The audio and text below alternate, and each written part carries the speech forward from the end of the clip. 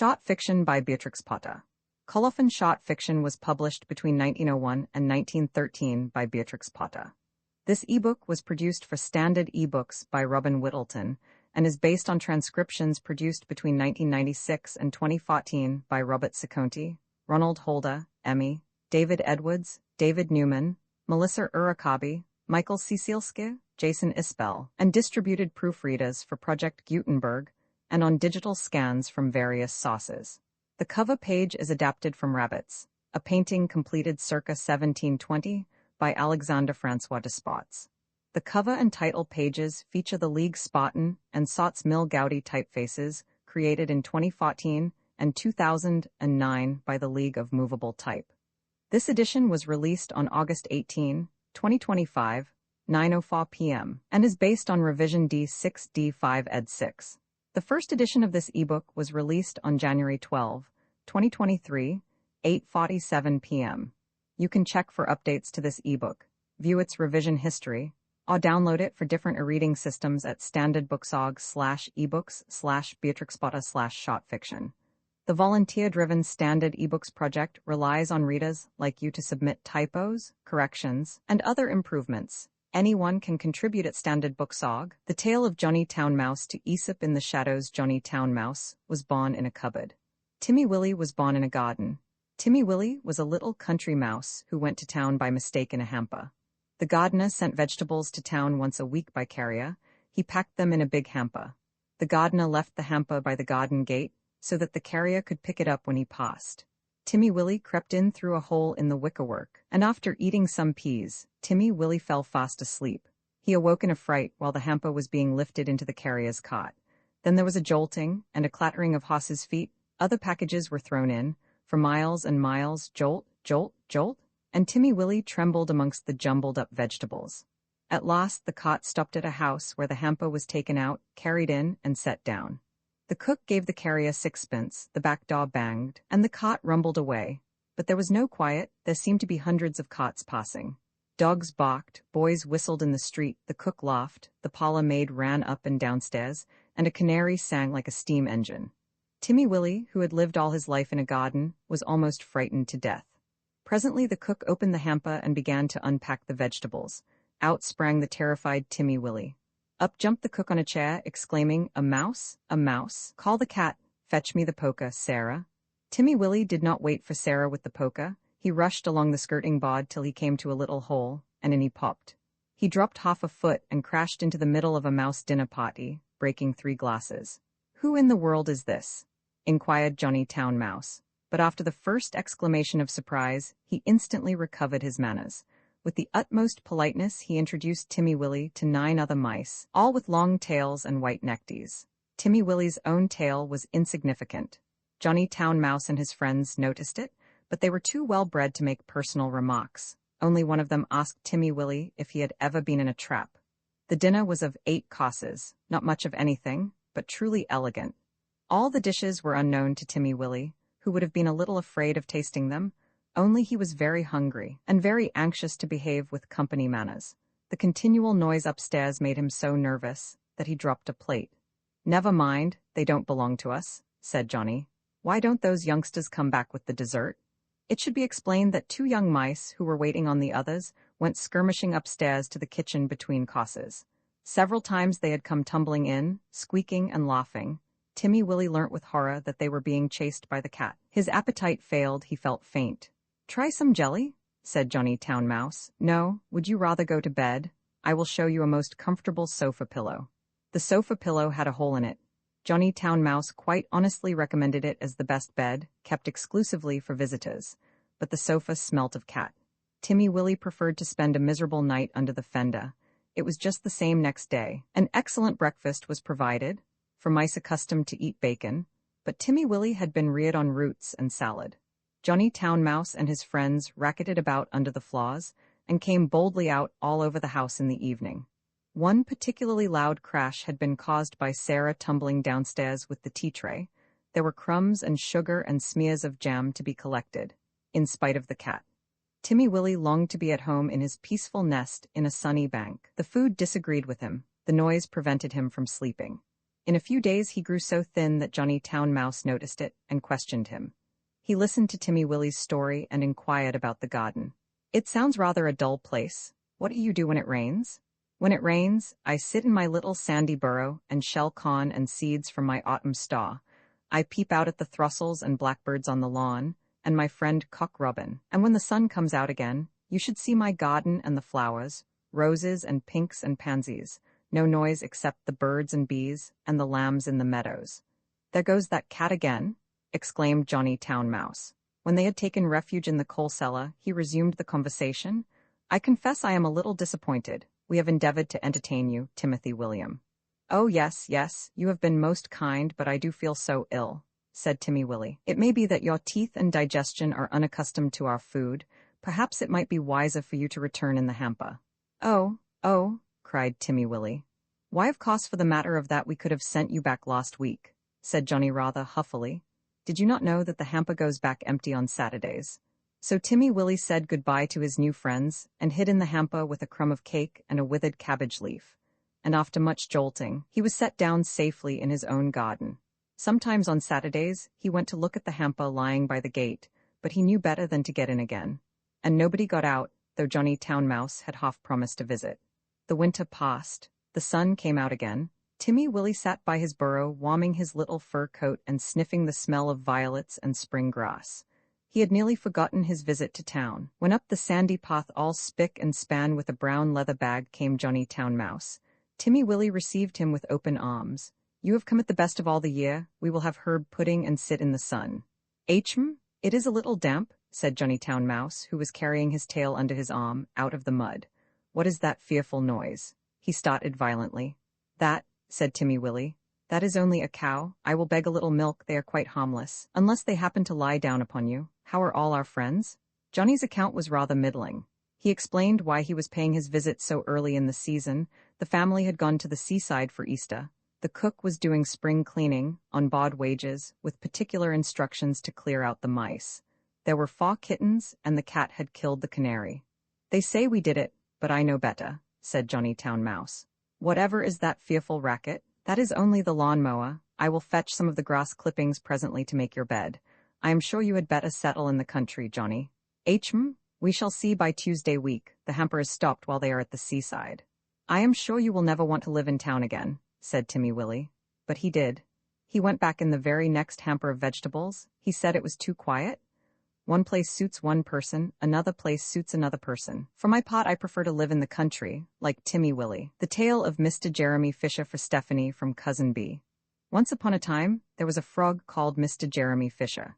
He lived in a little damp house amongst the buttercups at the edge of a pond. The water was all slippy-sloppy in the larder and in the back passage, but Mr. Jeremy liked getting his feet wet. Nobody ever scolded him, and he never caught a cold. He was quite pleased when he looked out and saw large drops of rain splashing in the pond. "I will get some worms and go fishing and catch a dish of minnows for my dinner," said Mr. Jeremy Fisher. "If I catch more than 5 fish, I will invite my friends Mr. Alderman Tommy Tortoise and Sir Isaac Newton. The alderman, however, eats salad." Mr. Jeremy put on a mackintosh and a pair of shiny goloshes. He took his rod and basket and set off with enormous hops to the place where he kept his boat. The boat was round and green, and very like the other lily leaves. It was tied to a water plant in the middle of the pond. Mr. Jeremy took a reed pole and pushed the boat out into open water. "I know a good place for minnows," said Mr. Jeremy Fisher. Mr. Jeremy stuck his pole into the mud and fastened the boat to it. Then he settled himself cross-legged and arranged his fishing tackle. He had the dearest little red float. His rod was a tough stalk of grass, his line was a fine long white horsehair, and he tied a little wriggling worm at the end. The rain trickled down his back, and for nearly an hour he stared at the float. "This is getting tiresome. I think I should like some lunch," said Mr. Jeremy Fisher. He punted back again amongst the water plants and took some lunch out of his basket. "I will eat a butterfly sandwich and wait till the shower is over," said Mr. Jeremy Fisher. A great big water beetle came up underneath the lily leaf and tweaked the toe of one of his goloshes. Mr. Jeremy crossed his legs up shorter, out of reach, and went on eating his sandwich. Once or twice something moved about with a rustle and a splash amongst the rushes at the side of the pond. "I trust that is not a rat," said Mr. Jeremy Fisher. "I think I had better get away from here." Mr. Jeremy shoved the boat out again a little way and dropped in the bait. There was a bite almost directly. The float gave a tremendous bobbit. A minnow, I have him by the nose, cried Mr. Jeremy Fisher, jerking up his rod. But what a horrible surprise. Instead of a smooth fat minnow, Mr. Jeremy landed little Jack Sharp the stickleback, covered with spines. The stickleback floundered about the boat, pricking and snapping until he was quite out of breath. Then he jumped back into the water, and a shoal of other little fishes put their heads out and laughed at Mr. Jeremy Fisher. And while Mr. Jeremy sat disconsolately on the edge of his boat, sucking his saw fingers and peering down into the water, a much worse thing happened. A really frightful thing it would have been if Mr. Jeremy had not been wearing a mackintosh. A great big enormous trout came up, ker-pee-flop pee-pee-pee, with a splash, and it seized Mr. Jeremy with a snap. Oh, oh, oh, and then it turned and dived down to the bottom of the pond. But the trout was so displeased with the taste of the mackintosh that in less than half a minute it spat him out again, and the only thing it swallowed was Mr. Jeremy's goloshes. Mr. Jeremy bounced up to the surface of the water, like a cock and the bubbles out of a soda water bottle, and he swam with all his might to the edge of the pond. He scrambled out on the first bank he came to, and he hopped home across the meadow with his mackintosh all in tatters. What a mercy that was not a pike, said Mr. Jeremy Fisher. I have lost my rod and basket, but it does not much matter, for I am sure I should never have dared to go fishing again. He put some sticking plaster on his fingers, and his friends both came to dinner. He could not offer them fish, but he had something else in his larder. Sir Isaac Newton wore his black and gold waistcoat, and Mr. Alderman Tommy Totis brought a salad with him in a string bag, and instead of a nice dish of minnows, they had a roasted grasshopper with ladybird sauce, which frogs consider a beautiful treat, but I think it must have been nasty. The tale of Mr. Todd for Francis William of Ulva. Someday I have made many books about well-behaved people. Now, for a change, I am going to make a story about two disagreeable people called Tommy Brock and Mr. Todd. Nobody could call Mr. Todd nice. The rabbits could not bear him. They could smell him half a mile off. He was of a wandering habit, and he had foxy whiskers. They never knew where he would be next. One day he was living in a stick house in the coppice, causing terror to the family of old Mr. Benjamin Bouncer. Next day he moved into a pollard willow near the lake, frightening the wild ducks and the water rats. In winter and early spring, he might generally be found in an earth amongst the rocks at the top of Bull Banks, under Oatmeal Crag. He had half a dozen houses, but he was seldom at home.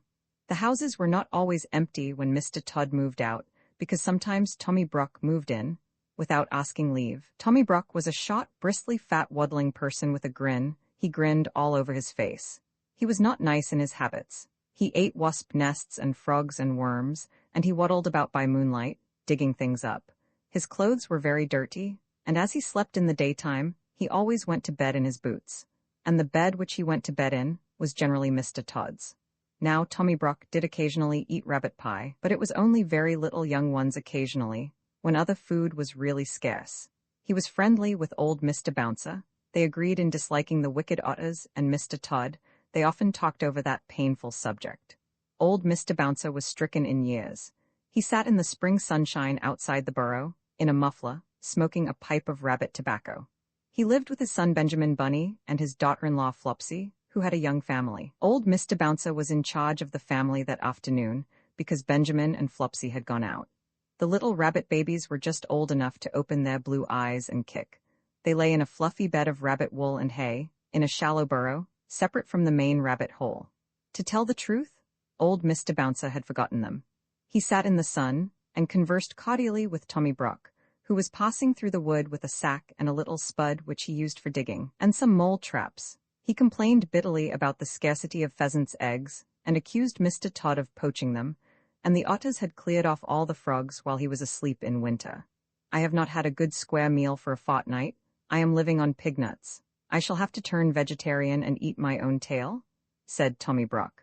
It was not much of a joke, but it tickled old Mr. Bouncer, because Tommy Brock was so fat and stumpy and grinning. So old Mr. Bouncer laughed, and pressed Tommy Brock to come inside, to taste a slice of seed cake and a glass of my daughter Flopsy's cowslip wine. Tommy Brock squeezed himself into the rabbit hole with alacrity. Then old Mr. Bouncer smoked another pipe, and gave Tommy Brock a cabbage leaf cigar which was so very strong that it made Tommy Brock grin more than ever, and the smoke filled the burrow. Old Mr. Bouncer coughed and laughed, and Tommy Brock puffed and grinned, and Mr. Bouncer laughed and coughed and shut his eyes because of the cabbage smoke. When Flopsy and Benjamin came back, old Mr. Bouncer woke up. Tommy Brock and all the young rabbit babies had disappeared. Mr. Bouncer would not confess that he had admitted anybody into the rabbit hole, but the smell of badger was undeniable, and there were round, heavy footmarks in the sand. He was in disgrace. Flopsy wrung her ears and slapped him. Benjamin Bunny set off at once after Tommy Brock. There was not much difficulty in tracking him. He had left his footmark and gone slowly up the winding footpath through the wood. Here he had rooted up the moss and wood sorrel. There he had dug quite a deep hole for Dog Donald, and had set a mole trap. A little stream crossed the way. Benjamin skipped lightly over Dryfoot. The badger's heavy steps showed plainly in the mud. The path led to a part of the thicket where the trees had been cleared. There were leafy oak stumps and a sea of blue hyacinths, but the smell that made Benjamin stop was not the smell of flowers. Mr. Todd's stick house was before him, and for once Mr. Todd was at home. There was not only a foxy flavor and proof of it, there was smoke coming out of the broken pail that served as a chimney. Benjamin Bunny sat up, staring. His whiskers twitched. Inside the stick house somebody dropped a plate and said something. Benjamin stamped his foot and bolted. He never stopped till he came to the other side of the wood. Apparently Tommy Brock had turned the same way. Upon the top of the wall there were again the marks of badger, and some ravelings of a sack had caught on a briar. Benjamin climbed over the wall, into a meadow. He found another mole trap newly set. He was still upon the track of Tommy Brock. It was getting late in the afternoon. Other rabbits were coming out to enjoy the evening air. One of them, in a blue coat by himself, was busily hunting for dandelions. "Cousin Peter, Peter Rabbit, shouted Benjamin Bunny. The blue-coated rabbit sat up with pricked ears. "Whatever is the matter, Cousin Benjamin? Is it a cat or John Stoat Ferret?" No, he's bagged my family, Tommy Brock, in a sack. Have you seen him?" "Tommy Brock, how many, Cousin Benjamin?" 7, Cousin Peter, and all of them twins. Did he come this way? Please tell me quick." Yes. Not 10 minutes since. He said they were caterpillars. I did think they were kicking rather hard for caterpillars." Which way has he gone, Cousin Peter?" "He had a sack with something live in it. I watched him set a mole trap." "Let me use my mind, Cousin Benjamin. Tell me from the beginning." Benjamin did so. "My Uncle Bouncer has displayed a lamentable want of discretion for his years," said Peter reflectively, "but there are 2 hopeful circumstances. Your family is alive and kicking, and Tommy Brock has had refreshment. He will probably go to sleep and keep them for breakfast." "Which way?" "Cousin Benjamin, compose yourself. I know very well which way. Because Mr. Todd was at home in the stick house, he has gone to Mr. Todd's other house, at the top of Bull Banks. I partly know, because he offered to leave any message at Sister Cottontail's. He said he would be passing." Cottontail had married a black rabbit and gone to live on the hill. Peter hid his dandelions and accompanied the afflicted parent, who was all of a twitter. They crossed several fields and began to climb the hill. The tracks of Tommy Brock were plainly to be seen. He seemed to have put down the sack every dozen yards to rest. "He must be very puffed. We are close behind him, by the scent." "What a nasty person," said Peter. The sunshine was still warm and slanting on the hill pastures. Halfway up, Cottontail was sitting in her doorway, with 5 half-grown little rabbits playing about her, one black and the others brown. Cottontail had seen Tommy Brock passing in the distance. Asked whether her husband was at home, she replied that Tommy Brock had rested twice while she watched him. He had nodded and pointed to the sack and seemed doubled up with laughing. "Come away, Peter. He will be cooking them. Come quicker," said Benjamin Bunny. They climbed up and up. He was at home. I saw his black ears peeping out of the hole. They lived too near the rocks to quarrel with their neighbors. "Come on, Cousin Benjamin." When they came near the wood at the top of Bull Banks, they went cautiously. The trees grew amongst heaped-up rocks, and there, beneath a crag, Mr. Todd had made one of his homes. It was at the top of a steep bank. The rocks and bushes overhung it. The rabbits crept up carefully, listening and peeping. This house was something between a cave, a prison, and a tumble-down pigsty. There was a strong door, which was shut and locked. The setting sun made the window panes glow like red flame, but the kitchen fire was not alight. It was neatly laid with dry sticks, as the rabbits could see when they peeped through the window. Benjamin sighed with relief. But there were preparations upon the kitchen table which made him shudder. There was an immense empty pie dish of blue willow pattern, and a large carving knife and fork, and a chopper. At the other end of the table was a partly unfolded tablecloth, a plate, a tumbler, a knife and fork, salt cellar, mustard, and a chair. In short, preparations for one person's supper. No person was to be seen, and no young rabbits. The kitchen was empty and silent, the clock had run down. Peter and Benjamin flattened their noses against the window and stared into the dusk. Then they scrambled round the rocks to the other side of the house. It was damp and smelly, and overgrown with thorns and briars. The rabbits shivered in their shoes. "Oh, my poor rabbit babies! What a dreadful place, I shall never see them again," sighed Benjamin. They crept up to the bedroom window. It was closed and bolted like the kitchen, but there were signs that this window had been recently open, the cobwebs were disturbed, and there were fresh, dirty footmarks upon the windowsill. The room inside was so dark that at first they could make out nothing, but they could hear a noise, a slow, deep, regular snoring grunt. And as their eyes became accustomed to the darkness, they perceived that somebody was asleep on Mr. Todd's bed, curled up under the blanket. "He has gone to bed in his boots," whispered Peter. Benjamin, who was all of a twitter, pulled Peter off the windowsill. Tommy Brock's snores continued, grunty and regular from Mr. Todd's bed. Nothing could be seen of the young family. The sun had set, an owl began to hoot in the wood. There were many unpleasant things lying about that had much better have been buried, rabbit bones and skulls, and chickens' legs and other horrors. It was a shocking place and very dark. They went back to the front of the house and tried in every way to move the bolt of the kitchen window. They tried to push up a rusty nail between the window sashes, but it was of no use, especially without a light. They sat side by side outside the window, whispering and listening. In half an hour the moon rose over the wood. It shone full and clear and cold upon the house amongst the rocks, and in at the kitchen window. But alas, no little rabbit babies were to be seen. The moonbeams twinkled on the carving knife and the pie dish, and made a path of brightness across the dirty floor.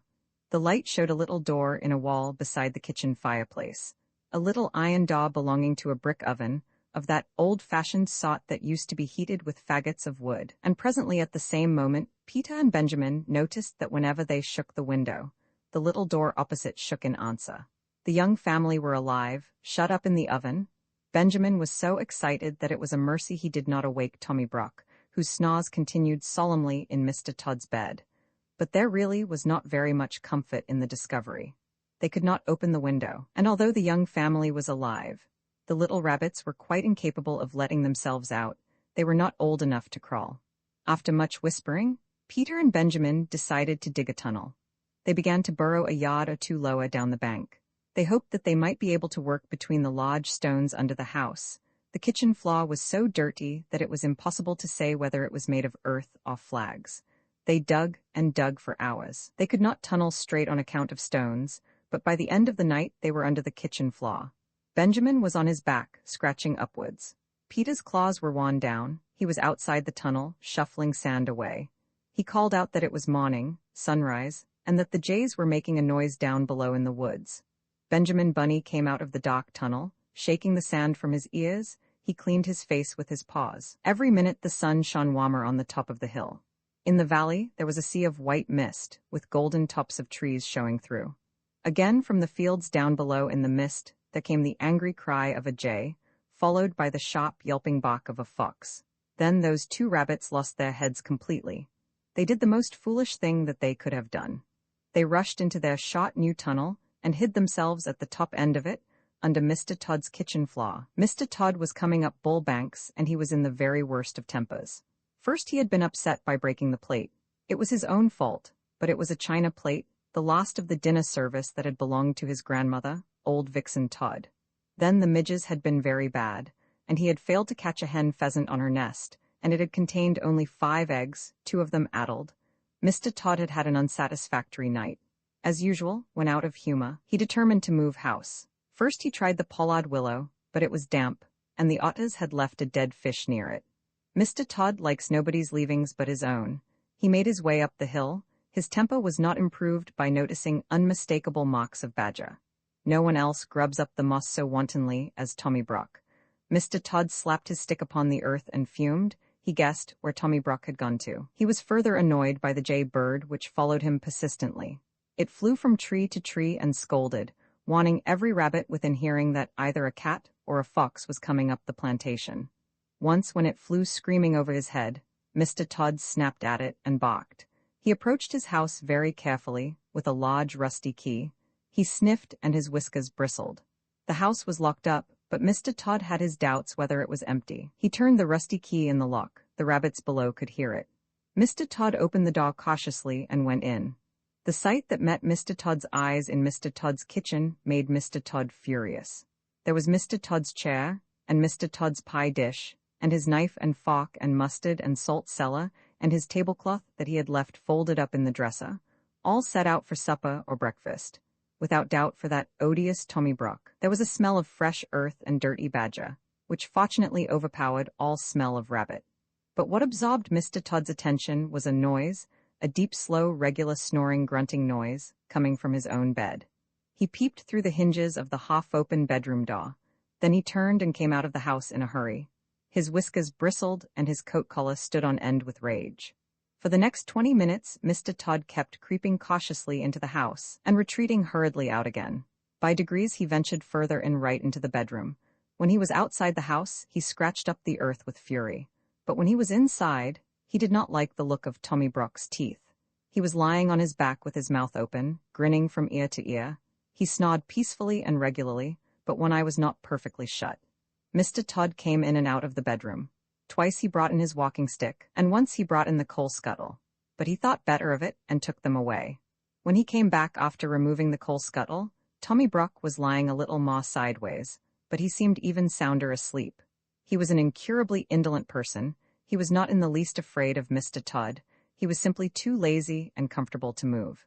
Mr. Todd came back yet again into the bedroom with a clothesline. He stood a minute watching Tommy Brock and listening attentively to the snores. They were very loud indeed, but seemed quite natural. Mr. Todd turned his back towards the bed and undid the window. It creaked. He turned round with a jump. Tommy Brock, who had opened one eye, shut it hastily. The snores continued. Mr. Todd's proceedings were peculiar and rather uneasy, because the bed was between the window and the door of the bedroom. He opened the window a little way and pushed out the greater part of the clothesline onto the window sill. The rest of the line, with a hook at the end, remained in his hand. Tommy Brock snored conscientiously. Mr. Todd stood and looked at him for a minute, then he left the room again. Tommy Brock opened both eyes and looked at the rope and grinned. There was a noise outside the window. Tommy Brock shut his eyes in a hurry. Mr. Todd had gone out at the front door and round to the back of the house. On the way, he stumbled over the rabbit burrow. If he had had any idea who was inside it, he would have pulled them out quickly. His foot went through the tunnel nearly upon the top of Peter Rabbit and Benjamin, but fortunately he thought that it was some more of Tommy Brock's work. He took up the coil of line from the sill, listened for a moment, and then tied the rope to a tree. Tommy Brock watched him with one eye, through the window. He was puzzled. Mr. Todd fetched a large, heavy pailful of water from the spring and staggered with it through the kitchen into his bedroom. Tommy Brock snored industriously, with rather a snot. Mr. Todd put down the pail beside the bed, took up the end of rope with the hook, hesitated, and looked at Tommy Brock. The snores were almost apoplectic, but the grin was not quite so big. Mr. Todd gingerly mounted a chair by the head of the bedstead. His legs were dangerously near to Tommy Brock's teeth. He reached up and put the end of rope with the hook over the head of the testa bed, where the curtains ought to hang. Mr. Todd's curtains were folded up and put away, owing to the house being unoccupied. So was the counterpane. Tommy Brock was covered with a blanket only. Mr. Todd, standing on the unsteady chair, looked down upon him attentively. He really was a first-prize sound sleeper. It seemed as though nothing would waken him, not even the flapping rope across the bed. Mr. Todd descended safely from the chair and endeavored to get up again with the pail of water. He intended to hang it from the hook, dangling over the head of Tommy Brock, in order to make a sort of shower bath, worked by a string, through the window. But naturally being a thin-legged person, though vindictive and sandy-whiskered, he was quite unable to lift the heavy weight to the level of the hook and rope. He very nearly overbalanced himself. The snores became more and more apoplectic. One of Tommy Brock's hind legs twitched under the blanket, but still he slept on peacefully. Mr. Todd and the pail descended from the chair without accident. After considerable thought, he emptied the water into a wash basin and jug. The empty pail was not too heavy for him. He slung it up wobbling over the head of Tommy Brock. Surely there never was such a sleeper? Mr. Todd got up and down and up on the chair. As he could not lift the whole pailful of water at once, he fetched a milk jug and ladled quarts of water into the pail by degrees. The pail got fuller and fuller and swung like a pendulum. Occasionally a drop splashed over, But still, Tommy Brock snored regularly and never moved, except one eye. At last, Mr. Todd's preparations were complete. The pail was full of water, the rope was tightly strained over the top of the bed and across the window sill to the tree outside. It will make a great mess in my bedroom, but I could never sleep in that bed again without a spring cleaning of some sort, said Mr. Todd. Mr. Todd took a last look at the badger and softly left the room. He went out of the house, shutting the front door. The rabbits heard his footsteps over the tunnel. He ran round behind the house, intending to undo the rope in order to let fall the pailful of water upon Tommy Brock. I will wake him up with an unpleasant surprise, said Mr. Todd. The moment he had gone, Tommy Brock got up in a hurry. He rolled Mr. Todd's dressing gown into a bundle, put it into the bed beneath the pail of water instead of himself, and left the room also, grinning immensely. He went into the kitchen, lighted the fire and boiled the kettle. For the moment he did not trouble himself to cook the baby rabbits. When Mr. Todd got to the tree, he found that the weight and strain had dragged the knot so tight that it was past untying. He was obliged to gnaw it with his teeth. He chewed and gnawed for more than 20 minutes. At last the rope gave way with such a sudden jerk that it nearly pulled his teeth out and quite knocked him over backwards. Inside the house there was a great crash and splash, and the noise of a pail rolling over and over, but no screams. Mr. Todd was mystified. He sat quite still and listened attentively. Then he peeped in at the window. The water was dripping from the bed. The pail had rolled into a corner. In the middle of the bed under the blanket was a wet flattened something, much dinged in the middle where the pail had caught it as it were across the tummy. Its head was covered by the wet blanket and it was not snoring any longer. There was nothing stirring and no sound except the drip, drop, drop, drip of water trickling from the mattress. Mr. Todd watched it for half an hour. His eyes glistened. Then he cut a caper and became so bold that he even tapped at the window. But the bundle never moved. Yes, there was no doubt about it. It had turned out even better than he had planned. The pail had hit poor old Tommy Brock and killed him dead. I will bury that nasty person in the hole which he has dug. I will bring my bedding out and dry it in the sun, said Mr. Todd. I will wash the tablecloth and spread it on the grass in the sun to bleach. And the blanket must be hung up in the wind, and the bed must be thoroughly disinfected, and aired with a warming pan, and warmed with a hot water bottle. I will get soft soap and monkey soap and all sorts of soap, and soda and scrubbing brushes, and Persian powder, and carbolic to remove the smell. I must have a disinfecting. Perhaps I may have to burn sulfur. He hurried round the house to get a shovel from the kitchen. First I will arrange the hole, then I will drag out that person in the blanket. He opened the door. Tommy Brock was sitting at Mr. Todd's kitchen table, pouring out tea from Mr. Todd's teapot into Mr. Todd's teacup. He was quite dry himself and grinning, and he threw the cup of scalding tea all over Mr. Todd. Then Mr. Todd rushed upon Tommy Brock, and Tommy Brock grappled with Mr. Todd amongst the broken crockery, and there was a terrific battle all over the kitchen. To the rabbits underneath, it sounded as if the floor would give way at each crash of falling furniture. They crept out of their tunnel and hung about amongst the rocks and bushes, listening anxiously. Inside the house the racket was fearful. The rabbit babies in the oven woke up trembling. Perhaps it was fortunate they were shut up inside. Everything was upset except the kitchen table. And everything was broken, except the mantelpiece and the kitchen fender. The crockery was smashed to atoms.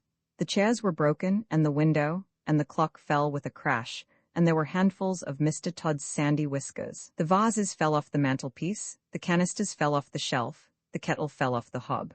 Tommy Brock put his foot in a jar of raspberry jam, and the boiling water out of the kettle fell upon the tail of Mr. Todd. When the kettle fell, Tommy Brock, who was still grinning, happened to be uppermost, and he rolled Mr. Todd over and over like a log, out at the door. Then the snarling and worrying went on outside, and they rolled over the bank and downhill, bumping over the rocks. There will never be any love lost between Tommy Brock and Mr. Todd. As soon as the coast was clear, Peter Rabbit and Benjamin Bunny came out of the bushes. Now for it. Run in, Cousin Benjamin, run in and get them, while I watch at the door. But Benjamin was frightened. Oh, they are coming back. No, they are not. Yes, they are. What dreadful bad language. I think they have fallen down the stone quarry. Still Benjamin hesitated, and Peter kept pushing him. Be quick. It's all right. Shut the oven door, Cousin Benjamin, so that he won't miss them. Decidedly there were lively doings in Mr. Todd's kitchen. At home in the rabbit hole, things had not been quite comfortable. After quarreling at supper, Flopsy and old Mr. Bouncer had passed a sleepless night, and quarreled again at breakfast. Old Mr. Bouncer could no longer deny that he had invited company into the rabbit hole, but he refused to reply to the questions and reproaches of Flopsy. The day passed heavily. Old Mr. Bouncer, very sulky, was huddled up in a corner, barricaded with a chair. Flopsy had taken away his pipe and hidden the tobacco. She had been having a complete turn-out and spring cleaning to relieve her feelings. She had just finished. Old Mr. Bouncer, behind his chair, was wondering anxiously what she would do next.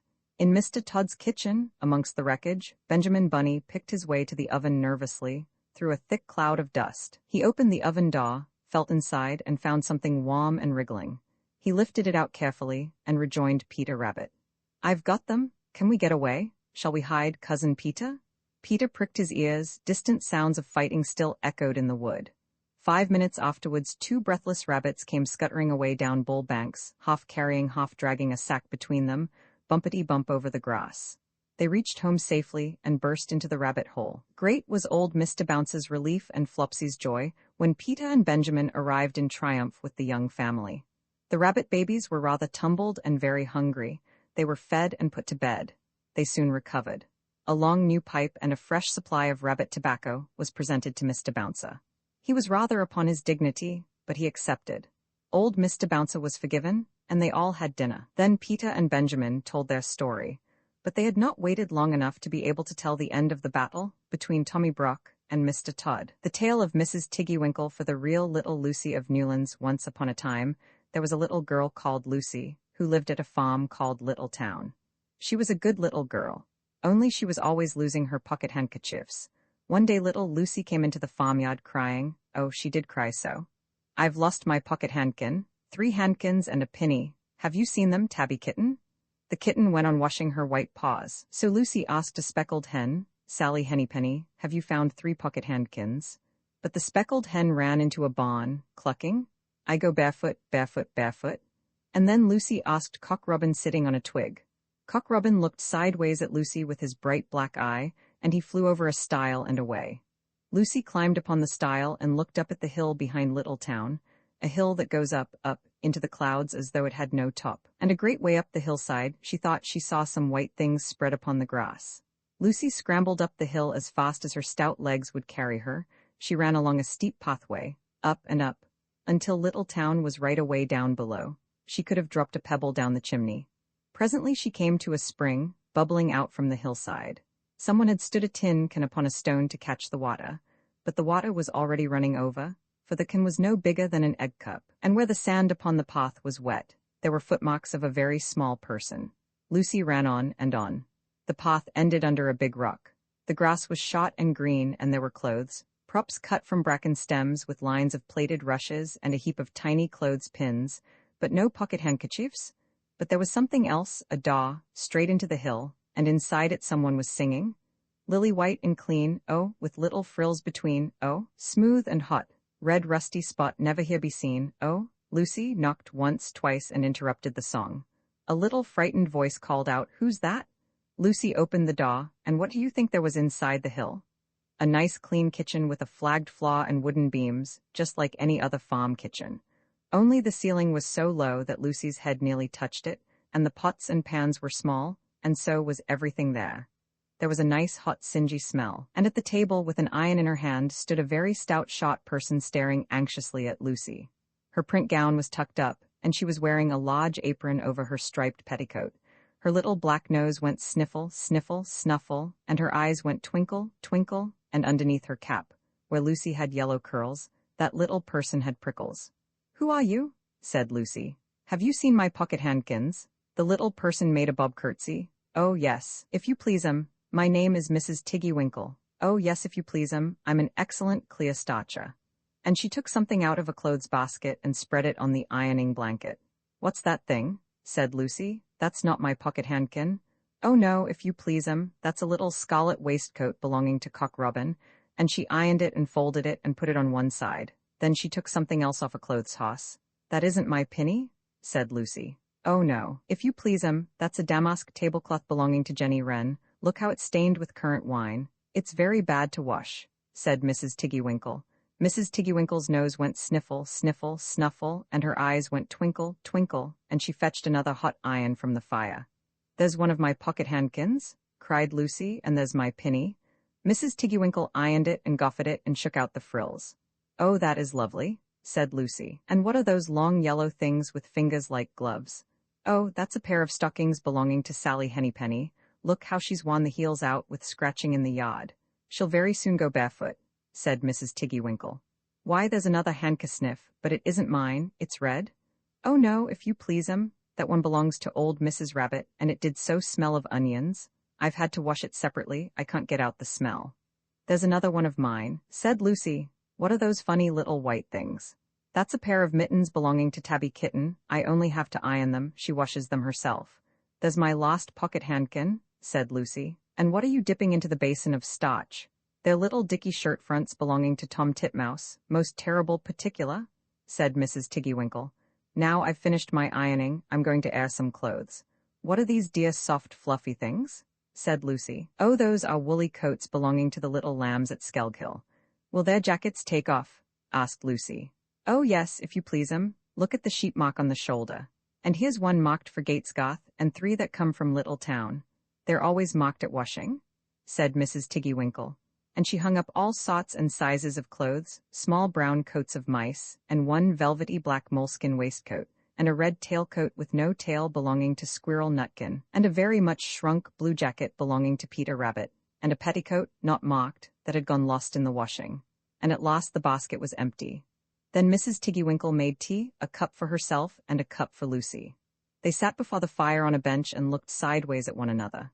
Mrs. Tiggywinkle's hand, holding the teacup, was very, very brown, and very, very wrinkly with the soap suds, and all through her gown and her cap there were hairpins sticking wrong end out, so that Lucy didn't like to sit too near her. When they had finished tea, they tied up the clothes in bundles, and Lucy's pocket handkerchiefs were folded up inside her clean pinny and fastened with a silver safety pin. And then they made up the fire with turf, and came out and locked the door, and hid the key under the dossel. Then away down the hill trotted Lucy and Mrs. Tiggywinkle with the bundles of clothes. All the way down the path little animals came out of the fern to meet them. The very first that they met were Peter Rabbit and Benjamin Bunny, and she gave them their nice clean clothes. And all the little animals and birds were so very much obliged to dear Mrs. Tiggywinkle, so that at the bottom of the hill when they came to the stile, there was nothing left to carry except Lucy's one little bundle. Lucy scrambled up the stile with the bundle in her hand, and then she turned to say good night, and to thank the washerwoman, but what a very odd thing. Mrs. Tiggywinkle had not waited either for thanks or for the washing bill. She was running up the hill, and where was her white frilled cap, and her shawl, and her gown, and her petticoat, and how small she had grown, and how brown, and covered with prickles. Why, Mrs. Tiggywinkle was nothing but a hedgehog. Now some people say that little Lucy had been asleep upon the stile. But then, how could she have found 3 clean pocket handkins and a pinny, pinned with a silver safety pin? And besides, I have seen that door into the back of the hill called Cat Bell's, and besides I am very well acquainted with dear Mrs. Tiggywinkle. The tale of Mrs. Tittlemouse Nellie's little book. Once upon a time there was a wood mouse, and her name was Mrs. Tittlemouse. She lived in a bank under a hedge. Such a funny house! There were yards and yards of sandy passages, leading to storerooms and nut cellars and seed cellars, all amongst the roots of the hedge. There was a kitchen, a parlor, a pantry, and a larder. Also, there was Mrs. Tittlemouse's bedroom, where she slept in a little box bed. Mrs. Tittlemouse was a most terribly tidy particular little mouse, always sweeping and dusting the soft sandy floors. Sometimes a beetle lost its way in the passages. Sha, little dirty feet," said Mrs. Tittlemouse, clattering her dustpan. And one day a little old woman ran up and down in a red spotty cloak. "Your house is on fire, Mother Ladybird. Fly away home to your children." Another day, a big fat spider came in to shelter from the rain. "Beg pardon, is this not Miss Muffet's? Go away, you bold bad spider, leaving ends of cobweb all over my nice clean house." She bundled the spider out at a window. He let himself down the hedge with a long, thin bit of string. Mrs. Tittlemouse went on her way to a distant storeroom to fetch cherrystones and thistledown seed for dinner. All along the passage she sniffed and looked at the flaw. "I smell a smell of honey. Is it the cowslips outside in the hedge? I am sure I can see the marks of little dirty feet." Suddenly round a corner she met Babbitty Bumble. "Ziz, biz, biz," said the bumblebee. Mrs. Tittlemouse looked at her severely. She wished that she had a broom. "Good day, Babbitty Bumble. I should be glad to buy some beeswax, but what are you doing down here? Why do you always come in at a window and say ziz biz biz? Mrs. Tittlemouse began to get cross. Ziz whiz whiz, replied Babbitty Bumble in a peevish squeak. She sidled down a passage and disappeared into a storeroom which had been used for acorns.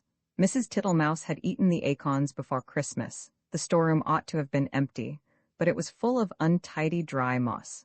Mrs. Tittlemouse began to pull out the moss. 3 or 4 other bees put their heads out and buzzed fiercely.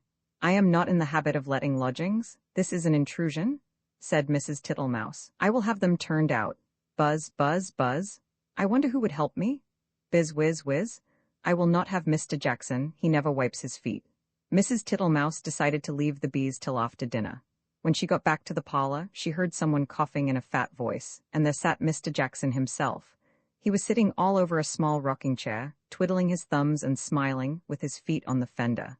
He lived in a drain below the hedge, in a very dirty, wet ditch. "How do you do, Mr. Jackson? Dearie me, you have got very wet."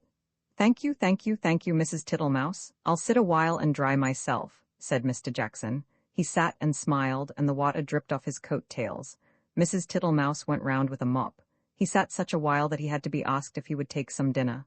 First she offered him cherrystones. Thank you, Mrs. Tittlemouse. No teeth, no teeth, no teeth," said Mr. Jackson. He opened his mouth most unnecessarily wide. He certainly had not a tooth in his head.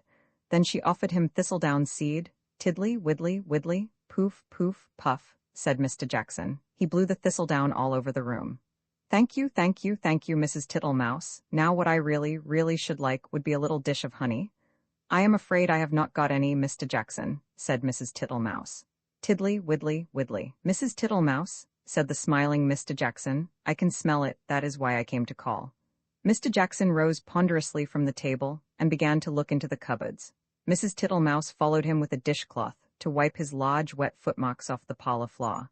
When he had convinced himself that there was no honey in the cupboards, he began to walk down the passage.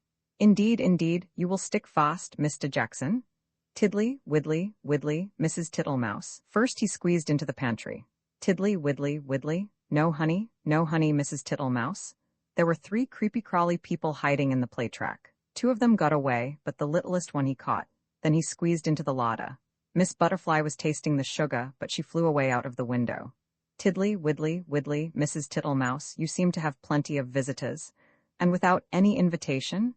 Said Mrs. Thomasina Tittlemouse. They went along the sandy passage, tiddly widdly. Buzz, whiz, whiz. He met Babbitty round a corner and snapped her up and put her down again. "I do not like bumblebees, they are all over bristles," said Mr. Jackson, wiping his mouth with his coat sleeve. "Get out, you nasty old toad," shrieked Babbitty Bumble. "I shall go distracted," scolded Mrs. Tittlemouse. She shut herself up in the nut cellar while Mr. Jackson pulled out the bee's nest. He seemed to have no objection to stings. When Mrs. Tittlemouse ventured to come out, everybody had gone away. But the untidiness was something dreadful. Never did I see such a mess, smears of honey, and moss and thistledown, and marks of big and little dirty feet, all over my nice clean house. She gathered up the moss and the remains of the beeswax. Then she went out and fetched some twigs to partly close up the front door. "I will make it too small for Mr. Jackson." She fetched soft soap and flannel and a new scrubbing brush from the storeroom, but she was too tired to do any more. First she fell asleep in her chair, and then she went to bed. "Will it ever be tidy again?" said poor Mrs. Tittlemouse. Next morning she got up very early and began a spring cleaning which lasted a fortnight. She swept and scrubbed and dusted, and she rubbed up the furniture with beeswax and polished her little tin spoons. When it was all beautifully neat and clean, she gave a party to 5 other little mice without Mr. Jackson. He smelt the party and came up the bank, but he could not squeeze in at the door. So they handed him out acorn cupfuls of honeydew through the window, and he was not at all offended. He sat outside in the sun and said, "Tiddly, widdly, widdly. Your very good health, Mrs. Tittlemouse." The tale of Peter Rabbit. Once upon a time there were 4 little rabbits, and their names were Flopsy, Mopsy, Cottontail, and Peter. They lived with their mother in a sandbank, underneath the root of a very big fir tree. "Now, my dears," said old Mrs. Rabbit one morning, "you may go into the fields or down the lane, but don't go into Mr. McGregor's garden. Your father had an accident there. He was put in a pie by Mrs. McGregor. Now run along, and don't get into mischief. I am going out." Then old Mrs. Rabbit took a basket and her umbrella and went through the wood to the baker's. She bought a loaf of brown bread and 5 currant buns. Flopsy, Mopsy, and Cottontail, who who were good little bunnies, went down the lane to gather blackberries, but Peter, who was very naughty, ran straight away to Mr. McGregor's garden and squeezed under the gate. First he ate some lettuces and some French beans, and then he ate some radishes, and then, feeling rather sick, he went to look for some parsley. But round the end of a cucumber frame, whom should he meet but Mr. McGregor? Mr. McGregor was on his hands and knees planting out young cabbages, but he jumped up and ran off to Peter, waving a rake and calling out, "Stop, thief!"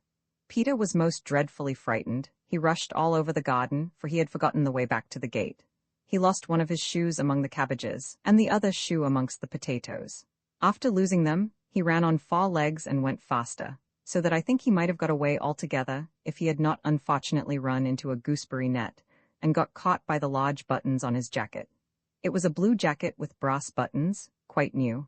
Peter gave himself up for lost, and shed big tears, but his sobs were overheard by some friendly sparrows, who flew to him in great excitement and implored him to exert himself. Mr. McGregor came up with a sieve, which he intended to pop upon the top of Peter, but Peter wriggled out just in time, leaving his jacket behind him, and rushed into the tool shed and jumped into a can. It would have been a beautiful thing to hide in, if it had not had so much water in it. Mr. McGregor was quite sure that Peter was somewhere in the tool shed, perhaps hidden underneath a flower pot. He began to turn them over carefully, looking under each. Presently Peter sneezed, "Curtiscoo?" Mr. McGregor was after him in no time, and tried to put his foot upon Peter, who jumped out of a window, upsetting 3 plants. The window was too small for Mr. McGregor, and he was tired of running after Peter. He went back to his work. Peter sat down to rest. He was out of breath and trembling with fright, and he had not the least idea which way to go. Also, he was very damp with sitting in that can. After a time he began to wander about, going lippity, lippity, not very fast, and looking all round. He found a door in a wall, but it was locked, and there was no room for a fat little rabbit to squeeze underneath. An old mouse was running in and out over the stone doorstep, carrying peas and beans to her family in the wood. Peter asked her the way to the gate, but she had such a large pea in her mouth that she could not answer. She only shook her head at him. Peter began to cry. Then he tried to find his way straight across the garden, but he became more and more puzzled. Presently he came to a pond where Mr. McGregor filled his water cans. A white cat was staring at some goldfish. She sat very, very still, but now and then the tip of her tail twitched as if it were alive. Peter thought it best to go away without speaking to her. He had heard about cats from his cousin, little Benjamin Bunny. He went back towards the tool shed, but suddenly, quite close to him, he heard the noise of a hoe. Scrr rich, scratch, scratch, scritch. Peter scuttled underneath the bushes. But presently, as nothing happened, he came out and climbed upon a wheelbarrow and peeped over. The first thing he saw was Mr. McGregor hoeing onions. His back was turned towards Peter, and beyond him was the gate. Peter got down very quietly off the wheelbarrow, and started running as fast as he could go, along a straight walk behind some black-currant bushes. Mr. McGregor caught sight of him at the corner, but Peter did not care. He slipped underneath the gate, and was safe at last in the wood outside the garden. Mr. McGregor hung up the little jacket and the shoes for a scarecrow to frighten the blackbirds. Peter never stopped running or looked behind him till he got home to the big fir tree. He was so tired that he flopped down upon the nice, soft sand on the floor of the rabbit hole and shut his eyes. His mother was busy cooking. She wondered what he had done with his clothes. It was the second little jacket and pair of shoes that Peter had lost in a fortnight. I am sorry to say that Peter was not very well during the evening. His mother put him to bed and made some chamomile tea, and she gave a dose of it to Peter. 1 tablespoonful to be taken at bedtime. But Flopsy, Mopsy, and Cottontail had bread and milk and blackberries for supper, the tale of Pigling Bland for Cecily and Charlie. A tale of the Christmas pig. Once upon a time, there was an old pig called Aunt Petitos. She had 8 of a family, 4 little girl pigs called Crosspatch, Suck Suck, Yuck Yuck, and Spot, and 4 little boy pigs called Alexander, Pigling Bland, Chin Chin, and Stumpy. Stumpy had had an accident to his tail. The 8 little pigs had very fine appetites. Use, they eat, and indeed they do eat, said Aunt Petitos, looking at her family with pride. Suddenly there were fearful squeals. Alexander had squeezed inside the hoops of the pig trough and stuck. Aunt Petitos and I dragged him out by the hind legs. Chin Chin was already in disgrace. It was washing day, and he had eaten a piece of soap. And presently in a basket of clean clothes, we found another dirty little pig. Tee-chut, tut, tut, whichever is this? Grunted Aunt Petitos. Now all the pig family are pink, all pink with black spots, but this pig child was smutty black all over. When it had been popped into a tub, it proved to be yuck yuck. I went into the garden, there I found Crosspatch and Suck Suck rooting up carrots. I whipped them myself and led them out by the ears. Crosspatch tried to bite me. Aunt Petitos, you are a worthy person, but your family is not well brought up. Every one of them has been in mischief except Spot and Pigling Bland. Use, sighed Aunt Petitos. And they drink bucketfuls of milk, I shall have to get another cow? Good little Spot shall stay at home to do the housework, but the others must go. 4 little boy pigs and 4 little girl pigs are too many altogether. Use, said Aunt Petitos, there will be more to eat without them. So Chin Chin and Suck Suck went away in a wheelbarrow, and Stumpy, Yuck and Crosspatch rode away in a cart. And the other 2 little boy pigs, Pigling Bland and Alexander, went to market. We brushed their coats, we curled their tails and washed their little faces, and wished them goodbye in the yard.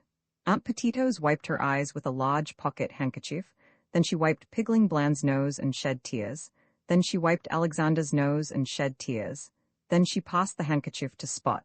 Aunt Petitos sighed and grunted, and addressed those little pigs as follows.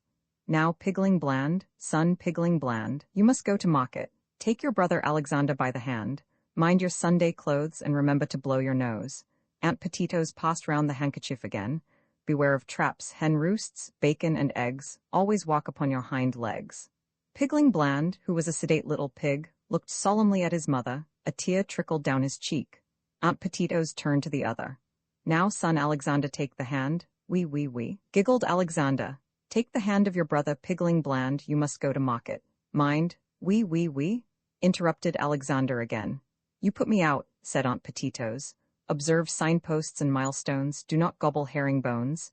And remember, said I impressively, if you once cross the county boundary you cannot come back. Alexander, you are not attending.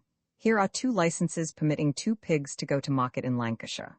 Attend, Alexander. I have had no end of trouble in getting these papers from the policeman. Pigling Bland listened gravely. Alexander was hopelessly volatile. I pinned the papers, for safety, inside their waistcoat pockets. Aunt Petitos gave to each a little bundle, and 8 conversation peppermints with appropriate moral sentiments in screws of paper. Then they started. Pigling Bland and Alexander trotted along steadily for a mile. At least Pigling Bland did. Alexander made the road half as long again by skipping from side to side. He danced about and pinched his brother, singing, This pig went to market, this pig stayed at home, this pig had a bit of meat. Let's see what they have given us for dinner, Pigling. Pigling Bland and Alexander sat down and untied their bundles. Alexander gobbled up his dinner in no time. He had already eaten all his own peppermints.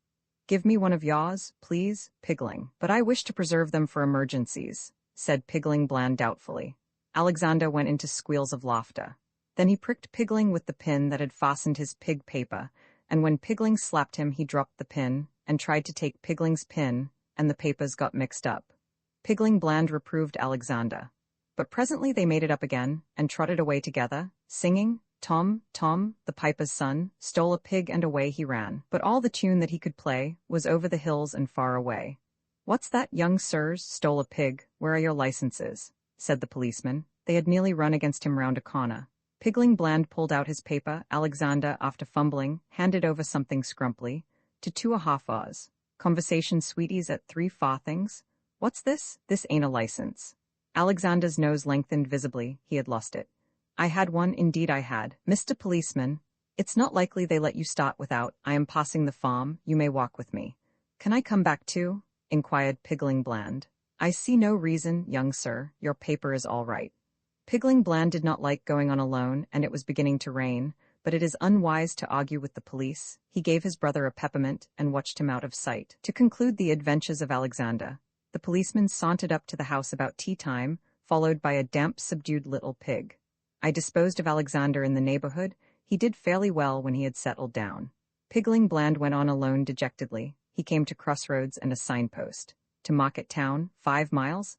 Over the hills, 4 miles. To Petito's farm, 3 miles. Pigling Bland was shocked. There was little hope of sleeping in Market Town, and tomorrow was the hiring fair. It was deplorable to think how much time had been wasted by the frivolity of Alexander. He glanced wistfully along the road towards the hills, and then set off walking obediently the other way, buttoning up his coat against the rain. He had never wanted to go, and the idea of standing all by himself in a crowded market, to be stared at, pushed, and hired by some big strange farmer was very disagreeable. "I wish I could have a little garden and grow potatoes," said Pigling Bland. He put his cold hand in his pocket and felt his paper. He put his other hand in his other pocket and felt another paper. "Alexander's?" Pigling squealed, then ran back frantically, hoping to overtake Alexander and the policeman. He took a wrong turn, several wrong turns, and was quite lost. It grew dark, the wind whistled, the trees creaked and groaned. Pigling Bland became frightened and cried, "Wee, I can't find my way home." After an hour's wandering he got out of the wood. The moon shone through the clouds, and Pigling Bland saw a country that was new to him. The road crossed a moor. Below was a wide valley with a river twinkling in the moonlight, and beyond, in misty distance, lay the hills. He saw a small wooden hut, made his way to it, and crept inside. "I am afraid it is a hen house, but what can I do?" said Pigling Bland, wet and cold and quite tired out. Bacon and eggs, clucked a hen on a perch. "Trap, trap, trap, cackle, cackle, cackle," scolded the disturbed cockerel.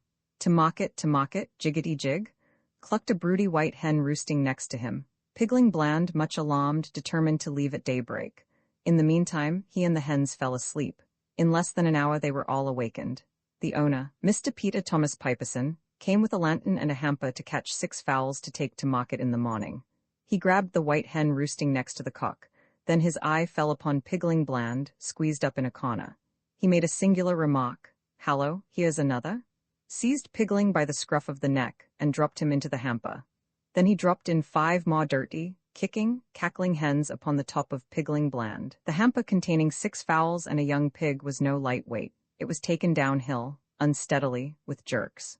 Pigling, although nearly scratched to pieces, contrived to hide the papers and peppermints inside his clothes. At last the hamper was bumped down upon a kitchen floor, the lid was opened, and Pigling was lifted out. He looked up, blinking, and saw an offensively ugly elderly man, grinning from ear to ear. "This one's come of himself, whatever," said Mr. Piperson, turning Pigling's pockets inside out. He pushed the hamper into a corner, threw a sack over it to keep the hens quiet, put a pot on the fire, and unlaced his boots. Pigling Bland drew forward a coppy stool and sat on the edge of it, shyly warming his hands. Mr. Piperson pulled off a boot and threw it against the wainscot at the further end of the kitchen. There was a smothered noise. "Shut up," said Mr. Piperson. Pigling Bland warmed his hands and eyed him. Mr. Piperson pulled off the other boot and flung it after the first. There was again a curious noise. "Be quiet, will ye?" said Mr. Piperson. Pigling Bland sat on the very edge of the coppy stool. Mr. Piperson fetched meal from a chest and made porridge.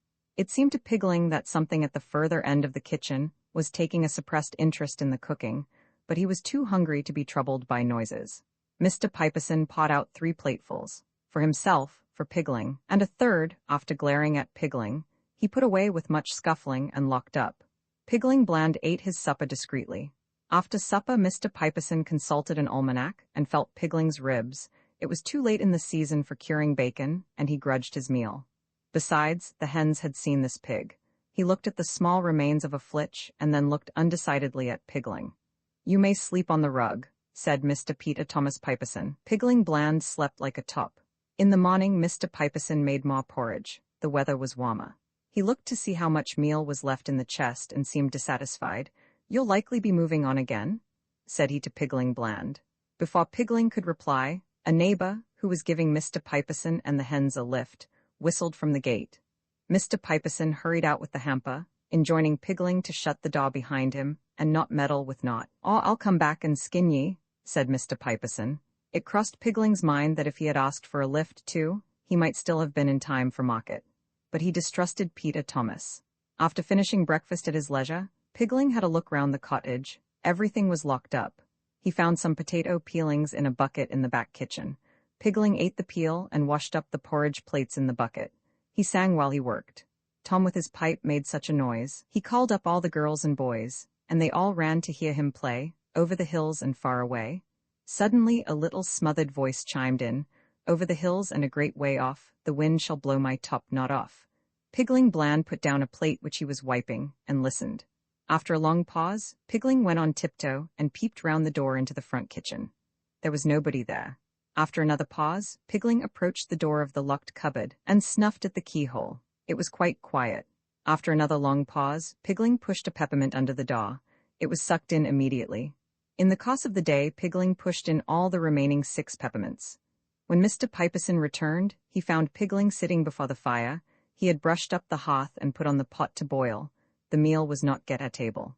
Mr. Piperson was very affable. He slapped Pigling on the back, made lots of porridge, and forgot to lock the meal chest. He did lock the cupboard door, but without properly shutting it. He went to bed early, and told Pigling upon no account to disturb him next day before 12 o'clock. Pigling Bland sat by the fire, eating his supper. All at once at his elbow, a little voice spoke. "My name is Pigwig. Make me more porridge, please?" Pigling Bland jumped and looked round. A perfectly lovely little black Berkshire pig stood smiling beside him. She had twinkly little screwed-up eyes, a double chin, and a short turned-up nose. She pointed at Pigling's plate. He hastily gave it to her and fled to the meal chest. "How did you come here?" asked Pigling Bland. "Stolen," replied Pigwig with her mouth full. Pigling helped himself to meal without scruple. "What for?" "Bacon, hams," replied Pigwig cheerfully.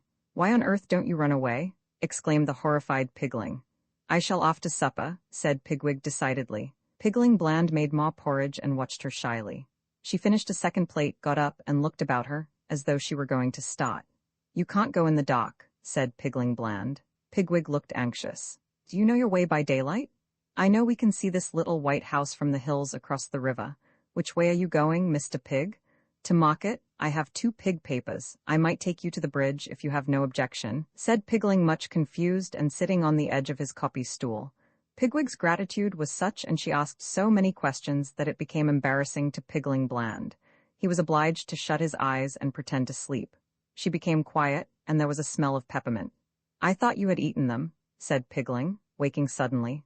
"Only the corners," replied Pigwig, studying the sentiments with much interest by the firelight. "I wish you wouldn't. He might smell them through the ceiling," said the alarmed Pigling. Pigwig put back the sticky peppermints into her pocket. "Sing something," she demanded. "I am sorry, I have toothache," said Pigling, much dismayed. "Then I will sing," replied Pigwig. "You will not mind if I say idity-tittity? I have forgotten some of the words." Pigling Bland made no objection. He sat with his eyes half shut and watched her. She wagged her head and rocked about, clapping time and singing in a sweet little grunty voice. A funny old mother pig lived in a sty, and 3 little piggies had she. "Tie idity-idity, umph, umph, umph," and the little pigs said, "Wee, wee." She sang successfully through 3 or 4 verses, only at every verse her head nodded a little lower, and her little twinkly eyes closed up. Those 3 little piggies grew peaky and lean they might very well be. For somehow they couldn't say umph, umph, umph, and they wouldn't say wee, wee, wee. For somehow they couldn't say. Pigwig's head bobbed lower and lower, until she rolled over, a little round ball, fast asleep on the hearthrug. Pigling Bland, on tiptoe, covered her up with an antimacassar. He was afraid to go to sleep himself. For the rest of the night he sat listening to the chirping of the crickets and to the snores of Mr. Piperson overhead. Early in the morning, between dark and daylight, Pigling tied up his little bundle and woke up Pigwig. She was excited and half frightened. "But it's dark, how can we find our way?" "The cock has crowed, we must start before the hens come out, they might shout to Mr. Piperson." Pigwig sat down again and commenced to cry. "Come away, Pigwig, we can see when we get used to it. Come, I can hear them clucking." Pigling had never said "sha" to a hen in his life, being peaceable. Also he remembered the hamper. He opened the house door quietly and shut it after them. There was no garden. The neighborhood of Mr. Piperson's was all scratched up by fowls. They slipped away hand in hand across an untidy field to the road. The sun rose while they were crossing the moor, a dazzle of light over the tops of the hills. The sunshine crept down the slopes into the peaceful green valleys, where little white cottages nestled in gardens and orchards. "That's Westmoreland," said Pigwig. She dropped Pigling's hand and commenced to dance, singing. Tom, Tom, the piper's son, stole a pig and away he ran. But all the tune that he could play was over the hills and far away. "Come, Pigwig, we must get to the bridge before folks are stirring." "Why do you want to go to market, Pigling?" inquired Pigwig presently. I want to grow potatoes." "Have a peppermint?" said Pigwig. Pigling Bland refused quite crossly. "Does your poor toothy hurt?" inquired Pigwig. Pigling Bland grunted. Pigwig ate the peppermint herself and followed the opposite side of the road. "Pigwig, keep under the wall, there's a man plowing." Pigwig crossed over, they hurried downhill towards the county boundary. Suddenly Pigling stopped, he heard wheels. Slowly jogging up the road below them came a tradesman's cart. The reins flapped on the horse's back. The grocer was reading a newspaper. "Take that peppermint out of your mouth, Pigwig. We may have to run. Don't say one word. Leave it to me." "And in sight of the bridge?" said poor Pigling, nearly crying. He began to walk frightfully lame, holding Pigwig's arm. The grocer, intent upon his newspaper, might have passed them if his horse had not shied and snorted. He pulled the cart crossways and held down his whip. "Hallo, where are you going to?" Pigling Bland stared at him vacantly. "Are you deaf? Are you going to market?" Pigling nodded slowly. "I thought as much. It was yesterday. Show me your license." Pigling stared at the off-hind shoe of the grocer's horse, which had picked up a stone. The grocer flicked his whip. "Papers? Pig license?" Pigling fumbled in all his pockets and handed up the papers. The grocer read them, but still seemed dissatisfied. "This here pig is a young lady. Is her name Alexander?" Pigwig opened her mouth and shut it again. Pigling coughed asthmatically. The grocer ran his finger down the advertisement column of his newspaper. "Lost, stolen or strayed, tens, reward." He looked suspiciously at Pigwig. Then he stood up in the trap and whistled for the ploughman. "You wait here while I drive on and speak to him," said the grocer, gathering up the reins. He knew that pigs are slippery, but surely such a very lame pig could never run. "Not yet, Pigwig, he will look back." The grocer did so. He saw the two pigs stock still in the middle of the road. Then he looked over at his horse's heels. It was lame also. The stone took some time to knock out after he got to the ploughman. "Now, Pigwig, now," said Pigling Bland.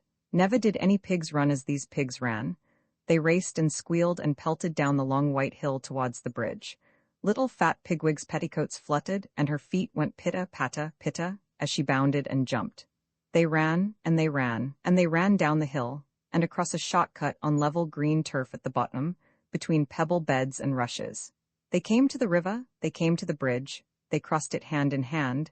Then over the hills and far away, she danced with Pigling Bland, the tale of Samuel Whiskers Aw, the roly-poly pudding in remembrance of Sammy, the intelligent, pink-eyed representative of a persecuted but irrepressible race, an affectionate little friend and most accomplished thief. Once upon a time there was an old cat, called Mrs. Tabitha Twitchit, who was an anxious parent. She used to lose her kittens continually, and whenever they were lost, they were always in mischief. On baking day, she determined to shut them up in a cupboard. She caught Moppet and Mittens, but she could not find Tom. Mrs. Tabitha went up and down all over the house, mewing for Tom Kitten. She looked in the pantry under the staircase, and she searched the best spare bedroom that was all covered up with dust sheets. She went right upstairs and looked into the attics, but she could not find him anywhere. It was an old, old house, full of cupboards and passages. Some of the walls were 4 feet thick, and there used to be queer noises inside them, as if there might be a little secret staircase. Certainly there were odd little jagged doorways in the wainscot, and things disappeared at night, especially cheese and bacon. Mrs. Tabitha became more and more distracted, and mewed dreadfully. While their mother was searching the house, Moppet and Mittens had got into mischief. The cupboard door was not locked, so they pushed it open and came out. They went straight to the dough, which was set to rise in a pan before the fire. They patted it with their little soft paws. "Shall we make dear little muffins?" said Mittens to Moppet. But just at that moment somebody knocked at the front door, and Moppet jumped into the flour barrel in a fright. Mittens ran away to the dairy and hid in an empty jar on the stone shelf where the milk pans stand. The visitor was a neighbor, Mrs. Ribby. She had called to borrow some yeast. Mrs. Tabitha came downstairs mewing dreadfully. "Come in, Cousin Ribby, come in and sit ye down." "I'm in sad trouble, Cousin Ribby," said Tabitha, shedding tears. "I've lost my dear son Thomas. I'm afraid the rats have got him." She wiped her eyes with her apron. "He's a bad kitten, Cousin Tabitha. He made a cat's cradle of my best bonnet last time I came to tea. Where have you looked for him?" "All over the house. The rats are too many for me. What a thing it is to have an unruly family," said Mrs. Tabitha Twitchit. "I'm not afraid of rats. I will help you to find him. And whip him too. What is all that soot in the fender? The chimney wants sweeping? Oh dear me, Cousin Ribby, now Moppet and Mittens are gone. They have both got out of the cupboard." Ribby and Tabitha set to work to search the house thoroughly again. They poked under the beds with Ribby's umbrella, and they rummaged in cupboards. They even fetched a candle and looked inside a clothes chest in one of the attics. They could not find anything, but once they heard a door bang and somebody scuttled downstairs. "Yes, it is infested with rats," said Tabitha tearfully. "I caught 7 young ones out of one hole in the back kitchen, and we had them for dinner last Saturday. And once I saw the old father rat, an enormous old rat, Cousin Ribby. I was just going to jump upon him, when he showed his yellow teeth at me and whisked down the hole. The rats get upon my nerves, Cousin Ribby, said Tabitha. Ribby and Tabitha searched and searched. They both heard a curious roly-poly noise under the attic floor, but there was nothing to be seen. They returned to the kitchen. Here's one of your kittens at least, said Ribby, dragging Moppet out of the flour barrel. They shook the flour off her and set her down on the kitchen floor. She seemed to be in a terrible fright. Oh, mother, said Moppet, there's been an old woman rat in the kitchen, and she's stolen some of the dough. The two cats ran to look at the dough pan. Sure enough, there were marks of little scratching fingers, and a lump of dough was gone. Which way did she go, Moppet? But Moppet had been too much frightened to peep out of the barrel again. Ribby and Tabitha took her with them to keep her safely in sight while they went on with their search. They went into the dairy. The first thing they found was Mittens, hiding in an empty jar. They tipped up the jar and she scrambled out. Oh, mother, said Mittens. Oh, mother, there has been an old man rat in the dairy, a dreadful enormous big rat, mother, and he's stolen a pat of butter and the rolling pin. Ribby and Tabitha looked at one another. A rolling pin and butter? Oh, my poor son Thomas, exclaimed Tabitha, wringing her paws. A rolling pin? Said Ribby. Did we not hear a roly-poly noise in the attic when we were looking into that chest? Ribby and Tabitha rushed upstairs again. Sure enough, the roly-poly noise was still going on quite distinctly under the attic floor. This is serious, Cousin Tabitha, said Ribby. We must send for John Joyner at once with a saw. Now this is what had been happening to Tom Kitten, and it shows how very unwise it is to go up a chimney in a very old house, where a person does not know his way, and where there are enormous rats.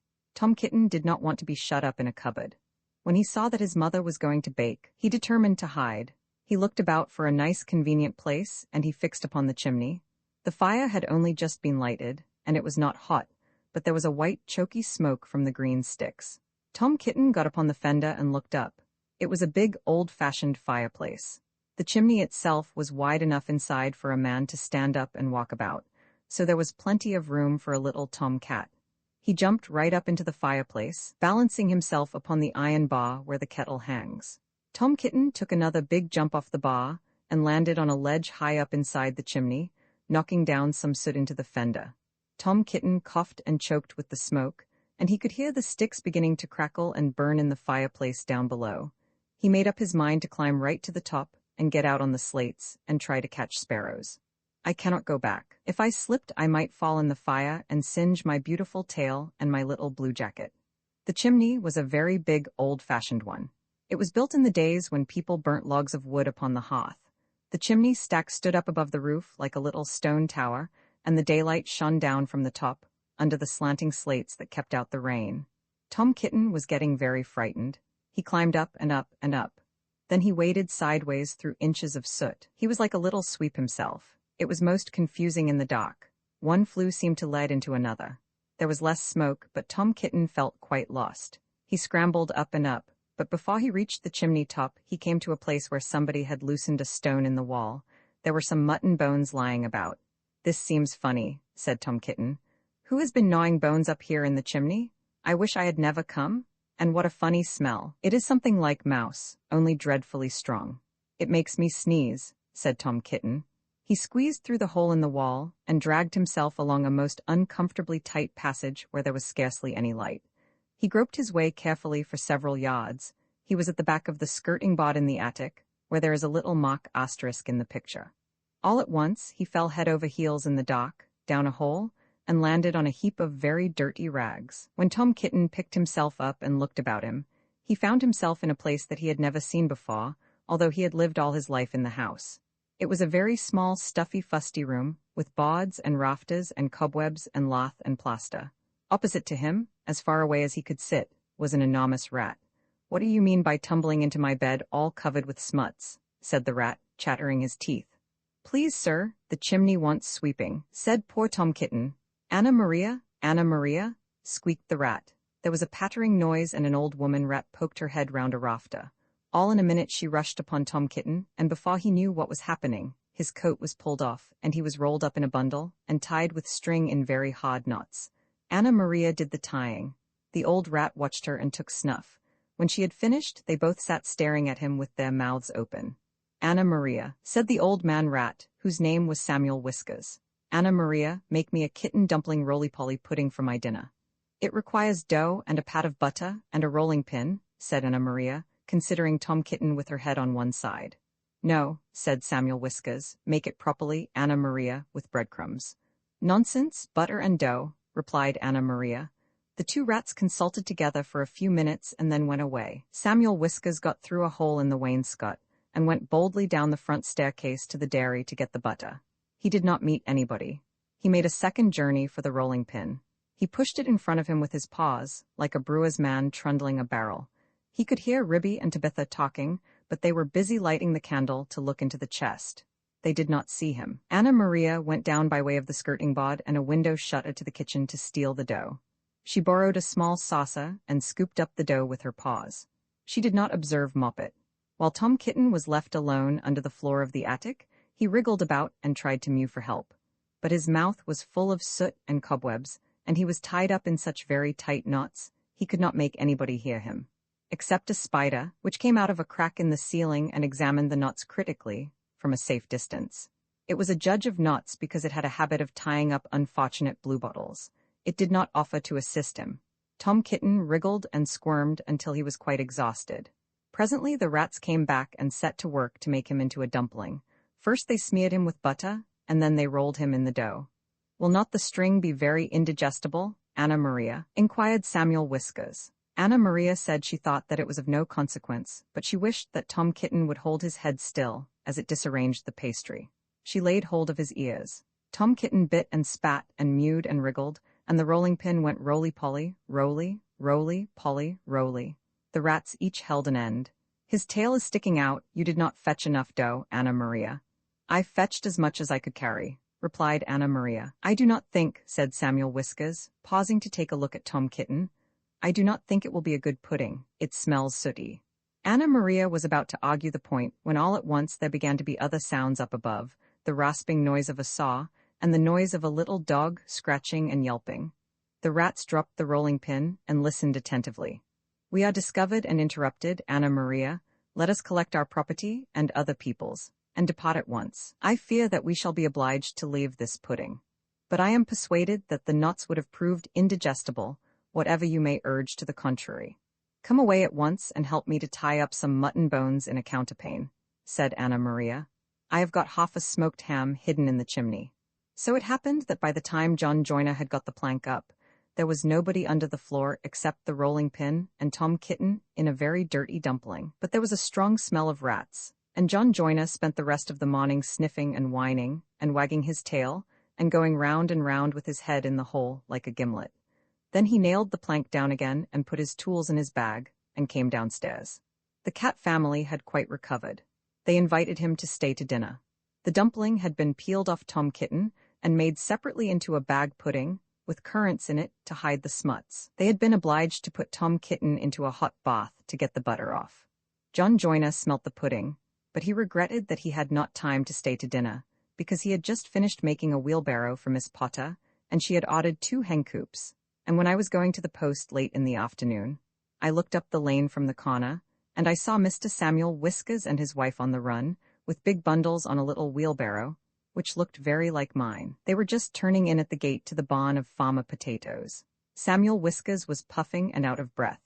Anna Maria was still arguing in shrill tones. She seemed to know her way, and she seemed to have a quantity of luggage.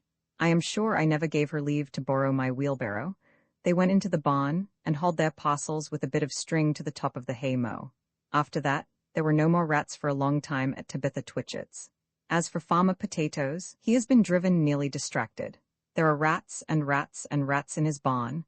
They eat up the chicken food and steal the oats and bran and make holes in the meal bags.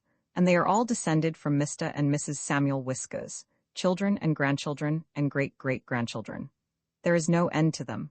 Moppet and Mittens have grown up into very good rat catchers. They go out rat catching in the village, and they find plenty of employment. They charge so much a dozen, and earn their living very comfortably. They hang up the rats' tails in a row on the barn door to show how many they have caught, dozens and dozens of them. But Tom Kitten has always been afraid of a rat. He never durst face anything that is bigger than a mouse. The tale of Squirrel Nutkin. This is a tale about a tail that belonged to a little red squirrel, and his name was Nutkin. He had a brother called Twinkleberry, and a great many cousins. They lived in a wood at the edge of a lake. In the middle of the lake there is an island covered with trees and nut bushes, and amongst those trees stands a hollow oak tree, which is the house of an owl who is called Old Brown. One autumn when the nuts were ripe, and the leaves on the hazel bushes were golden and green, Nutkin and Twinkleberry and all the other little squirrels came out of the wood and down to the edge of the lake. They made little rafts out of twigs, and they paddled away over the water to Owl Island to gather nuts. Each squirrel had a little sack and a large awl, and spread out his tail for a sail. They also took with them an offering of 3 fat mice as a present for Old Brown, and put them down upon his doorstep. Then Twinkleberry and the other little squirrels each made a low bow, and said politely, "Old Mr. Brown, will you favor us with permission to gather nuts upon your island?" But Nutkin was excessively impertinent in his manners. He bobbed up and down like a little red cherry, singing, riddle me, rot-tot-tote, a little wee man, in a red coat, a staff in his hand and a stone in his throat. If you'll tell me this riddle, I'll give you a groat. Now this riddle is as old as the hills. Mr. Brown paid no attention whatever to Nutkin. He shut his eyes obstinately and went to sleep. The squirrels filled their little sacks with nuts and sailed away home in the evening. But next morning they all came back again to Owl Island, and Twinkleberry and the others brought a fine fat mole and laid it on the stone in front of Old Brown's doorway, and said, "Mr. Brown, will you favor us with your gracious permission to gather some more nuts?" But Nutkin, who had no respect, began to dance up and down, tickling old Mr. Brown with a nettle and singing, "Old Mr. B, riddle me ree, hitty-pitty within the wall, hitty-pitty without the wall, if you touch hitty-pitty will bite you." Mr. Brown woke up suddenly and carried the mole into his house. He shut the door in Nutkin's face. Presently a little thread of blue smoke from a wood fire came up from the top of the tree, and Nutkin peeped through the keyhole and sang, "A house full, a hole full, and you cannot gather a bowl full." The squirrels searched for nuts all over the island and filled their little sacks. But Nutkin gathered oak apples, yellow and scarlet, and sat upon a beech stump playing marbles and watching the door of old Mr. Brown. On the 3rd day the squirrels got up very early and went fishing. They caught 7 fat minnows as a present for Old Brown. They paddled over the lake and landed under a crooked chestnut tree on Owl Island. Twinkleberry and 6 other little squirrels each carried a fat minnow, but Nutkin, who had no nice manners, brought no present at all. He ran in front, singing, "The man in the wilderness said to me, 'How many strawberries grow in the sea?' I answered him as I thought good, 'As many red herrings as grow in the wood.'" But old Mr. Brown took no interest in riddles, not even when the answer was provided for him. On the 4th day the squirrels brought a present of 6 fat beetles, which were as good as plums in plum pudding for Old Brown. Each beetle was wrapped up carefully in a dock leaf, fastened with a pine needle pin. But Nutkin sang as rudely as ever. "Old Mr. B, riddle me flower of England, fruit of Spain, met together in a shower of rain, put in a bag tied round with a string. If you'll tell me this riddle, I'll give you a ring." Which was ridiculous of Nutkin, because he had not got any ring to give to Old Brown. The other squirrels hunted up and down the nut bushes, but Nutkin gathered robin's pincushions off a briar bush and stuck them full of pine needle pins. On the 5th day the squirrels brought a present of wild honey. It was so sweet and sticky that they licked their fingers as they put it down upon the stone. They had stolen it out of a bumblebee's nest on the tippity-top of the hill. But Nutkin skipped up and down, singing, "Hum-a-bum, buzz, buzz, hum-a-bum, buzz. As I went over Tipple-tine, I met a flock of bonny swine, some yellow-nacked, some yellow-backed. They were the very bonniest swine that e'er went over Tipple-tine." Old Mr. Brown turned up his eyes in disgust at the impertinence of Nutkin, but he ate up the honey. The squirrels filled their little sacks with nuts, but Nutkin sat upon a big flat rock and played ninepins with a crab apple and green fir cones. On the 6th day, which was Saturday, the squirrels came again for the last time. They brought a new-laid egg in a little rush basket as a last potting present for Old Brown. But Nutkin ran in front laughing and shouting, "Humpty Dumpty lies in the beck, with a white counterpane round his neck, 40 doctors and 40 rights, cannot put Humpty Dumpty to rights." Now old Mr. Brown took an interest in eggs. He opened one eye and shut it again, but still he did not speak. Nutkin became more and more impertinent. "Old Mr. B, hickamaw, on the king's kitchen door, all the king's horses and all the king's men couldn't drive hickamaw, off the king's kitchen door." Nutkin danced up and down like a sunbeam, but still Old Brown said nothing at all. Nutkin began again. Arthur O'Bower has broken his band, he comes roaring up the land. The King of Scots with all his power cannot turn Arthur of the Bower. Nutkin made a whirring noise to sound like the wind, and he took a running jump right onto the head of Old Brown. Then all at once there was a flutment and a scufflement and a loud squeak. The other squirrels scuttered away into the bushes. When they came back very cautiously, peeping round the tree, there was Old Brown sitting on his doorstep, quite still, with his eyes closed as if nothing had happened. But Nutkin was in his waistcoat pocket. This looks like the end of the story, but it isn't. Old Brown carried Nutkin into his house and held him up by the tail, intending to skin him, but Nutkin pulled so very hard that his tail broke in two, and he dashed up the staircase and escaped out of the attic window. And to this day, if you meet Nutkin up a tree and ask him a riddle, he will throw sticks at you and stamp his feet and scold and shout, "Cuck, cuck, cuck, cur, ah, cuck, kk." The tale of the Flopsy Bunnies for all little friends of Mr. McGregor and Peter and Benjamin. It is said that the effect of eating too much lettuce is soporific. I have never felt sleepy after eating lettuces, but then I am not a rabbit. They certainly had a very soporific effect upon the Flopsy Bunnies. When Benjamin Bunny grew up, he married his cousin Flopsy. They had a large family, and they were very improvident and cheerful. I do not remember the separate names of their children. They were generally called the Flopsy Bunnies. As there was not always quite enough to eat, Benjamin used to borrow cabbages from Flopsy's brother, Peter Rabbit, who kept a nursery garden. Sometimes Peter Rabbit had no cabbages to spare. When this happened, the Flopsy Bunnies went across the field to a rubbish heap in the ditch outside Mr. McGregor's garden. Mr. McGregor's rubbish heap was a mixture. There were jam pots and paper bags, and mountains of chopped grass from the mowing machine, which always tasted oily, and some rotten vegetable marrows and an old boot or two. One day, oh joy, there were a quantity of overgrown lettuces which had shot into flower. The Flopsy Bunnies simply stuffed lettuces. By degrees, one after another, they were overcome with slumber and lay down in the mown grass. Benjamin was not so much overcome as his children. Before going to sleep, he was sufficiently wide awake to put a paper bag over his head to keep off the flies. The little Flopsy Bunnies slept delightfully in the warm sun. From the lawn beyond the garden came the distant clackety sound of the mowing machine. The bluebottles buzzed about the wall, and a little old mouse picked over the rubbish among the jam pots. I can tell you her name. She was called Thomasina Tittlemaus, a wood mouse with a long tail. She rustled across the paper bag and awakened Benjamin Bunny. The mouse apologized profusely and said that she knew Peter Rabbit. While she and Benjamin were talking, close under the wall, they heard a heavy tread above their heads, and suddenly Mr. McGregor emptied out a sackful of lawn mowings right upon the top of the sleeping Flopsy Bunnies. Benjamin shrank down under his paper bag. The mouse hid in a jam pot. The little rabbits smiled sweetly in their sleep under the shower of grass. They did not awake because the lettuces had been so soporific. They dreamt that their mother Flopsy was tucking them up in a hay bed. Mr. McGregor looked down after emptying his sack. He saw some funny little brown tips of ears sticking up through the lawn mowings. He stared at them for some time.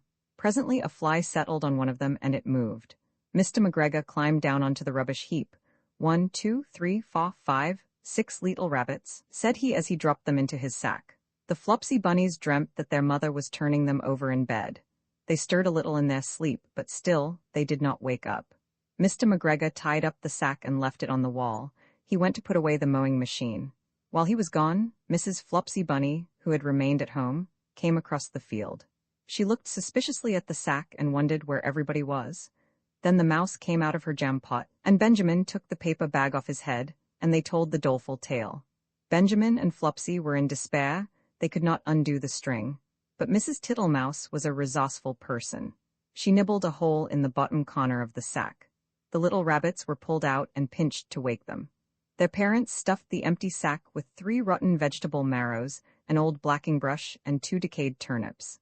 Then they all hid under a bush and watched for Mr. McGregor. Mr. McGregor came back and picked up the sack and carried it off. He carried it hanging down, as if it were rather heavy. The Flopsy Bunnies followed at a safe distance. They watched him go into his house, and then they crept up to the window to listen. Mr. McGregor threw down the sack on the stone floor in a way that would have been extremely painful to the Flopsy Bunnies if they had happened to have been inside it. They could hear him drag his chair on the flags and chuckle. 1, 2, 3, 4, 5, 6 little rabbits, said Mr. McGregor. "Eh, what's that? What have they been spoiling now?" inquired Mrs. McGregor. 1, 2, 3, 4, 5, 6 little fat rabbits, repeated Mr. McGregor, counting on his fingers. 1, 2, 3. Don't you be silly. What do you mean, you silly old man? In the sack, 1, 2, 3, 4, 5, 6, replied Mr. McGregor. The youngest Flopsy Bunny got upon the windowsill. Mrs. McGregor took hold of the sack and felt it. She said she could feel 6, but they must be old rabbits because they were so hard and all different shapes. Not fit to eat, but the skins will do fine to line my old cloak. Line your old cloak, shouted Mr. McGregor. I shall sell them and buy myself baccy. Rabbit tobacco, I shall skin them and cut off their heads. Mrs. McGregor untied the sack and put her hand inside. When she felt the vegetables, she became very, very angry. She said that Mr. McGregor had done it a purpose. And Mr. McGregor was very angry too. One of the rotten marrows came flying through the kitchen window and hit the youngest Flopsy Bunny. It was rather hurt. Then Benjamin and Flopsy thought that it was time to go home. So Mr. McGregor did not get his tobacco, and Mrs. McGregor did not get her rabbit skins. But next Christmas, Thomasina Tittlemouse got a present of enough rabbit wool to make herself a cloak and a hood, and a handsome muff and a pair of warm mittens. In print, this ebook is the product of many hours of hard work by volunteers for Standard eBooks, and builds on the hard work of other literature lovers made possible by the public domain. This particular ebook is based on transcription from Project Gutenberg and on digital scans from various sources. The source text and artwork in this ebook are believed to be in the United States public domain. That is, they are believed to be free of copyright restrictions in the United States. They may still be copyrighted in other countries, so users located outside of the United States must check their local laws before using this ebook. The creators of, and contributors to, this ebook dedicate their contributions to the worldwide public domain via the terms in the CC 01.0 Universal Public Domain dedication. For full license information, see the uncopyright at the end of this ebook. Standard eBooks is a volunteer-driven project that produces ebook editions of public domain literature using modern typography, technology, and editorial standards, and distributes them free of cost. You can download this and other ebooks carefully produced for true book lovers at Standard Booksorg. The Tale of the Pie and the Patty Pan. Pussycat sits by the fire. How should she be fair? In walks the little dog, says, Pussy, are you there? How do you do, Mistress Pussy? Mistress Pussy, how do you do? I thank you kindly, little dog, I fare as well as you. For Joan, to read to baby. Once upon a time there was a pussycat called Ribby, who invited a little dog called Duchess to tea. Come in good time, my dear Duchess, said Ribby's letter, and we will have something so very, very nice. I am baking it in a pie dish with a pink rim. You never tasted anything so good. And you shall eat it all?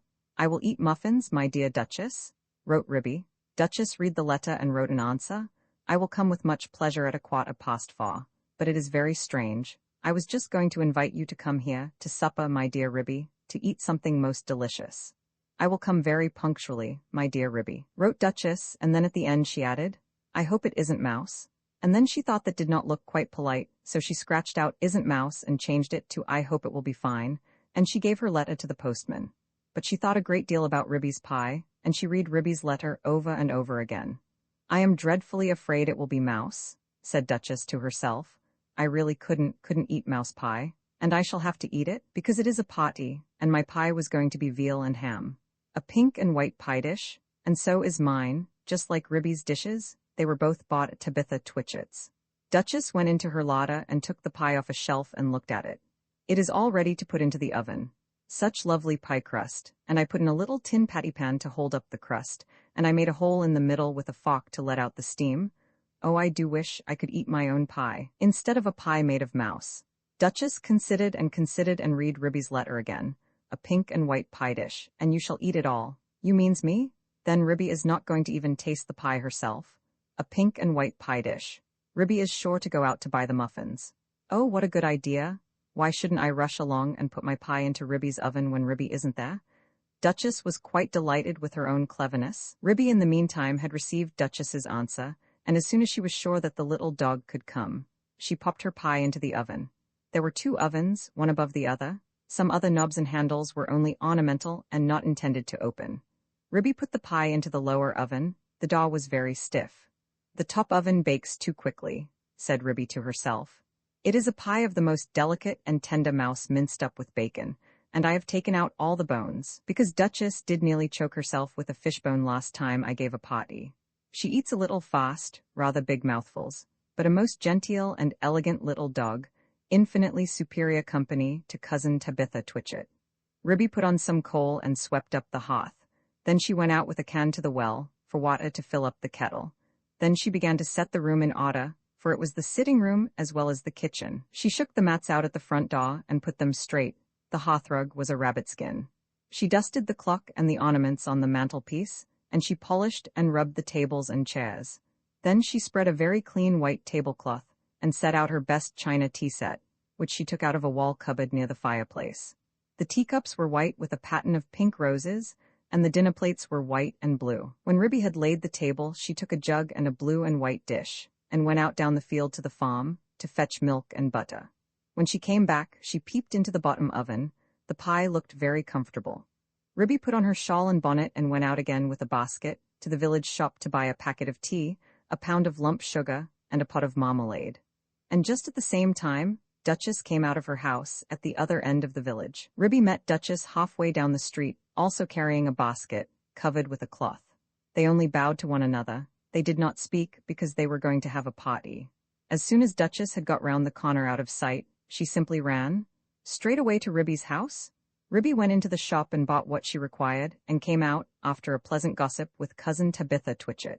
Cousin Tabitha was disdainful afterwards in conversation, a little dog indeed, just as if there were no cats in Sorry. And a pie for afternoon tea, the very idea, said cousin Tabitha Twitchit. Ribby went on to Timothy Baker's and bought the muffins. Then she went home. There seemed to be a sort of scuffling noise in the back passage as she was coming in at the front door. I trust that is not that pie. The spoons are locked up, however, said Ribby. But there was nobody there. Ribby opened the bottom oven door with some difficulty and turned the pie. There began to be a pleasing smell of baked mouse. Duchess, in the meantime, had slipped out at the back door. It is a very odd thing that Ribby's pie was not in the oven when I put mine in, and I can't find it anywhere. I have looked all over the house. I put my pie into a nice hot oven at the top. I could not turn any of the other handles. I think that they are all shams, said Duchess, but I wish I could have removed the pie made of mouse. I cannot think what she has done with it. I heard Ribby coming and I had to run out by the back door. Duchess went home and brushed her beautiful black coat, and then she picked a bunch of flowers in her garden as a present for Ribby, and passed the time until the clock struck 4. Ribby, having assured herself by careful search that there was really no one hiding in the cupboard or in the larder, went upstairs to change her dress. She put on a lilac silk gown for the party, and an embroidered muslin apron and tippet. It is very strange, said Ribby. I did not think I left that drawer pulled out. Has somebody been trying on my mittens? She came downstairs again and made the tea and put the teapot on the hob. She peeped again into the bottom oven. The pie had become a lovely brown, and it was steaming hot. She sat down before the fire to wait for the little dog. I am glad I used the bottom oven, said Ribby. The top one would certainly have been very much too hot. I wonder why that cupboard door was open. Can there really have been someone in the house? Very punctually at 4 o'clock, Duchess started to go to the party. She ran so fast through the village that she was too early, and she had to wait a little while in the lane that leads down to Ribby's house. I wonder if Ribby has taken my pie out of the oven yet, said Duchess, and whatever can have become of the other pie made of mouse. At 4:15 to the minute, there came a most genteel little tap-tappity. Is Mrs. Ribston at home? Inquired Duchess in the porch. Come in, and how do you do, my dear Duchess? Cried Ribby. I hope I see you well. Quite well, I thank you, and how do you do, my dear Ribby? Said Duchess. I've brought you some flowers. What a delicious smell of pie. Oh, what lovely flowers. Yes, it is mouse and bacon. Do not talk about food, my dear Ribby, said Duchess. What a lovely white tea-cloth. Is it done to a turn? Is it still in the oven? I think it wants another 5 minutes, said Ribby. Just a shade longer. I will pour out the tea while we wait. Do you take sugar, my dear Duchess? Oh yes, please, my dear Ribby, and may I have a lump upon my nose? With pleasure, my dear Duchess. How beautifully you beg. Oh, how sweetly pretty. Duchess sat up with the sugar on her nose and sniffed. How good that pie smells. I do love veal and ham. I mean to say mouse and bacon. She dropped the sugar in confusion and had to go hunting under the tea table, so did not see which oven Ribby opened in order to get out the pie. Ribby set the pie upon the table. There was a very savory smell. Duchess came out from under the tablecloth munching sugar and sat up on a chair. I will first cut the pie for you. I am going to have muffin and marmalade, said Ribby. Do you really prefer muffin? Mind the patty pan. I beg your pardon, said Ribby. May I pass you the marmalade? Said Duchess hurriedly. The pie proved extremely toothsome and the muffins light and hot. They disappeared rapidly, especially the pie. I think, thought the Duchess to herself, I think it would be wiser if I helped myself to pie, though Ribby did not seem to notice anything when she was cutting it. What very small fine pieces it has cooked into. I did not remember that I had minced it up so fine. I suppose this is a quicker oven than my own. How fast Duchess is eating, thought Ribby to herself as she buttered her 5th muffin. The pie dish was emptying rapidly. Duchess had had 4 servings already and was fumbling with the spoon. A little more bacon, my dear Duchess, said Ribby. Thank you, my dear Ribby, I was only feeling for the patty pan. The patty pan, my dear Duchess? The patty pan that held up the pie crust, said Duchess, blushing under her black coat. Oh, I didn't put one in, my dear Duchess, said Ribby. I don't think that it is necessary in pies made of mouse. Duchess fumbled with the spoon. I can't find it? She said anxiously. There isn't a patty pan, said Ribby, looking perplexed. Yes, indeed, my dear Ribby. Where can it have gone to? Said Duchess. There most certainly is not one, my dear Duchess. I disapprove of tin articles in puddings and pies. It is most undesirable, especially when people swallow in lumps, she added in a lower voice. Duchess looked very much alarmed and continued to scoop the inside of the pie dish. My great-aunt Squintina, grandmother of cousin Tabitha Twitchett, died of a thimble in a Christmas plum pudding. I never put any article of metal in my puddings or pies. Duchess looked aghast and tilted up the pie dish. I have only 4 patty pans and they are all in the cupboard. Duchess set up a howl. I shall die, I shall die, I have swallowed a patty pan. Oh, my dear Ribby, I do feel so ill. It is impossible, my dear Duchess, there was not a patty pan. Duchess moaned and whined and rocked herself about. Oh, I feel so dreadful, I have swallowed a patty pan. There was nothing in the pie, said Ribby severely. Yes, there was, my dear Ribby, I am sure I have swallowed it. Let me prop you up with a pillow, my dear Duchess. Where do you think you feel it? Oh, I do feel so ill all over me, my dear Ribby. I have swallowed a large tin patty pan with a sharp scalloped edge.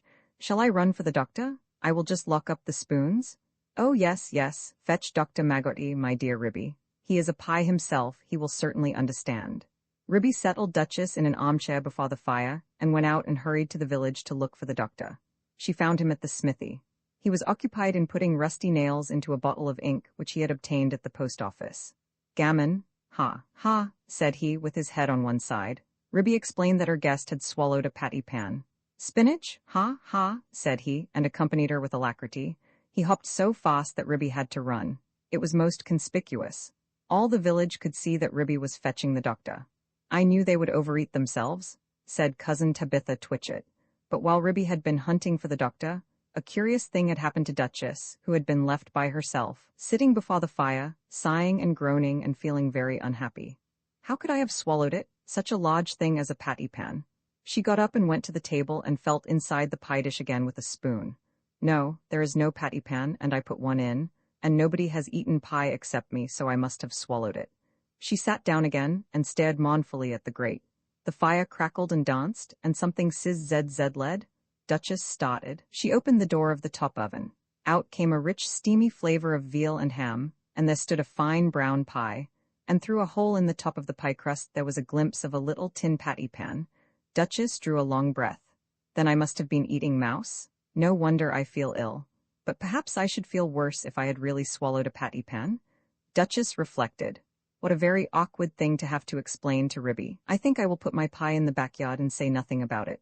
When I go home, I will run round and take it away.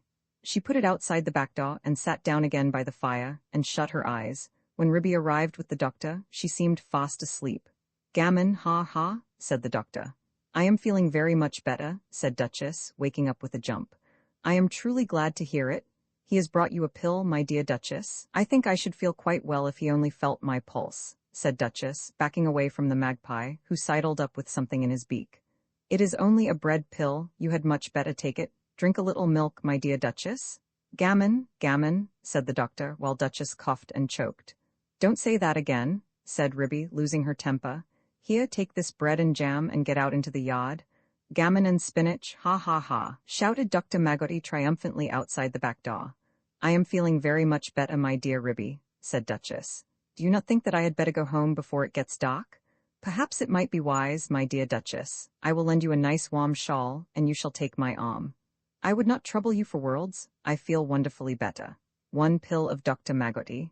Indeed, it is most admirable. If it has cured you of a patty pan, I will call directly after breakfast to ask how you have slept. Ribby and Duchess said goodbye affectionately, and Duchess started home. Halfway up the lane she stopped and looked back. Ribby had gone in and shut her door. Duchess slipped through the fence and ran round to the back of Ribby's house and peeped into the yard. Upon the roof of the pigsty sat Dr. Magotti and 3 jackdaws. The jackdaws were eating pie crust, and the magpie was drinking gravy out of a patty pan. Gammon, ha, ha, he shouted when he saw Duchess's little black nose peeping round the corner. Duchess ran home feeling uncommonly silly. When Ribby came out for a pailful of water to wash up the tea things, she found a pink and white pie dish lying smashed in the middle of the yard. The patty pan was under the pump, where Dr. Magotti had considerately left it. Ribby stared with amazement. Did you ever see the like? So there really was a patty pan? But my patty pans are all in the kitchen cupboard. Well, I never did. Next time I want to give a party, I will invite Cousin Tabitha Twitchit. The tale of Timmy Tiptoes for many unknown little friends, including Monica. Once upon a time, there was a little fat, comfortable gray squirrel called Timmy Tiptoes. He had a nest thatched with leaves in the top of a tall tree, and he had a little squirrel wife called Goody. Timmy Tiptoes sat out, enjoying the breeze. He whisked his tail and chuckled. Little wife Goody, the nuts are ripe. We must lay up a store for winter and spring. Goody Tiptoes was busy pushing moss under the thatch. The nest is so snug, we shall be sound asleep all winter. Then we shall wake up all the thinner when there is nothing to eat in springtime, replied prudent Timothy. When Timmy and Goody Tiptoes came to the nut thicket, they found other squirrels were there already. Timmy took off his jacket and hung it on a twig. They worked away quietly by themselves. Every day they made several journeys and picked quantities of nuts. They carried them away in bags and stowed them in several hollow stumps near the tree where they had built their nest. When these stumps were full, they began to empty the bags into a hole high up a tree that had belonged to a woodpecker. The nuts rattled down, down, down inside. How shall you ever get them out again? It is like a money box, said Goody. I shall be much thinner before springtime, my love, said Timmy Tiptoes, peeping into the hole. They did collect quantities, because they did not lose them. Squirrels who bury their nuts in the ground lose more than half, because they cannot remember the place. The most forgetful squirrel in the wood was called Silvertail. He began to dig, and he could not remember. And then he dug again and found some nuts that did not belong to him, and there was a fight. And other squirrels began to dig. The whole wood was in commotion. Unfortunately, just at this time a flock of little birds flew by, from bush to bush, searching for green caterpillars and spiders. There were several sorts of little birds, twittering different songs. The first one sang, "Who's been digging up my nuts? Who's been digging up my nuts?" And another sang, "Little bit of bread and no cheese, little bit of bread and no cheese." The squirrels followed and listened. The first little bird flew into the bush where Timmy and Goody Tiptoes were quietly tying up their bags, and it sang, "Who's been digging up my nuts? Who's been digging up my nuts?" Timmy Tiptoes went on with his work without replying. Indeed, the little bird did not expect an answer. It was only singing its natural song, and it meant nothing at all. But when the other squirrels heard that song, they rushed upon Timmy Tiptoes and cuffed and scratched him and upset his bag of nuts. The innocent little bird which had caused all the mischief flew away in a fright. Timmy rolled over and over, and then turned tail and fled towards his nest, followed by a crowd of squirrels shouting, "Who's been digging up my nuts?" They caught him and dragged him up the very same tree where there was the little round hole, and they pushed him in. The hole was much too small for Timmy Tiptoes' figure. They squeezed him dreadfully. It was a wonder they did not break his ribs. "We will leave him here till he confesses," said Silvertail Squirrel, and he shouted into the hole, "Who's been digging up my nuts?" Timmy Tiptoes made no reply. He had tumbled down inside the tree, upon half a peck of nuts belonging to himself. He lay quite stunned and still. Goody Tiptoes picked up the nut bags and went home. She made a cup of tea for Timmy, but he didn't come and didn't come. Goody Tiptoes passed a lonely and unhappy night. Next morning she ventured back to the nut bushes to look for him, but the other unkind squirrels drove her away. She wandered all over the wood, calling, "Timmy Tiptoes, Timmy Tiptoes? Oh, where is Timmy Tiptoes?" In the meantime, Timmy Tiptoes came to his senses. He found himself tucked up in a little moss bed, very much in the dark, feeling sore. It seemed to be underground. Timmy coughed and groaned because his ribs hurted him. There was a chirpy noise, and a small striped chipmunk appeared with a night light and hoped he felt better. It was most kind to Timmy Tiptoes. It lent him its nightcap, and the house was full of provisions. The chipmunk explained that it had rained nuts through the top of the tree. Besides, I found a few buried. It laughed and chuckled when it heard Timmy's story. While Timmy was confined to bed, it enticed him to eat quantities. But how shall I ever get out through that hole unless I thin myself? My wife will be anxious. Just another nut, or 2 nuts, let me crack them for you, said the chipmunk. Timmy Tiptoes grew fatter and fatter. Now Goody Tiptoes had set to work again by herself. She did not put any more nuts into the woodpecker's hole, because she had always doubted how they could be got out again. She hid them under a tree root. They rattled down, down, down. Once, when Goody emptied an extra big bagful, there was a decided squeak, and next time Goody brought another bagful, a little striped chipmunk scrambled out in a hurry. It is getting perfectly full up downstairs. The sitting room is full, and they are rolling along the passage, and my husband, Chippy Hackey, has run away and left me. What is the explanation of these showers of nuts? I am sure I beg your pardon, I did not know that anybody lived here, said Mrs. Goody Tiptoes. But where is Chippy Hackey? My husband, Timmy Tiptoes, has run away too. I know where Chippy is, a little bird told me, said Mrs. Chippy Hackey. She led the way to the woodpecker's tree, and they listened at the hole. Down below there was a noise of nut crackers, and a fat squirrel voice and a thin squirrel voice were singing together. My little old man and I fell out. How shall we bring this matter about? Bring it about as well as you can, and get you gone, you little old man. You could squeeze in through that little round hole, said Goody Tiptoes. Yes, I could, said the chipmunk, but my husband, Chippy Hackey, bites. Down below there was a noise of cracking nuts and nibbling, and then the fat squirrel voice and the thin squirrel voice sang. For the diddlum day day diddle dum day diddle diddle dum day. Then Goody peeped in at the hole and called down, Timmy Tiptoes. Oh fie, Timmy Tiptoes. And Timmy replied, Is that you, Goody Tiptoes? Why, certainly. He came up and kissed Goody through the hole, but he was so fat that he could not get out. Chippy Hackey was not too fat, but he did not want to come. He stayed down below and chuckled. And so it went on for a fortnight, till a big wind blew off the top of the tree and opened up the hole and let in the rain. Then Timmy Tiptoes came out and went home with an umbrella. But Chippy Hackey continued to camp out for another week, although it was uncomfortable. At last a large bear came walking through the wood. Perhaps he also was looking for nuts. He seemed to be sniffing around. Chippy Hackey went home in a hurry, and when Chippy Hackey got home, he found he had caught a cold in his head, and he was more uncomfortable still. And now Timmy and Goody Tiptoes keep their nut straw fastened up with a little padlock.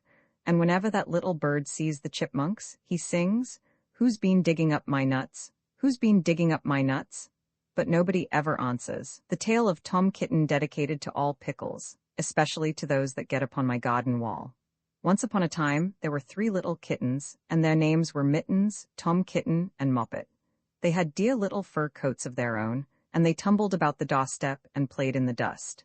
But one day their mother, Mrs. Tabitha Twitchit, expected friends to tea, so she fetched the kittens indoors to wash and dress them before the fine company arrived. First she scrubbed their faces, this one is Moppet. Then she brushed their fur, this one is Mittens. Then she combed their tails and whiskers, this is Tom Kitten. Tom was very naughty, and he scratched. Mrs. Tabitha dressed Moppet and Mittens in clean pinafores and tuckers, and then she took all sorts of elegant, uncomfortable clothes out of a chest of drawers in order to dress up her son Thomas. Tom Kitten was very fat, and he had grown. Several buttons burst off. His mother sewed them on again.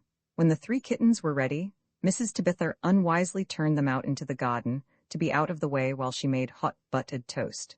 Now keep your frocks clean, children. You must walk on your hind legs. Keep away from the dirty ashpit, and from Sally Henny Penny, and from the pigsty and the puddle ducks. Moppet and Mittens walked down the garden path unsteadily.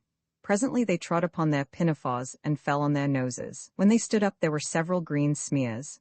Let us climb up the rockery and sit on the garden wall, said Moppet.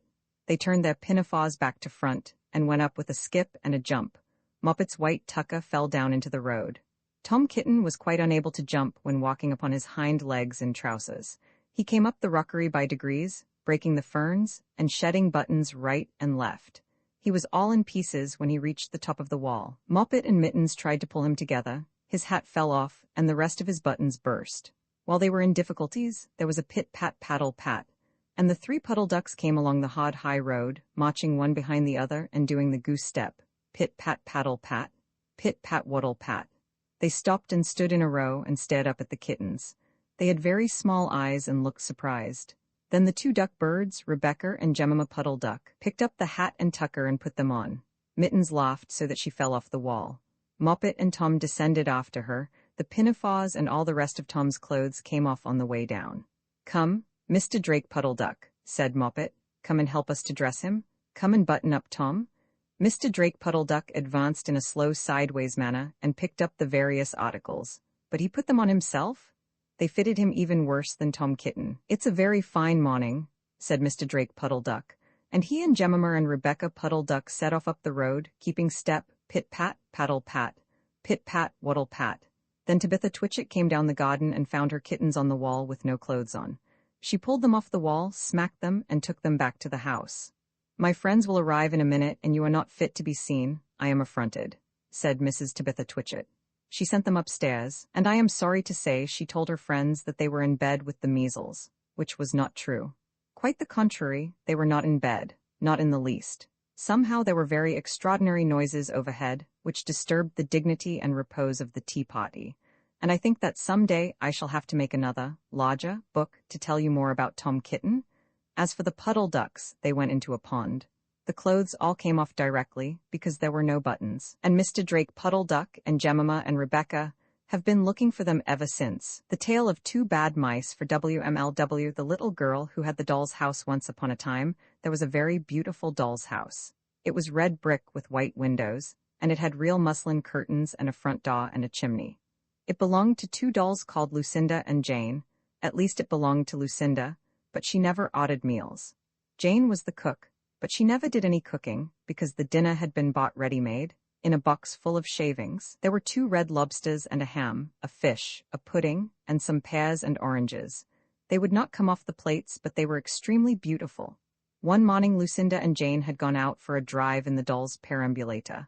There was no one in the nursery, and it was very quiet. Presently there was a little scuffling, scratching noise in a corner near the fireplace, where there was a hole under the skirting board. Tom Thumb put out his head for a moment, and then popped it in again. Tom Thumb was a mouse. A minute afterwards, Hunca-Munca, his wife, put her head out, too, and when she saw that there was no one in the nursery, she ventured out on the oilcloth under the coal box. The doll's house stood at the other side of the fireplace.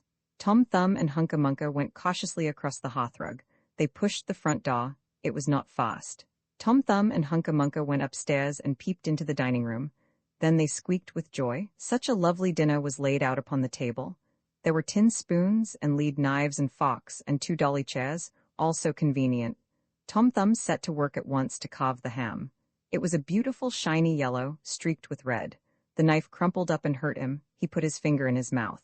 "It is not boiled enough, it is hard. You have a try, Hunca-Munca." Hunca-Munca stood up in her chair and chopped at the ham with another lead knife. "It's as hard as the hams at the cheesemonger's," said Hunca-Munca. The ham broke off the plate with a jerk and rolled under the table. "Let it alone," said Tom Thumb. "Give me some fish, Hunca-Munca." Hunca-Munca tried every tin spoon in turn. The fish was glued to the dish. Then Tom Thumb lost his temper. He put the ham in the middle of the floor and hit it with the tongs and with the shovel.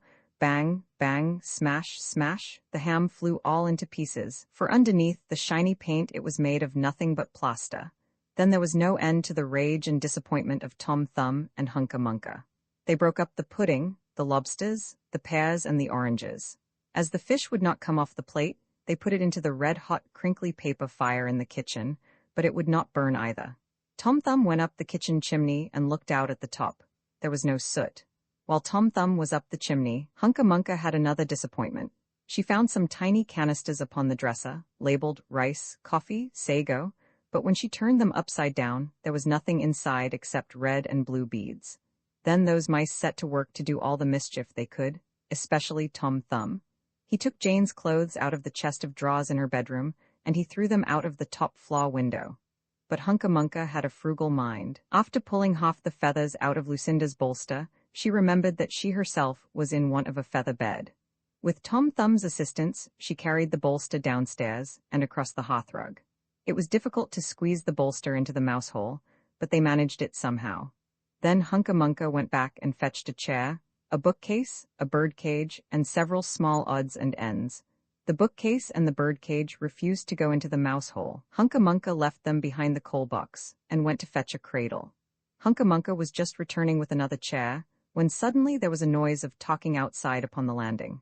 The mice rushed back to their hole, and the dolls came into the nursery. What a sight met the eyes of Jane and Lucinda! Lucinda sat upon the upset kitchen stove and stared, and Jane leant against the kitchen dresser and smiled, but neither of them made any remark. The bookcase and the birdcage were rescued from under the coal box, but Hunca Munca has got the cradle and some of Lucinda's clothes. She also has some useful pots and pans and several other things. The little girl that the doll's house belonged to said, "I will get a doll dressed like a policeman," but the nurse said, "I will set a mousetrap." So that is the story of the two bad mice, but they were not so very, very naughty after all, because Tom Thumb paid for everything he broke. He found a crooked sixpence under the hearthrug, and upon Christmas Eve, he and Hunca Munca stuffed it into one of the stockings of Lucinda and Jane. And very early every morning, before anybody is awake, Hunca Munca comes with her dustpan and her broom to sweep the dolly's house. Uncopyright, may you do good and not evil. May you find forgiveness for yourself and forgive others. May you share freely, never taking more than you give. Copyright pages exist to tell you that you can't do something. Unlike them, this uncopyright page exists to tell you that the writing and artwork in this ebook are believed to be in the United States public domain. That is, they are believed to be free of copyright restrictions in the United States. The United States public domain represents our collective cultural heritage, and items in it are free for anyone in the United States to do almost anything at all with, without having to get permission. Copyright laws are different all over the world, and the source text or artwork in this ebook may still be copyrighted in other countries. If you're not located in the United States, you must check your local laws before using this ebook. Standard ebooks makes no representations regarding the copyright status of the source text or artwork in this ebook in any country other than the United States. Non-authorship activities performed on items that are in the public domain, so-called sweat of the brow, work, don't create a new copyright. That means that nobody can claim a new copyright on an item that is in the public domain for, among other things, work like digitization, mock-up, or typography. Regardless, the contributors to this ebook released their contributions under the terms in the CC 01.0 Universal Public Domain dedication, thus dedicating to the worldwide public domain all of the work they've done on this ebook, including but not limited to metadata, the title page, imprint, colophon, this uncopyright, and any changes or enhancements to, or mock-up on, the original text and artwork. This dedication doesn't change the copyright status of the source text or artwork. We make this dedication in the interest of enriching our global cultural heritage, to promote free and libre culture around the world, and to give back to the unrestricted culture that has given all of us so much. Table of Contents Landmarks. List of illustrations. Mrs. Rabbit, wearing a blue dress and white apron, tucks Peter into bed. Only the tips of his ears and paws are visible. Rabbits peek out from underneath and around the roots of a tree. Mrs. Rabbit says goodbye to her children. Peter, in his blue coat, is looking away from Mrs. Rabbit. Mr. McGregor, knife and fork in hand, looks at a steaming pie being brought to him by Mrs. McGregor. Mrs. Rabbit buttons up Peter's coat while his siblings walk away. Mrs. Rabbit walks through the wood with her basket and umbrella. She's wearing a red scarf, red coat, and a yellow and black striped skirt. Peter's siblings are picking blackberries, while blackbirds try to steal them. Peter runs over the fields in his blue coat. Peter squeezes under a wooden gate, which is tugging on his coat. Peter sits in the garden with a carrot in each paw, and another on the ground next to him. Behind him, perched on a fork handle, a robin is singing. Peter walks through a vegetable garden with his paws on his tummy. Mr. McGregor kneels on the ground with a tool for planting small plants. He looks surprised to see Peter. Peter, looking scared, runs across a green lawn, pursued by Mr. McGregor waving a rake. One of Peter's shoes lies under a cabbage plant, watched by a yellow bird. Peter tumbles over, with a button on his coat stuck in a net under a gooseberry bush. 3 sparrows tweet at Peter, who is still stuck in the net and looks sad. Peter and the 3 sparrows flee from underneath the sieve, leaving his blue jacket on the ground. Peter jumps into a watering can as water splashes out of the top. Peter's ears stick out from the watering can, while Mr. McGregor hunts under flower pots in the background. Peter escapes from the potting shed, followed by Mr. McGregor's boot. He knocks over 3 geraniums in pots as he jumps. Peter stands, dripping wet, in a flower bed, next to a robin. Peter runs up to a closed door in a garden wall. Peter tries to squeeze through the door, while a mouse watches him. A white cat looks into a pond filled with goldfish, who look back. Peter is in the distance on the other side of a lawn. Peter sits in a wheelbarrow, looking out over a field with a gate on the other side. Mr. McGregor is directly between Peter and the gate. Peter runs down a path and under a gate. Mr. McGregor is in the distance, chasing Peter with a rake. Peter's blue coat and little black shoes are hanging from a stick in a vegetable garden. 3 blackbirds look on, while Mr. McGregor tends to the cabbages in the background. Peter arrives at the entrance to the family burrow. His 3 siblings, still in their red coats, look on. Peter sleeps on his side, while his mother in her blue dress and white apron looks at him while cooking. His 3 siblings look on from the entrance to the burrow. Mother heats some tea in a kettle over the fire, while Peter watches from his bed. Flopsy, Mopsy, and Cottontail hold spoons and stand around a tall blue pot and pitcher. There's a basket of blackberries on the floor. 2 red squirrels, Nutkin and Twinkleberry, harvest hazelnuts from a tree into a small bag. Nutkin sits on a tree branch, nibbling on a hazelnut. Old Brown flies towards his oak tree. Many red squirrels run down to the edge of a lake. One is standing on a raft made of twigs on the water. In front of a heather-covered hill, many red squirrels travel on twig rafts to an island. Red squirrels stand in a rough circle around the owl Old Brown, who is standing asleep at the base of a tree. A sleepy-looking Mr. Brown sits at the base of a tree with a mouse in each claw, while Nutkin jumps up and down next to him. Squirrels sitting on a tree branch next to a reed bed place nuts in sacks, and lower them down to their cousins below. Red squirrels carrying sacks stand in front of Old Brown, while Twinkleberry talks to him. Nutkin stands in front of Old Brown and tickles his beak with a nettle. Nutkin bends down in front of a daw set into the base of a tree and sings into the keyhole. Nutkin picks up acorns from a beech stump outside Old Brown's daw. 5 red squirrels fish with poles from rocks and rafts in the lake. Nutkin runs on ahead of a line of other red squirrels, all on a grassy path running through a forest. 4 red squirrels stand around a china plate, on which is a set of leaf parcels. Nutkin picks up a robin's pincushion. 3 red squirrels inspect their collection of nuts. Old Brown sits in a carved wooden chair, eating some food from a plate on a table in front of him. Nutkin peers in through the window behind him. Nutkin stands on a rock and bowls an apple towards some fir cones that he's arranged. 5 red squirrels walk out of the lake, carrying an egg in a basket. Nutkin runs ahead up the shaw. Mr. Brown inspects the egg that the squirrels have brought. Nutkin has climbed up to the level of his beak and is gesturing at the egg. Nutkin dances for the other squirrels and Old Brown. The squirrels look a little worried, and Old Brown looks more annoyed than impressed. Old Brown shrieks with his claws out and beak open wide. The squirrels scatter away from his tree. The squirrels peek back around the side of the tree. Old Brown can just be seen, standing still with his eyes almost closed. Old Brown stands in the doorway to his house, with 1 foot on Nutkin's neck. The other red squirrels in the background look shocked. Nutkin, missing most of his tail, jumps down from the tree and runs off to his cousins in the distance. Old Brown peers out of the attic window after him. Nutkin, missing half his tail, plays with his cousins on a tree branch. A mouse in spectacles is sitting on a reel of red thread and reading a newspaper entitled The Tailor of Gloucester. A tailor sits next to a window surrounded by scraps of cloth. He is sewing a piece of cloth on his lap. A mouse in a mob cap and extremely puffy dress is holding a large magnifying glass and sitting on a large expanse of embroidered green fabric. Another mouse is peeking through a seam in the background. The tailor walks out of his shop, leaving behind him cut pieces of cloth and some coats hanging on pegs. The tailor walks down the snowy street. The buildings on either side are close together and overhang the road. Simpkin the cat sits on a chair next to a dresser full of plates and jugs, with its paws on a china pot with pink decorations. Also on the chair and dresser are 3 mice in cage traps. The tailor dozes in a chair in front of a wide fireplace. The tailor stands in front of the dresser and peers underneath a teacup. 3 mice stand on the dresser in front of the tailor. At his feet, looking up at him, are 2 more mice, while 6 more run away. A lady mouse in a white dress, decorated with little red flowers, stands next to another mouse on the dresser, next to a sugar bowl. Simpkin the cat hisses at the tailor's outstretched hand, while holding open a large teapot.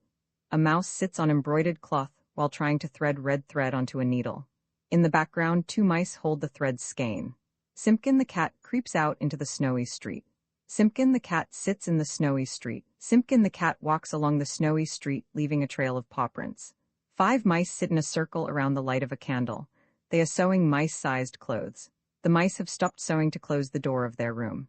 Most are standing by the door, with a couple holding candles, and one gathering up the clothes they have been working on. Simpkin the cat sits on a chair next to the tailor and holds a cup on a saucer. The tailor is holding a skein of red silk. The tailor follows Simpkin the cat down the snowy street. In his shop, the tailor and Simpkin the cat look surprised at the finished coat. A piece of cloth with beautifully embroidered flowers. Pinned to it is a scrap of paper on which is written in copperplate handwriting, "No more twist." A mouse is putting the finishing touches to the embroidered cuff of a beautiful coat. Josephine Rabbit is sitting knitting in her burrow, wearing a blue dress and a red and white shawl, next to 4 small rabbits. Behind her hangs some bunches of herbs, and above her is a sign that reads, "Josephine Rabbit, licensed to sell tea and tobacco." Benjamin Bunny sits on a grassy bank. His ears are pricked up, and he's wearing a brown jacket and blue shoes. Benjamin runs down a wooded path, while a carriage in the background drives away. Benjamin's aunt is standing at a table covered in packets and bottles. 3 rabbit children stand at the end of the table. Benjamin peers over a tree root, behind which is just visible 2 pointy rabbit ears. Peter Rabbit is sitting in a hole in the ground, wrapped in a red cloth with white stripes. Next to the edge of the hole are Benjamin's feet. Benjamin sits on the ground next to Peter and holds his paw. Benjamin carefully leads a sad-looking Peter by the paw away from the hole. Benjamin and Peter look out over Mr. McGregor's garden and see the scarecrow made out of Peter's clothes. Benjamin tries to catch Peter as he falls from a pear tree. Benjamin inspects the footprints in the soft earth of the vegetable garden, while Peter looks worried. Peter pulls on his blue jacket, leaving bare the cross of wood that had been the scarecrow. Benjamin has put on Peter's big blue tam o' shanter and is inspecting his shoes. Sparrows hop around in the background. Peter stands looking worried, while Benjamin crouches behind him pulling up onions and putting them on the red cloth Peter had been wearing. Benjamin walks past a lettuce and thoughtfully nibbles on the end of a leaf. He's wearing a red and white flower in his buttonhole. In the background, Peter is carrying the onions wrapped up in the red cloth. Peter stands on a bod laid on the soft earth of the vegetable garden. He's still holding the red cloth full of onions, but the back has dropped and some of the onions have fallen out. Benjamin and Peter walk off down the bods through the vegetable garden, overlooked by 4 small dormice. Peter stands on some steps looking worried. He has dropped the edge of the cloth again, letting the onions roll away. Peter walks between cold frames, buckets, and watering cans, holding his bundle of onions. Benjamin follows behind. Peter and Benjamin peer around the corner of a wall. A large tabby cat wearing a red ribbon is lying asleep on the path in front of them. The cat, with its fluffy tail held high, looks at an overturned basket. The cat sits on top of the upturned basket, looking down at the small gap between the handle and the rest of the basket. Old Mr. Bunny walks along the top of the garden wall.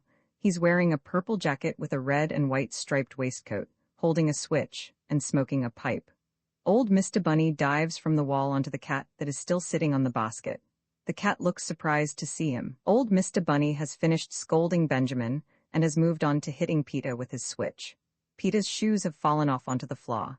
Benjamin and Peter walk through the garden gate while crying, watched by a robin. Benjamin is clutching his bottom. Behind them walks old Mr. Bunny, who is carrying the sack of onions and a large lettuce. The cat watches on through the window of the greenhouse. Mr. McGregor looks at the scarecrow, which now just has a tam o' shanter on it. Over the garden wall peek 6 rabbits. In their burrow, Peter and Cottontail fold up the red cloth, while Mrs. Rabbit holds Flopsy and Mopsy. There are bunches of herbs and vegetables on the wall behind them. The first mouse is standing holding up a pair of gold sugar tongs in front of a plate containing a pudding. Behind, another mouse sits in front of a broken plate. A doll in a pink dress is sitting on a red 2-story doll's house. In front of the house is sitting another doll in a blue dress. A skipping rope is lying on the floor, and a couple of tennis rackets are standing up behind the house. Lucinda is talking to Jane, who is standing in the corner next to a clock and a vase of red flowers. On the floor next to them is a large cardboard box labeled Provisions 6D. The box of provisions has been opened. On plates in front of it sits a range of food. Tom Thumb is a brown mouse with big black eyes. He is peeping out of a hole in the wall next to the head of another mouse. In front of him is the corner of a red and blue rug. From inside the wall, Tom Thumb and the other mouse look through a hole. Tom Thumb and Hunca Munca walk cautiously over the rug to the doll's house and peer in through the front door. Both the mice gaze in wonder at the brightly lit front room of the doll's house. The mice are sitting at a table covered in beautiful food. Tom Thumb has a fork in his left paw and a knife in his right, and is attempting to carve the ham. Hunca Munca stares at Tom Thumb as he attempts to carve the ham. Tom Thumb crouches on the chair as the ham and plate crashes to the floor.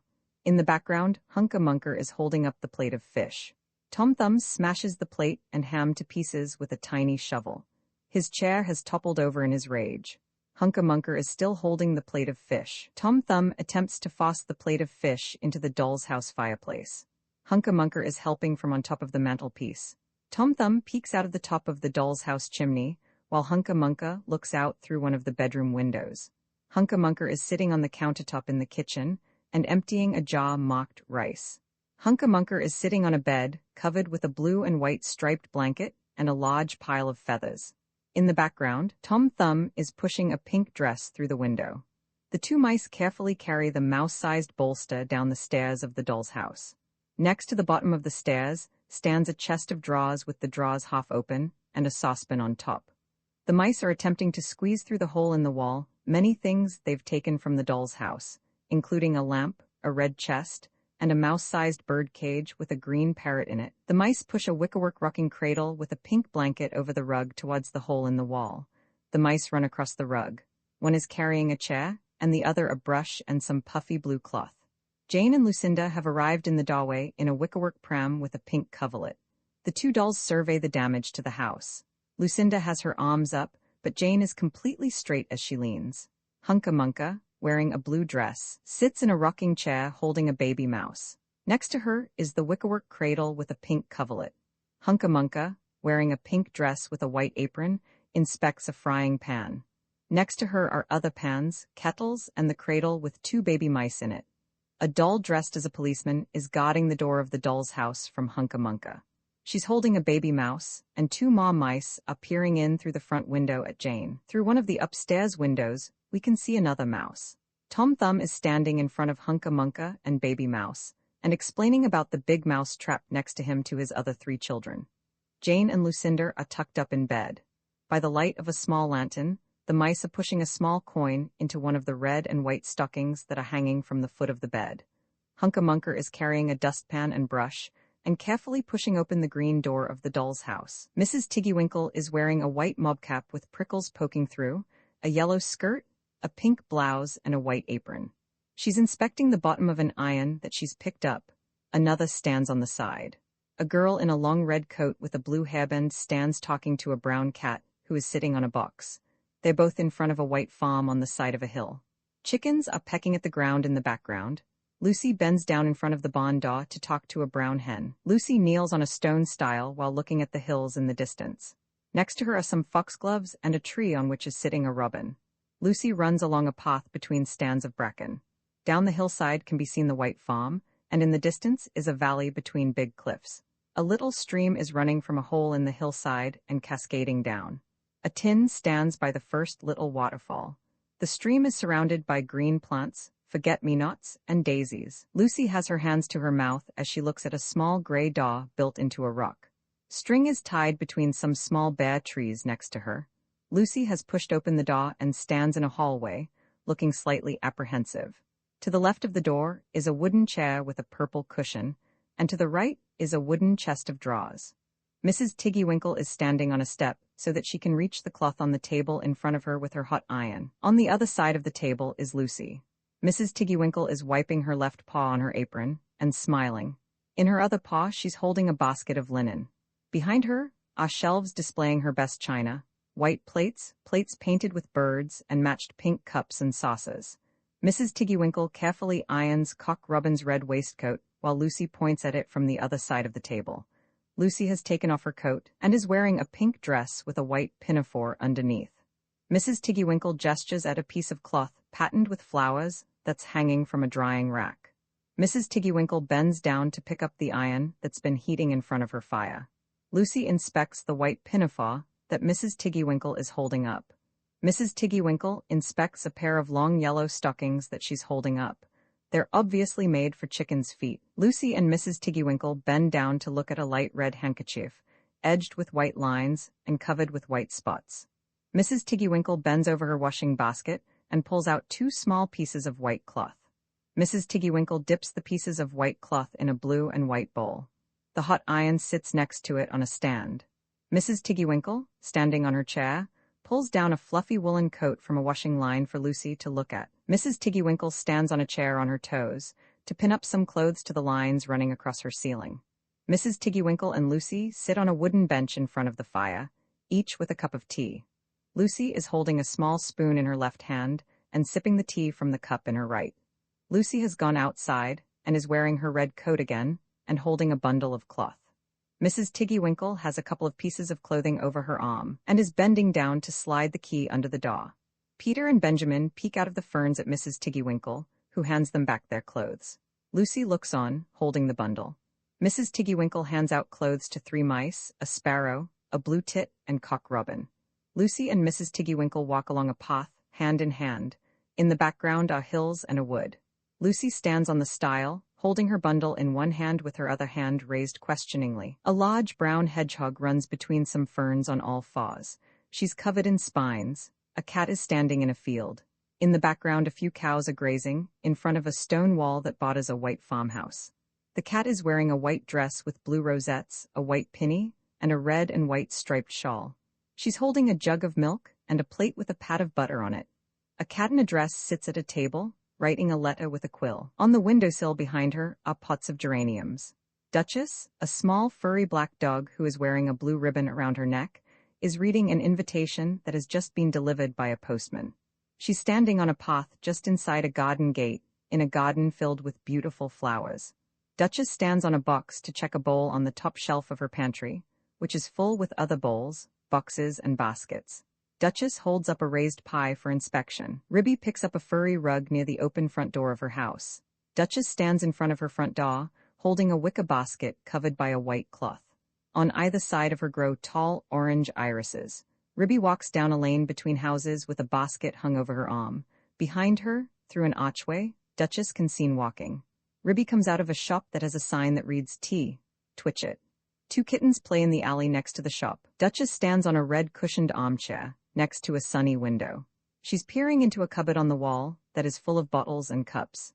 Duchess brushes her cheek fur while sitting at her dressing table that holds a mirror, comb, and compact. Ribby sits by the fire warming her paws. She's wearing a pink dress with a white pinny. Next to the fire is a big teapot painted with flowers, and on the mantelpiece above are jars and knickknacks. Duchess runs down a lane with a bunch of flowers in her mouth. Duchess stands in the porch of Ribby's farmhouse, clutching a bunch of pansies, stocks, and other flowers. The porch is set in from a cobbled yard and has slate benches on either side, on which geraniums sit. Her front door is green, with a brass knocker in the shape of a cat's head. Duchess balances a lump on sugar on the tip of her nose, which Ribby has placed there from her sugar bowl with a small pair of tongs. Ribby bends down in front of the oven and pulls out the pie. Meanwhile, Duchess's tail and back legs are just visible underneath the table. Duchess watches on while Ribby cuts the pie. Duchess carefully cuts into the pie with a knife and fork. Ribby butters a muffin while looking over the table. A cup of tea stands next to her plate. Ribby and Duchess sit at a table covered with dishes. Ribby is pouring from a jug into a glass, while Duchess looks down to the foot of the table to her left. Ribby stirs sugar into her tea and gestures across the table. Duchess stands up in her chair with her tongue hanging out. In front of her on the table is the empty pie dish. A magpie stands outside an entrance to a barn, with a horse's legs visible in the background. In front of it is a little blue glass bottle, and it's holding the stopper in its beak. Mrs. Tabitha Twitchit stands outside her shop and watches Ribby run past with a magpie alongside. She is knitting, and the ball of yarn has fallen down to the ground. Around her several kittens are playing. Duchess sits on a chair and looks worried. Duchess stands in a doorway, with a pie dish held in front of her. Dr. Maggoty pushes a pill held in his beak towards Duchess, who has been cornered by both him and Ribby. Ribby stands holding a bucket by the water pump. She's looking at the ground in front her, where several large pieces of broken white and red pottery lie. On the hill behind her is a rose bush with yellow flowers, a magpie, several crows, and a scarecrow. A ridged pie pan sits empty. A frog sits on a lily leaf fishing. He's dressed in a white shirt, braces, white socks and black shoes, one of which is dipping in the water. The frog is now sitting in front of the front door of a house, reading a newspaper. He's put a red jacket on, but his right foot is still trailing in a puddle. A damselfly is perching on the top of the door. Mr. Jeremy walks through his house, holding a blue and white jug and 2 matching plates. The floor is covered in water, and a snail has climbed the wall. Mr. Jeremy walks out of the front door of his house. There are tall flowers and plants on either side. Mr. Jeremy is digging for fishing bait with a spade. Next to him on the earth is a tin marked bait, and to his right an earthworm is poking out of the ground. Mr. Jeremy hops across the lily leaves and flowers, holding his rod in one hand and with a basket slung over his back. Mr. Jeremy crouches on a lily leaf and unties a rope from a leaf stalk that's sticking out of the water. Mr. Jeremy stands on his lily leaf boat and pushes his way into open water with a long stalk.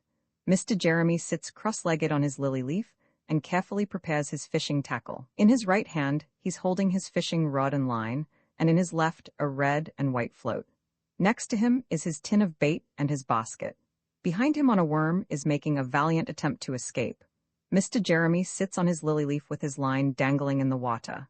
The leaf is tied to his stalk that's stuck in the lake bed. It has started to rain.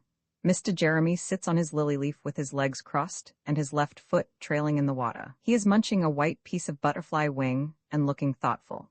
A big brown water beetle has swum up to the bottom of Mr. Jeremy's lily leaf. It is holding the end of his shoe between its front legs. A water vole swims through the water between the lily leaves. In the background, another stands among the reeds. Mr. Jeremy sits on his lily leaf with his legs crossed. He is staring intently at the float attached to his fishing line, which is sitting in the water in front of him. Mr. Jeremy stands up and, bracing himself, hauls on his fishing rod. On the end of it he has hooked a fish that is half his size. Mr. Jeremy falls back onto the lily leaf. In his lap is a large stickleback with 3 spines and a red belly. Mr. Jeremy sits on his lily leaf, turned away and looking over his shoulder at the fish behind him, who are leaping in and out of the water. Mr. Jeremy sits on his lily leaf, with his right leg trailing in the water. From underneath looms the open jaws and eye of a large fish. The blue and gray dappled trout has grabbed Mr. Jeremy between its teeth and is diving quickly down into the water. The upset trout has twisted around to look at the departing Mr. Jeremy as he swims back up to the surface. Mr. Jeremy's head is just poking out of the water as he swims towards a lily leaf. Behind him, bubbles rise up from the bottom of the water. Mr. Jeremy climbs out of the water and carefully up the bank. He looks a bit shocked and is only wearing his white shirt. Mr. Jeremy hops down the path towards his house, which is just visible in the distance.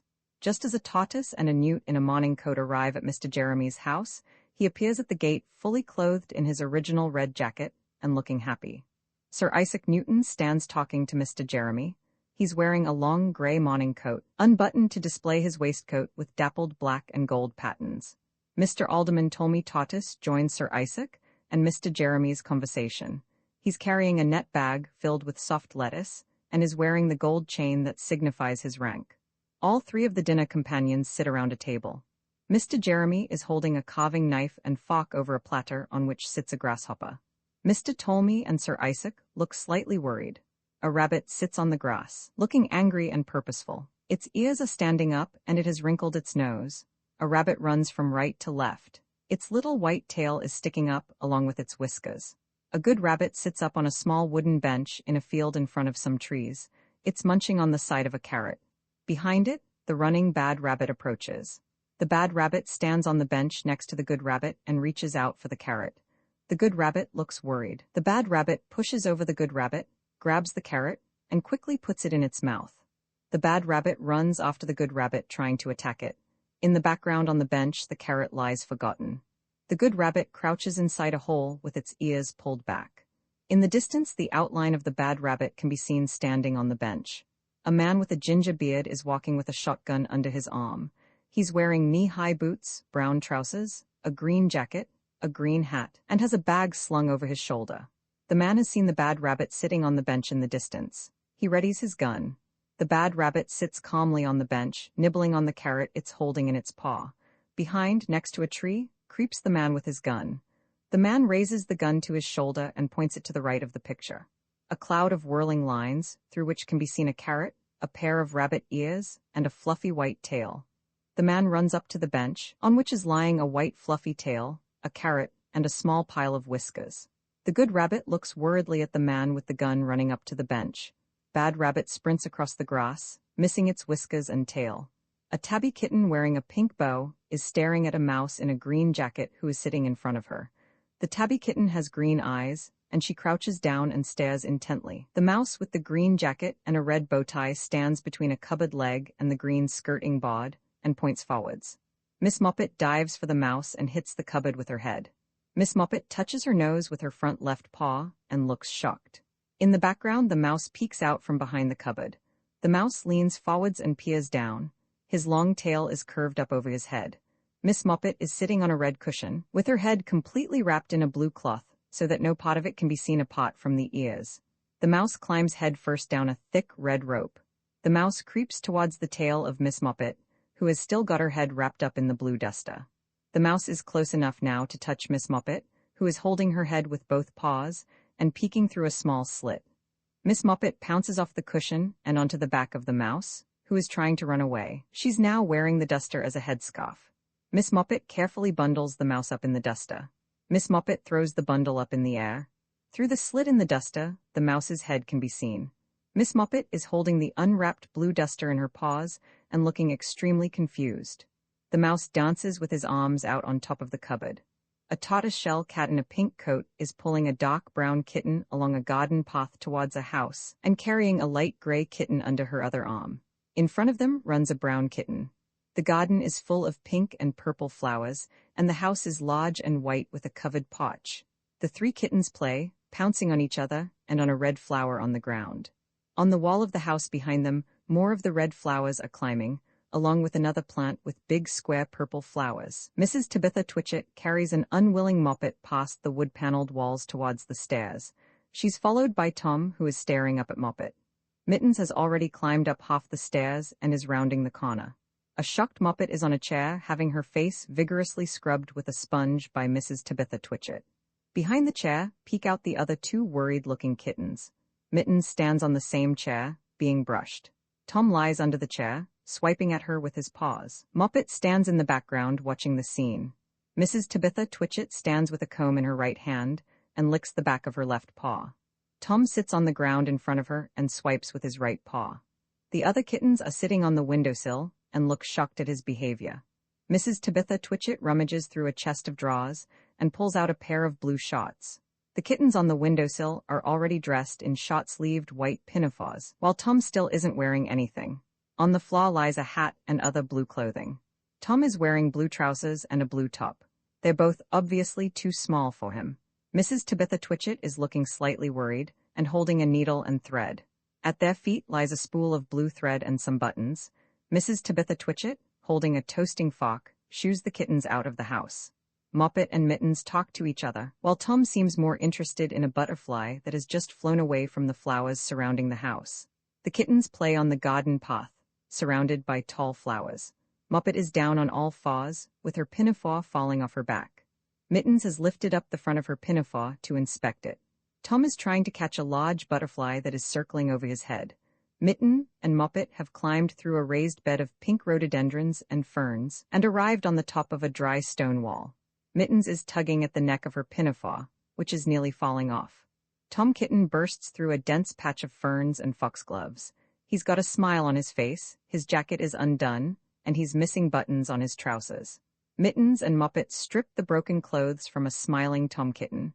The three kittens look down from the top of the dry stone wall at the lane below, along which three large white ducks with yellow bills are walking in a line. Tom is trying to hold up his broken trousers with one paw. The three ducks stand in the lane, in front of the white farmhouse and the hills behind. The three ducks stare up at the kittens on top of the wall, who are leaning over and staring at the ducks. Rebecca Puddle Duck is wearing a straw boater with a curved brim, edged with a blue ribbon. Jemima Puddle Duck has the collar of a pinafore on her head. The kittens have climbed down from the wall and are looking at the ducks. In between them lies a pile of clothes, including the pinafores and Tom's blue trousers. Mr. Drake Puddle Duck grabs Tom's blue trousers in his bill. Mr. Drake Puddle Duck stands up to his full height. He is wearing Tom's blue trousers, white collar, and has his blue jacket wrapped around him and pinned in place with his wings. The three ducks waddle off down the lane, wearing the kitten's clothes and looking happy with their finds.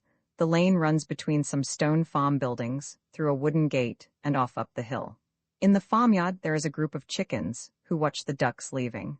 The three kittens sit on top of the wall next to each other and stare at the ducks as they walk away.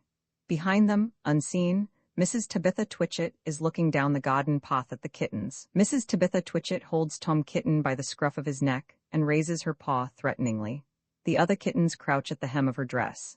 Mrs. Tabitha Twitchit is chatting excitedly with another cat, who is wearing a black dress, a purple scarf, and a purple bonnet covering her ears. Outside the doorway stand two more cats, who are also wearing scarves and bonnets. Pots of geraniums are standing on the windowsill. The bedroom that the kittens have gone to is in a dreadful mess. Clothes and shoes litter the floor. Moppet is trying to climb up the red curtains surrounding the head of a wooden bed. Mittens has already made it to the top. And Tom Kitten is standing on the foot of the bed, looking up at Mittens and wearing a large blue bonnet.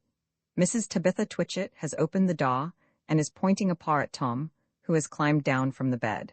Behind the bed's top curtains, we can just see the other two kittens' ears poking out. In front of the door, a chair has tipped over, spilling the clothes that had been hung on it.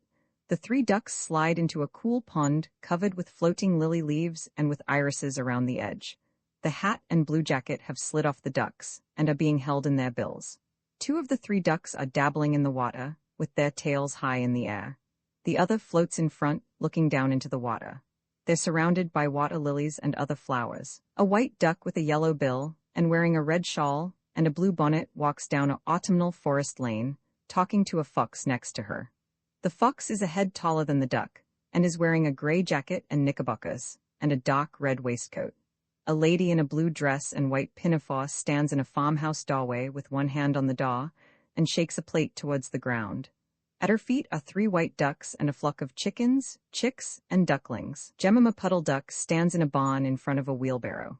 A flock of chickens are looking at her, along with a couple of cows who peer through the wooden fence of their pen. Jemima Puddle Duck stands on a garden path next to a rhubarb patch and looks up at the boys standing next to her. Behind them is a garden wall with a beehive in a nook, a wrought iron gate, and through the gate the boy's mother. Jemima Puddle Duck, wrapped up in her shawl and bonnet, looks up the hillside path. The path runs alongside a dry stone wall and some windswept trees. Jemima Puddle Duck stands at the top of the hill, looking around her. Jemima Puddle Duck sprints down the hill with her bonnet pushed back off her head, her bill wide open, and her wings spread wide. Jemima Puddle Duck flies through the air above the trees. A look of sheer delight is on her face. Jemima Puddle Duck stands next to a tall stand of pink foxgloves on a woodland path. Through the foxgloves we can see someone sitting and reading a newspaper. Their hands and feet are covered in reddish fur, and over the top of the newspaper we can see two furry pointy ears. Jemima Puddle Duck talks to the fox, who is sitting on a tree stump. He is wearing a gray jacket and knickerbockers and a dark red waistcoat, and is clutching his newspaper with both paws. Jemima Puddle Duck talks to the fox, who has stood up and is looking down at her. He looks sly, has his hands clasped behind his back, and his bushy red tail with a white tip is hanging down between his coattails. Jemima Puddle Duck follows the fox towards a forest hut made of sticks. There's a piece of cloth covering half the roof, and an upside-down bucket forms the top of the chimney. In front of the house are more pink foxgloves. Jemima Puddle Duck has gone through the door of the woodshed and is inspecting the inside. Outside, the sly-looking fox has half-closed the door with one paw and is suppressing a snigger with the other. Jemima Puddle Duck is comfortably nesting in massive pile of feathers, with her bill resting on her breast. Through a gap in the boards that make up the wall behind her, we can see the fox's eye and long snout as he spies on Jemima. Jemima Puddle Duck pokes her head out of the woodshed to look at the fox, who is sitting outside on a fallen tree reading his newspaper. The fox, now not wearing his jacket and knickerbockers, paws at Jemima Puddle Duck's eggs in their nest in his woodshed. Jemima Puddle Duck talks to the fox in front of a large white wooden gate. Jemima Puddle Duck sits in a farm garden and pecks at the plants around her. Behind her are trellises with apple trees growing along them. From the doorway of the kitchen, Jemima Puddle Duck looks up at Kep, a brown collie with a white ruff and white feet. Kep is looking intently at two onions with long green stalks which are lying on the ground in front of Jemima. Kep stands looking at a pub called the Tower Bank Arms. In front of the pub are a pair of foxhounds, a horse harnessed to a cart, two men in hats inspecting the cart, and a cat looking at them. Jemima Puddle Duck trudges up a hill with a bag around her neck. Fronds of herbs are hanging out of the bag. Jemima Puddle Duck talks with the fox in front of the woodshed. Behind them, slightly up the hill, we can see Kep and the two foxhounds. Kep and the two foxhounds pad around the corner of the woodshed, behind the pink foxgloves. The dogs chase with open mouths through the undergrowth after the fox, whose tail and back legs we can just see to the right. Jemima Puddle Duck looks furious and is quacking at Kep, who has grabbed the woodshed door handle with his mouth and pulled it open. Inside the woodshed, with wagging tails, the foxhounds gobble down Jemima's eggs. Jemima Puddle Duck walks forlornly down the path towards the stone farmhouse, followed by Kep. The foxhounds are alert and walk on in front of them. Jemima Puddle Duck stands in the farmyard with the farmhouse, 3 cows and a water butt in the distance behind her. At her feet, 4 little yellow ducklings. 2 cats sit on rocking chairs in a wood-paneled living room, in front of a large cast-iron oven built into a fireplace in the wall. The room is decorated with red and blue rugs and red velvet curtains, and jugs line the mantelpiece above the fireplace. The cat on the left is wearing a purple dress with a blue shawl and a purple bonnet, and is holding a folded umbrella. The cat on the right is wearing a blue dress and sneezing into a large white handkerchief. To the very right is a large wooden barrel, from behind which a kitten is peeking out. A mother cat hauls a kitten by the scruff of its neck towards a small door in the wood paneling of a wall. On the other side in the dock, another kitten peeks out. Mrs. Tabitha, dressed in a striped blue dress and white pinafore, stands on the stair landing and looks down the stairs with her green eyes wide. The 2 kittens emerge from the cupboard in the wall into the lit hallway. One kitten stands on a step, while the other kitten sits and holds both front paws over a ball of dough. Moppet's tail and back paw stick out of the wooden barrel that she's just dived into. Mitten's tail pokes out of a large jar that stands next to some large bowls on a windowsill. Mrs. Ribby stands in the doorway to the house, having just rapped on the door with the handle of her black umbrella. She has ginger fur, large green-brown eyes, and is wearing a pink dress patterned with purple flowers, a black pinafore, a purple hat, and a thick blue shawl. Mrs. Ribby looks around the room, clutching her umbrella in front of her. Mrs. Tabitha has turned around on her chair and noticed the open cupboard door. Behind her, a kitten's ears are poking out of the wooden barrel. The cats inspect the contents of a large wooden chest by the light of a candle, searching for kittens. The cats inspect the floorboards carefully. Mrs. Ribby grips Moppet by the scruff of her neck and pulls her out of the barrel. An old rat, wearing a blue dress, white pinafore, and holding a white plate, scurries across the floor. The room is furnished with furniture in dark wood, bowls of flowers, and decorative plates. Mrs. Tabitha has a paw around the shoulders of a scared-looking Moppet, who is hugging her back. Behind them, Mrs. Ribby inspects an opening in the wall. Mittens is standing in front of a large overturned jar. She clutches her paws to her chest and looks worried. A fat rat runs towards the stairs holding a plate with a slab of yellow butter. He is wearing yellow trousers and matching waistcoat, a green jacket, and brown leather shoes. A contented-looking terrier strolls down the road. It's wearing a stripy jumper and carrying a basket in its mouth. Tom Kitten looks around the edge of a doorway. Tom Kitten, wearing his blue jacket, perches on the end of the oven grate and stares up the chimney. A thin wisp of smoke is curling up from the back of the range. Tom Kitten disappears up the chimney so that we can only see his tail. Tom Kitten stands on a ledge in the chimney and looks down at the smoke rising up from the range. A chimney on which birds are sitting rises from the slate roof of a large house. In the distance, behind the gardens, a lane flanked with stone walls winds its way up the grassy hills. Tom Kitten crawls up the slanting chimney in the dock. Tom Kitten stares out from the darkness. Tom Kitten stands in the chimney and looks at a couple of mutton ribs lying on the floor. His fur and blue jacket are covered with soot. Tom Kitten disappears into a crack in the corner of the wall, with hind legs and tail showing. A door stands open between 2 attic rooms. Tom Kitten has fallen through a hole and landed on his back on a pile of rags. The fat rat is sitting to one side with his hands on his knees and looks on in amazement. Tom Kitten sits on the pile of rags and looks worried. The fat rat has turned to his right and is talking with the old rat who has appeared around the corner. Anna Maria rushes over to Tom Kitten with her hands raised. Samuel Whiskers remains sitting on the floor and watches the scene while picking at a piece of food that he is holding. Tom Kitten lies on the floor, trussed up with string so that he cannot move. Anna Maria crouches down to talk to Samuel Whiskers. At the top of the stairs, Samuel Whiskers rolls a wooden rolling pin over an ornate red rug. Samuel Whiskers peers out of a small hole next to several pots of geraniums standing on a windowsill. Anna Maria leans over a large bowl of dough and pulls a bit off. In the background, Muppet's ears are poking out of the wooden barrel. Tom Kitten lies on the boards with his mouth open, still completely tied up in string. Behind him is the pile of rags, and in front is a large black spider. The rats lean over Tom Kitten and rub him with butter. The rats lean over Tom Kitten and start to encase him in pastry. The rats roll a rolling pin up and down the hissing Tom Kitten, whose body is now fully encased in a tube of pastry. The rats stare up at the floorboards above them, leaving the rolling pin leaning on Tom Kitten. Samuel Whiskers runs away, with his tail streaming out behind him. A dog's nose and paw poke in through a gap in the floorboards above Tom Kitten and the rolling pin. John Joyner sniffs around under the floorboards. Next to him is his tool bag, out of which is spilling a hammer, a saw, a screwdriver, and a small pile of nails. Mrs. Tabitha scrubs Tom Kitten clean of the dough in a bath of water, while Muppet and Mittens look on. By the door to the house, Mrs. Ribby offers John Joyner a pudding before he leaves. Anna Maria and Samuel Whiskers run down a lane between houses and stone walls. Anna Maria is pushing a wheelbarrow containing some parcels.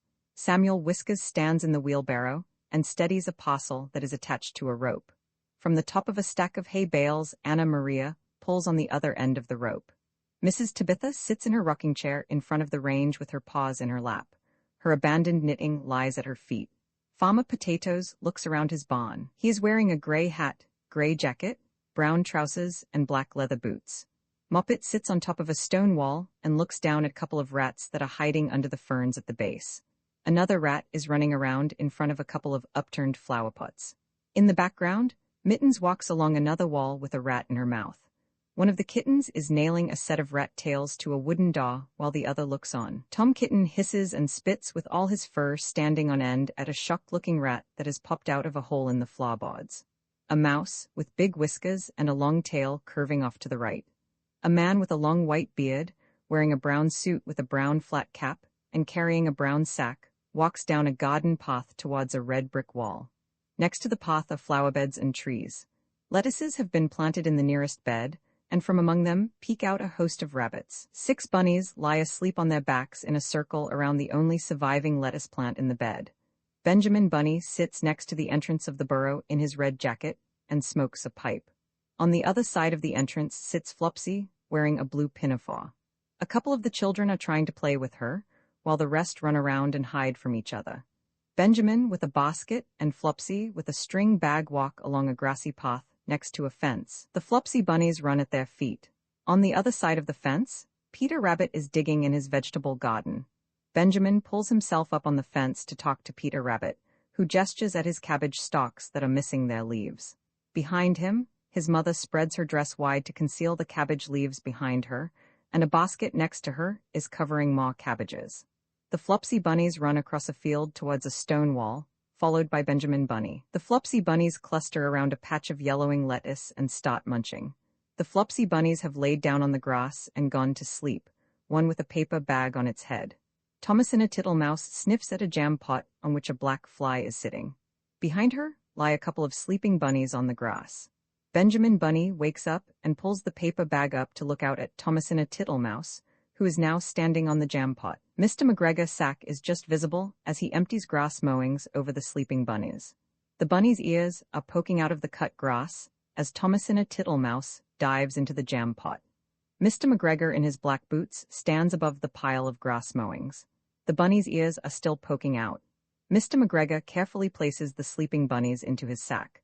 Mr. McGregor stands on a stone wall overlooking a grass meadow and ties up the sack. Flopsy stands on her own on a wide, grassy path and stares at a white farmhouse at the end. Benjamin is wringing his paws, while Flopsy covers her face and cries. In front of them lies the sack, which Thomasina Tittlemaus is standing up against. Through a small hole at the bottom of the bag, a pair of bunny ears are poking out. The Flopsy bunnies yawn and stretch, while Thomasina Tittlemaus tries to wake the last one asleep. Benjamin and Flopsy look through the contents of the sack. 2 turnips have already been pulled out. The Flopsy bunnies look out over a flower bed from underneath a rhododendron bush. The Flopsy bunnies carefully follow Mr. McGregor as he walks under a rose trellis and down a path that runs between two flower beds. Benjamin and Flopsy stand on the path, watching Mr. McGregor turn the corner at the end. Next to them sit 4 of the Flopsy bunnies, and 2 more peek out from behind the low box hedges which edge the path. The Flopsy bunnies cluster around the flower beds, filled with roses, and the blue door of Mr. McGregor's house. The Flopsy bunnies stand up and listen in through the open window, which is surrounded by ivy growing up the walls. 2 of the Flopsy bunnies start to climb in through the open window. They're slightly hidden behind a geranium with red flowers in a red flower pot. Several of the Flopsy bunnies look in through the open window, past the geranium, to the figure of Mrs. McGregor in the room. The youngest Flopsy bunny, who is wearing a blue ribbon around their neck, is knocked from the brick windowsill by a flying vegetable, to the surprise of their 2 siblings below. Benjamin and Flopsy hurry back through the garden. Flopsy is carrying the youngest Flopsy bunny, and the rest run after her. A robin looks down from the top of the rose trellis. Thomasina Tittlemaus wears a warm fur coat with a red ribbon tied around her head. 3 kittens stare in through a paned window. On the inside are boxes and jars of sweets and a set of scales. 3 mice gather together in front of some glass jars. Another mouse is standing on its own on top of the furthest jar. A doll peers in through the paned window of a shop named Ginger and Pickles, while another stands to one side with her handbag. Inside the shop, a cat in a green dress and white pinafore and a dog in a brown jacket stand side by side behind the counter. Standing on a box in front of the counter and talking to the shop owners is a fat rat in a long green coat. A frog in a red jacket is sitting to his left, and 4 rabbits queue up to the right. Ginger stares over the counter at the 3 mice leaving with their shopping. 2 mice stand outside the door, while the one inside points at 3 large boxes, labeled cream crackers, water biscuits, and oatmeal wafers. Mrs. Tiggywinkle the hedgehog stands in front of the counter and puts her shopping into her bag. Pickles notes down in his ledger what she's bought. A set of scales stand next to an upturned box with "till" written inside it, and a book with "ledger" written on the spine. Peter Rabbit walks through the door of Ginger, and Pickles carrying a basket. To the left of the door is a big sack of nuts, from which 2 red squirrels are helping themselves. In front of the window, Jemima Puddle Duck and a chicken in a black hat and coat are talking. Many ducklings and chicks are running around at their feet. Ginger and Pickles sit next to each other in the shop and eat, lit by a candle. Ginger and Pickles look through the open door of their shop at a policeman walking past. 2 young girls in blue dresses each hold one arm of a policeman doll and look down a lane at Pickles and the farmhouse beyond. The youngest girl is holding a teddy bear in her other hand. One rat, Samuel Whiskers, stands on a box and angrily points, while another rat, Anna Maria, stands behind him. Ginger sits at a table covered in a red tablecloth and writes on some paper, while Pickles watches on. In front of the table is a box with a pile of papers on top of it. Looking through the window are the girls with the policeman doll and the teddy bear. The policeman leans against the counter and writes in his notebook. The policeman holds his notebook and sucks on his pencil thoughtfully, while leaning against a wooden barrel. Behind the desk next to him are just visible a pair of white paws, black ears, and a white-tipped black tail. Ginger and Pickles stare out of the doorway, past a hedge and iron fence. Ginger reads the letter with a paw to his mouth, while Pickles stands next to him looking nervous. Pickles stands in the shop doorway, while Ginger closes the window shutters. Ginger, dressed in a long coat, leaves a trap at the entrance to a warren. On the ground behind him are a pile of traps and snares. 3 bunnies are visible on the other side of the rise. Pickles, dressed in a tan jacket and holding a rifle, carefully makes his way along a stone wall. Past the end, several bunnies can be seen in a field and at the bottom of a tree. All the village residents gather in front of the closed-up shop and chatter to each other, while holding their shopping baskets. A horse stands hitched to a covered cart with large wheels and T. Baker written on the side. Around it stand the Puddle Ducks, Mrs. Tabitha Twitchit and the 3 kittens, and Duchess the dog. A dormouse in a pink dress and white pinafore stands in a doorway underneath a sign that reads J. Dormouse. The house is roofed with oak leaves and has clover growing in front and up the walls. Mr. John Dormouse watches out of the window, with his reading glasses on his forehead, while 5 other dormice carry a long white candle down the path. 7 mice stand around a candle in a candlestick, which has drooped over so much that it is in danger of going out. The mice show the bent candle ends to Miss Dormouse, who has her hands on her hips. The mice have nominated one of them to complain to Mr. John Dormouse, who is tucked up in his four-poster bed with his glasses on. Peter Rabbit, Jemima Puddle Duck, Mrs. Tiggywinkle, Squirrel Nutkin, and other animals all gather around a bod leant up against a stone wall that has "Sale" written on it. Sally Henny Penny stands behind the counter of her somewhat cluttered show. The walls are lined with wooden drawers and cupboards, and the shop is full of barrels and biscuit tins. Samuel Whiskers is pulling a blue package from Sally Henny Penny's claw, while Peter and Benjamin Bunny and Mrs. Tiggywinkle wait in the queue. Peter and Benjamin rummage through a barrel. The mice inspect some biscuits. Squirrel Nutkin opens one of the drawers. Jeremy Fisher walks around holding a parcel, and Mrs. Tiggywinkle looks at a plate of eggs. The mice are playing with the set of scales. 2 stand on each plate, while the 5th is checking the balance. In front of the scales lie 2 gold coins. 4 bees with black, white, and yellow stripes in an underground tunnel follow a mouse who is looking over her shoulder at them. The mouse is dressed in a blue dress with a red and white blouse, and is carrying a basket and a stick. A mouse stands in the doorway to her house, which is surrounded by moss and succulent leaves. She is wearing a red and white striped blouse under a white pinafore, and is clasping her paws together. In a tunnel underground, Mrs. Tittlemouse opens a wooden door set into the wall. Mrs. Tittlemouse lies under a pink blanket in a bed built into a niche in the wall. The bed has blue curtains that can be pulled across. On the floor are her brown leather shoes and a red dustpan and brush, while her dress hangs from a hook on the wall.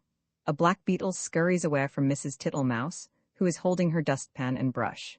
Mrs. Tittlemouse, sweeping the entrance to her burrow, warily eyes up a red ladybird with black spots that is near the end of the tunnel. Mrs. Tittlemouse peers out of the end of her burrow at a brown spider with long legs and a blue umbrella. The spider clings to a thread of silk attached next to the window that Mrs. Tittlemouse has just thrown it out of. Mrs. Tittlemouse creeps down a tunnel holding her covered basket. Mrs. Tittlemouse brandishes her basket at a yellow, black and white striped bee, which looks worried. Mrs. Tittlemouse peers around a corner of the tunnel at Babbitty Bumble as she walks away. The bees peek out of the moss that fills the entire tunnel. Mrs. Tittlemouse starts pulling at the moss. Mr. Jackson sits in front of a fire in a rocking chair, while Mrs. Tittlemouse approaches from behind, clasping her paws together. Mr. Jackson is a large toad. He is wearing brown shoes, brown trousers, a gray waistcoat, and a long purple jacket. Mr. Jackson sits at a table covered with a white tablecloth and blue and white plates and cups. Mrs. Tittlemouse leans over to offer him a cherry-stone from a platter. Mr. Jackson leans back in his chair and puffs at the thistledown floating around the room. On the table in front of him is a plate with several maw. Mrs. Tittlemouse wipes up wet footmarks with a green cloth, while in the background, Mr. Jackson inspects the contents of a cupboard. Mr. Jackson's large body fills the tunnel he's walking down, while Mrs. Tittlemouse follows closely behind. 2 woodlice crawl up a wall in between a plate rack and a vase of flowers, while another lies on its back on the countertop. A red admiral butterfly sits on a bowl of sugar cubes, the bowl white with a pink rim, and is decorated with a floral pattern. Mr. Jackson shies away from Babbitty Bumble, nearly crushing Mrs. Tittlemouse behind him. Mrs. Tittlemouse inspects her stock of hazelnuts. Mrs. Tittlemouse wedges a stick into place across the top of her now considerably smaller front door. Mrs. Tittlemouse sleeps in her rocking chair, with her paws in her lap. Standing next to a countertop, Mrs. Tittlemouse carefully polishes each of her tin spoons in turn with a yellow cloth. Several mice, wearing dresses of many different colors, dance while holding their tails up so that they don't trip over them. In the background, another mouse wearing a burgundy jacket watches them. Through the window, we can just see Mr. Jackson's eye peering in. Mrs. Tittlemouse passes around acorn cups to the other mice, who drink from them. One mouse in a green jacket hands another acorn through the window to Mr. Jackson outside. 2 gray squirrels, one in a red jacket and one in a pink dress, hold orange bags and inspect the base of a tree. The squirrel in the red coat climbs down a branch on all fours, with his fluffy tail held over his back. The other squirrel looks on from inside a nest on the top of the neighboring tree. Goody stands in the entrance to their nest and pushes a piece of moss into the wall. Timmy takes off his jacket and moves to hang it on a tree, while Goody looks at the ground, which is covered with low plants. In the clearing behind them, several maw-gray squirrels can be seen. Timmy investigates a hollow at the base of a tree, while Goody looks on from the crook of the branches above him. Timmy stands on a thin branch and carefully places a nut in a hole in a tree. On the branch below, Goody is ready to pass him another nut from her bag. Squirrels who are searching and digging cover the forest floor. Squirrels search all over a wide grassy meadow. Timmy and Goody tie up 2 big sacks of nuts under the shade of a tree. In the background, a couple of squirrels watch on as a bird flies past. 6 squirrels chase Timmy across the floor of a forest of large leafy trees. Timmy's back legs and tail are sticking out of the hole in the tree that earlier he had been putting nuts in. On the branches around him sit the other gray squirrels. Timmy has been squeezed through the hole and is lying inside the tree on a large pile of nuts. Goody stands on the top branch of a tree. She holds on to a leaf stalk with her left hand to steady herself and uses her right hand to shade her eyes while looking for Timmy. Timmy lies in a wooden bed, covered in moss, with just his head, paws, and tail sticking out. Next to him, a chipmunk holds up a little lamp that's lighting up the space. Timmy lies in the moss bed wearing the white nightcap, while the chipmunk offers him a nut. Goody walks on the forest floor, holding an empty sack and looking at the ground. Goody, still holding the sack, talks to the chipmunk, who is wearing a blue dress and a white apron. Goody stands on the tree branch and points questioningly at the hole in the tree that Timmy had squeezed through. On the next branch down, the chipmunk gestures with her arms held out wide. Goody and the chipmunk stand on the forest floor next to a large rock and discuss plans. Goody stands on the branch and talks to Timmy, who has managed to squeeze his head through the hole in the tree. Goody and Timmy walk down the trunk of the fallen-down tree, sheltering from the rain under a green umbrella. In the background, Chippy Hackey is standing in the trunk of the broken tree. Chippy Hackey sits in his now open tree hole, with his nightcap on and a small pile of nuts at his feet. His wife looks over the top of the broken wall and pokes Chippy Hackey with a twig, while sheltering under an umbrella made from a leaf. Chippy Hackey looks over the top of his broken-off tree trunk at a big brown bear, who is walking among the trees in the distance. The bear stands on its hind legs and peeks into the hole in the tree. The chipmunks run down the broken tree trunk and away from the bear. Chippy Hackey sits on a chair wrapped in a warm blanket with his feet in a bucket of hot water and blows his nose into a white handkerchief. Next to him is a red jug and a tin of mustard. In the background, his wife is stirring something in a bowl. Timmy stands by the door of their house built into a tree. One branch down, Goody holds a baby squirrel while swinging 2 more in a little hammock. A little bird chirps at the chipmunks, who brandish the now broken umbrella at it. A fox in a brown jacket, white cravat, and holding a cane, stands in a wood-paneled room that has a couple of paintings of hunting scenes on the wall. 5 rabbits peek over a stone wall at the fox in the field in the distance. Mr. Todd sits under a willow on the far shore of a lake where several ducks are swimming. Tommy Brock, a badger, digs at the base of a bank with his paws. A little further away, a spade is lying against the bank. Tommy Brock sits on a bank and watches Mr. Todd slink past in the distance. Tommy Brock leans on his spade at the bottom of a bank covered in saplings. Mr. Bouncer stands outside the burrow that is sheltering 4 little rabbit babies. Mr. Bouncer sits on the bank and chats with Tommy Brock. He's wearing a striped blue shirt and a tan apron. Tommy is wearing tan trousers, a red waistcoat and a blue jacket, and his spade and other gear lie beside him.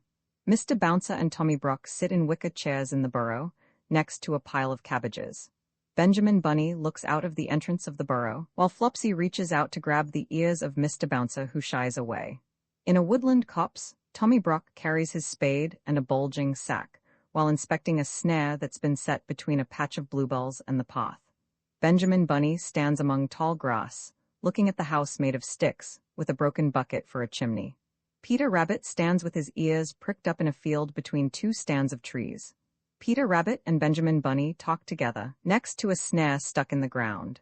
Benjamin Bunny gestures to Peter Rabbit from the mossy top of a low stone wall between the field and the woods. The mole trap is fastened into the ground between them. Peter Rabbit and Benjamin Bunny walk up a steep hill towards some trees. Peter Rabbit and Benjamin Bunny reach Cottontail and her children, who are sitting near her feet. Benjamin Bunny and Peter Rabbit squeeze down a thin track between some rocks. A dark cave entrance is surrounded by trees and fallen rocks. A dark kitchen, with a fireplace and wooden countertops. Pots and pans are hanging from the wall, and a jug and a bowl is on the table. A wooden chair stands behind a table set with a plate, cutlery, cups, and condiments.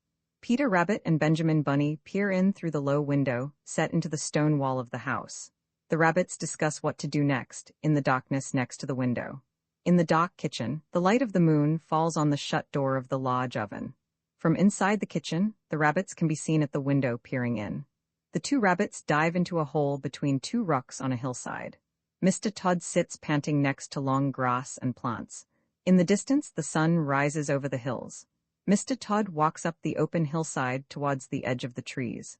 Mr. Todd strolls through the open forest, wearing a tan jacket and carrying a walking cane. Mr. Todd enters his kitchen, looking worried. Mr. Todd walks from his kitchen to the next room, clutching his paws in anger. Mr. Todd pokes his head through his bedroom doorway and looks shocked and angry at what he says. Tommy Brock, asleep and snoring in his bed, without even having taken his shoes off. Mr. Todd pays the clothesline out of the bedroom window. Mr. Todd walks quickly down a forest path. Tommy Brock lies in Mr. Todd's bed, underneath a warm blanket. Mr. Todd next to his bed and attaches the clothesline to the ceiling, so that the end of it, with its attached hook, is hanging down directly over the sleeping Tommy Brock. Mr. Todd walks towards the sleeping Tommy Brock, holding a bucket of water behind his back. Tommy Brock lies in bed, looking up at the bucket of water hung over his head by a clothesline that reaches to the window. Mr. Todd stands on a chair at the head of the bed, inspecting the bucket and the sleeping Tommy Brock. Mr. Todd walks out of the front door, with his big fluffy tail behind him. Tommy Brock sits up in bed and looks at clothesline heading out of the window. Mr. Todd gnaws at the clothesline that has been tied to a tree outside. Mr. Todd sits outside with the broken end of the line hanging from his mouth. The rest of the line trails into the house through the window. Mr. Todd climbs up onto the window frame and peers in. Mr. Todd walks off around a large rock. Mr. Todd walks through his kitchen door and is immediately greeted by the grinning Tommy Brock, who is sitting at the set table holding a plate and a cup of tea. Benjamin Bunny and Peter Rabbit stand on a post between two rocks. The rabbits stand next to Mr. Todd's window and gesture at each other. Mr. Todd and Tommy Brock tussle with each other outside the house. Mr. Todd and Tommy Brock snarl at each other from either side of a stone wall. Tommy Brock, fighting with Mr. Todd, has got him on his back. The furniture in the house has been smashed, and a large kettle lies on the floor with its lid off. The rabbits are hiding around the corner of the hallway. Mr. Bouncer is crouching to the side of his wicker chair, while Flopsy walks off with his pipe and tobacco. Flopsy sweeps the floor and ignores Mr. Bouncer, who is still crouching to the side of his wicker chair. Peter Rabbit and Benjamin Bunny run down a grassy slope, carrying a brown sack between them. Mr. Bouncer has returned to his chair, Peter Rabbit is holding his pipe, and Benjamin Bunny and Flopsy are cuddling the baby rabbits. The rabbits eat a meal at the dining table, while the baby rabbits sleep in a big circular bed next to them. Two pigs talk to each other while walking away from a crossroads and down a country lane, carrying red parcels. The pig on the left is wearing yellow shorts, a blue and white waistcoat, a blue tie, and a red jacket. The pig on the right is wearing yellow shorts, a red and white waistcoat, a blue tie, and a green jacket. A flock of 8 piglets follow in Pig, wearing a dress and bonnet, who's carrying a couple of buckets towards a slop trough. In the background, a long wall stands in front of trees and a house. Stumpy, the piglet with a very small tail, runs past 4 hens. Alexander the piglet has wedged himself into the food trough and is squealing at his siblings. A piglet lies in a basket on some clothes, next to a large bucket. Yuck Yuck floats on her back in a large wooden washtub. 3 piglets munch away at the plants in a vegetable garden. Aunt Petitos stands through a field carrying 2 large buckets. She is wearing a blue and white striped dress, a blue-gray apron, and a blue and white cap. At her feet, the 8 piglets busily eat from the slop trough. 2 piglets are being pulled in a wheelbarrow by a farm worker, following the rest in a farm cart through the farm gates. A pair of cows and a small flock of chickens look on. Aunt Petitos fastens a cravat around the neck of Pigling Bland, who is dressed in yellow knickerbockers and a red jacket and is looking proud. Behind him stands Alexander in a green jacket, and in front, Spot, who is wearing a purple dress, blows her nose on a white handkerchief. 3 geese, 2 chickens, and a border collie watch on. Pigling Bland shakes the foot of a chicken standing on an upturned pan. The narrator pulls open Pigling Bland's jacket with one hand while holding a piece of paper with the other. Alexander prances around the farmyard, followed by chickens, while Aunt Petitos lectures a serious-looking Pigling Bland. Alexander and Pigling Bland walk away from Aunt Petitos and the narrator while waving goodbye. Alexander and Pigling Bland sit on the edge of a field next to a wooded hill and eat the sandwiches prepared for them from a red and white picnic cloth. A policeman blocks the tree-lined path and checks the piglet's papers. A dejected pigling Bland watches as the policeman leads Alexander away down the hill. Alexander follows the policeman up the garden path, past the cabbages, towards the farmhouse. Pigling Bland walks past a signpost down a road towards a wide gate. Pigling Bland runs along a hillside road holding out a piece of paper. Pigling Bland stands on a small grassy path in an open forest. Pigling Bland walks sadly towards a shed under the light of a full moon. A hand holding a lamp is thrust into the henhouse, lighting up a host of sleepy-looking gray, yellow, white, and brown hens, and underneath a shelf, the crouching form of Pigling Bland. An old man holds a large hamper that is resting on the floor. Pigling Bland watches on while standing next to a kettle on a stove. Mr. Piperson has taken his shoes off and thrown one across the room at the wall. Pigling Bland sits on one side of the room on a stool, while Mr. Piperson stands working on the other side. Pigling Bland sits on a stool in front of the warm fire, eating porridge from a blue bowl. Pigling Bland stands by the side of the farmhouse. A cot with a basket on the back is just visible around the corner. Pigling Bland looks out of the open kitchen doorway while wiping a plate with a white tea towel. Pigling Bland peers through the doorway. On the wall are a pair of shelves, and to the other side, a side table with a basket. Pigling Bland walks up to a closed door and listens attentively. While Pigling Bland eats his bowl of porridge in front of the fire, another piglet peeks in the door behind him. Pigwig, a black pig in a blue dress, stands next to Pigling Bland and gestures at his bowl. Pigling Bland ladles some porridge into a bowl from a cooking pot standing on a three-legged stool. Pigwig sits on a tall wooden chair next to a cabinet on which is standing a vase of blue flowers. Both the pigs sit on their own three-legged stools in front of the fire and talk to each other. Pigwig sits on the floor, resting one arm on the three-legged stool, and closes her eyes. Pigling Bland has moved closer to the fire and warms his trotters, while Pigwig lies sleeping on the hearthrug wrapped up in an antimacassar. Pigling Black and Pigwig walk hand in hand out of the front door of Mr. Piperson's house. Pigling Bland and Pigwig walk away from the farmhouse in the pre-dawn light. As the sun rises from behind the hill, Pigwig takes Pigling Bland's arm and points out town in the bottom of the valley. Pigwig holds the hem of her dress up with one hand as she skips and dances at the top of the path that leads down into the valley. Pigling Bland has sat himself on a rock on the side of the path and watches her. Pigwig and Pigling Bland peek around the edge of a bush at two horses pulling a plow. Pigwig and Pigling Bland have stopped in the road as a horse and cart approaches. The driver is reading a newspaper. Pigwig and Pigling Bland, with walking stick, walk arm in arm down the road trying to look as elderly as possible.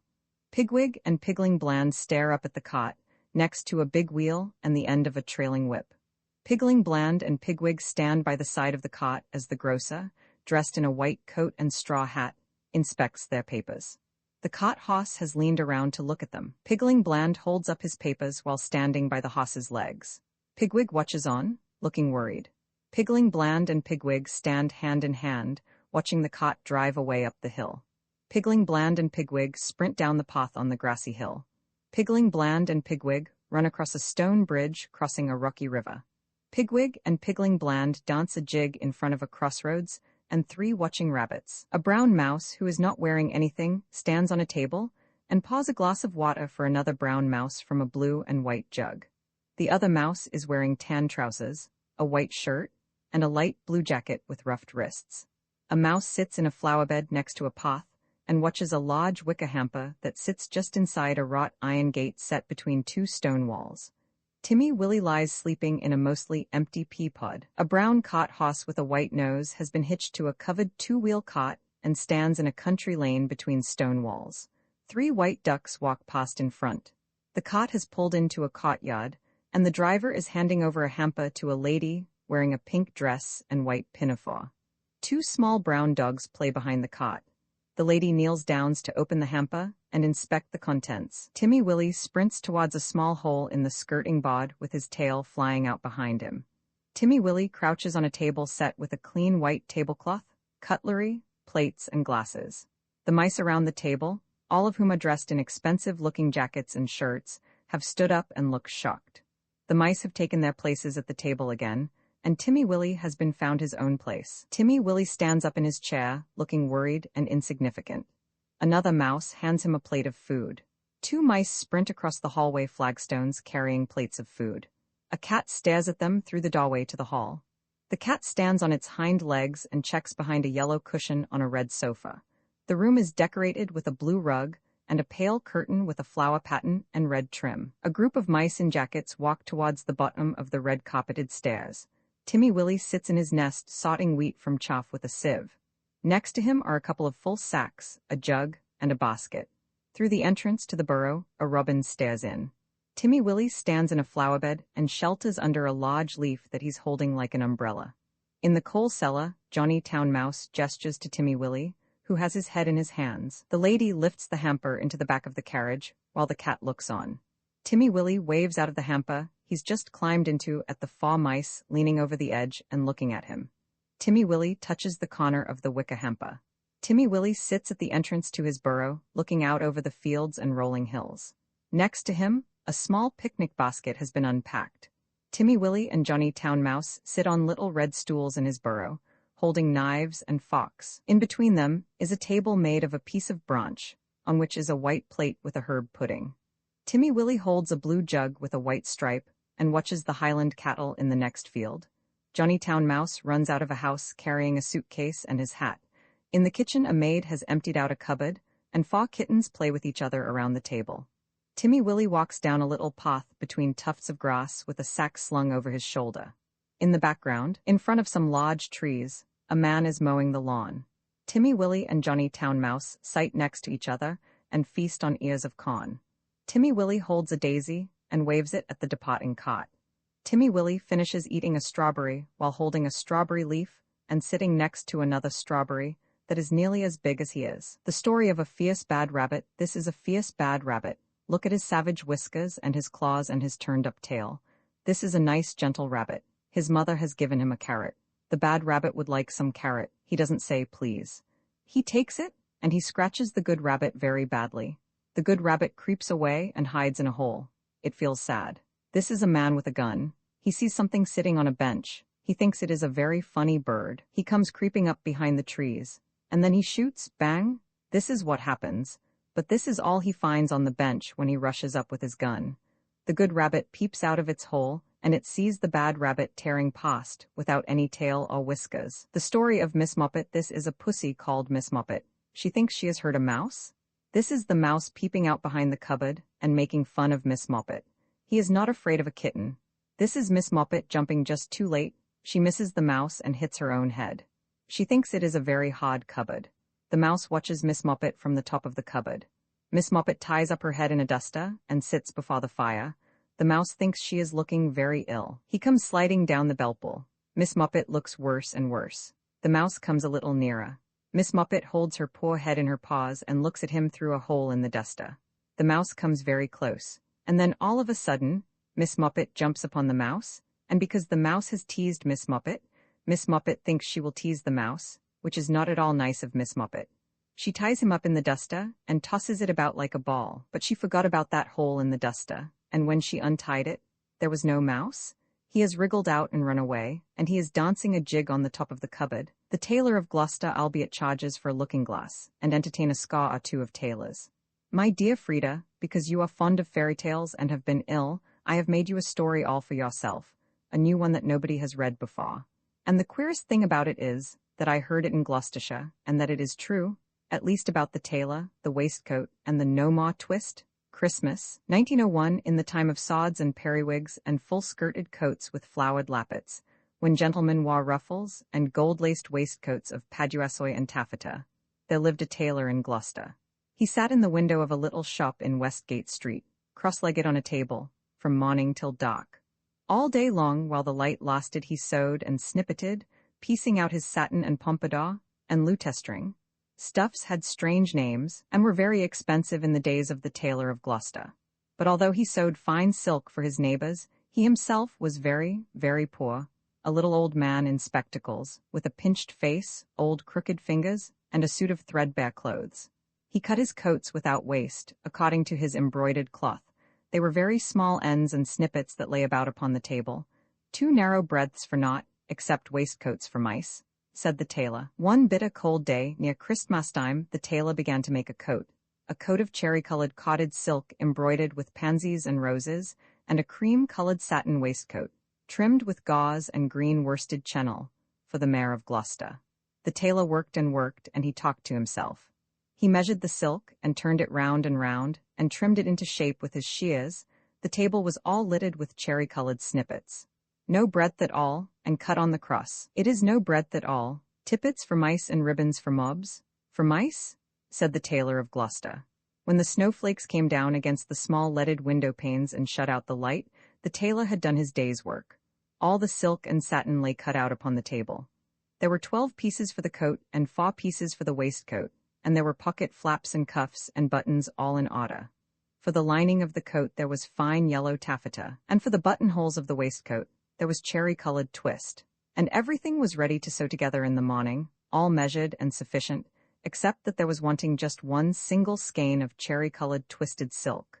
The tailor came out of his shop at dark, for he did not sleep there at nights. He fastened the window and locked the door, and took away the key. No one lived there at night but little brown mice, and they run in and out without any keys. For behind the wooden wainscots of all the old houses in Gloucester, there are little mouse staircases and secret trapdoors, and the mice run from house to house through those long narrow passages. They can run all over the town without going into the streets. But the tailor came out of his shop and shuffled home through the snow. He lived quite nearby in College Court, next the doorway to College Green, and although it was not a big house, the tailor was so poor he only rented the kitchen. He lived alone with his cat. It was called Simpkin. Now all day long while the tailor was out at work, Simpkin kept house by himself, and he also was fond of the mice, though he gave them no satin for coats. "Maya," said the cat when the tailor opened the door. "Maya?" The tailor replied, "Simpkin, we shall make our fortune, but I am wan to a ravelling. Take this groat, which is our lost foppence, and Simpkin, take a china pipkin, buy a pennorth of bread, a pennorth of milk, and a pennorth of sausages. And oh, Simpkin, with the lost penny of our foppence buy me 1 pennorth of cherry-colored silk. But do not lose the lost penny of the foppence, Simpkin, or I am undone and wan to a thread paper, for I have no more twist." Then Simpkin again said, "Maya," and took the groat and the pipkin, and went out into the dark. The tailor was very tired and beginning to be ill. He sat down by the hearth and talked to himself about that wonderful coat. "I shall make my fortune, to be cut bias. The Mayor of Gloucester is to be married on Christmas Day in the morning, and he hath ordered a coat and an embroidered waistcoat, to be lined with yellow taffeta. And the taffeta sufficeth, there is no more left over in snippets than will serve to make tippets for mice." Then the tailor started, for suddenly, interrupting him, from the dresser at the other side of the kitchen came a number of little noises. Tip-tap, tip-tap, tip-tap-tip. "Now what can that be?" said the tailor of Gloucester, jumping up from his chair. The dresser was covered with crockery and pipkins, willow pattern plates and teacups and mugs. The tailor crossed the kitchen and stood quite still beside the dresser, listening and peering through his spectacles. Again from under a teacup came those funny little noises, tip-tap, tip-tap, tip-tap-tip. "This is very peculiar," said the tailor of Gloucester, and he lifted up the teacup which was upside down. Out stepped a little live lady mouse and made a curtsy to the tailor. Then she hopped away down off the dresser and under the wainscot. The tailor sat down again by the fire, warming his poor cold hands and mumbling to himself. "The waistcoat is cut out from peach-colored satin, tambour stitch and rosebuds in beautiful floss silk. Was I wise to entrust my lost foppence to Simpkin? 1 buttonholes of cherry-colored twist." But all at once, from the dresser, there came other little noises, tip-tap, tip-tap, tip-tap-tip.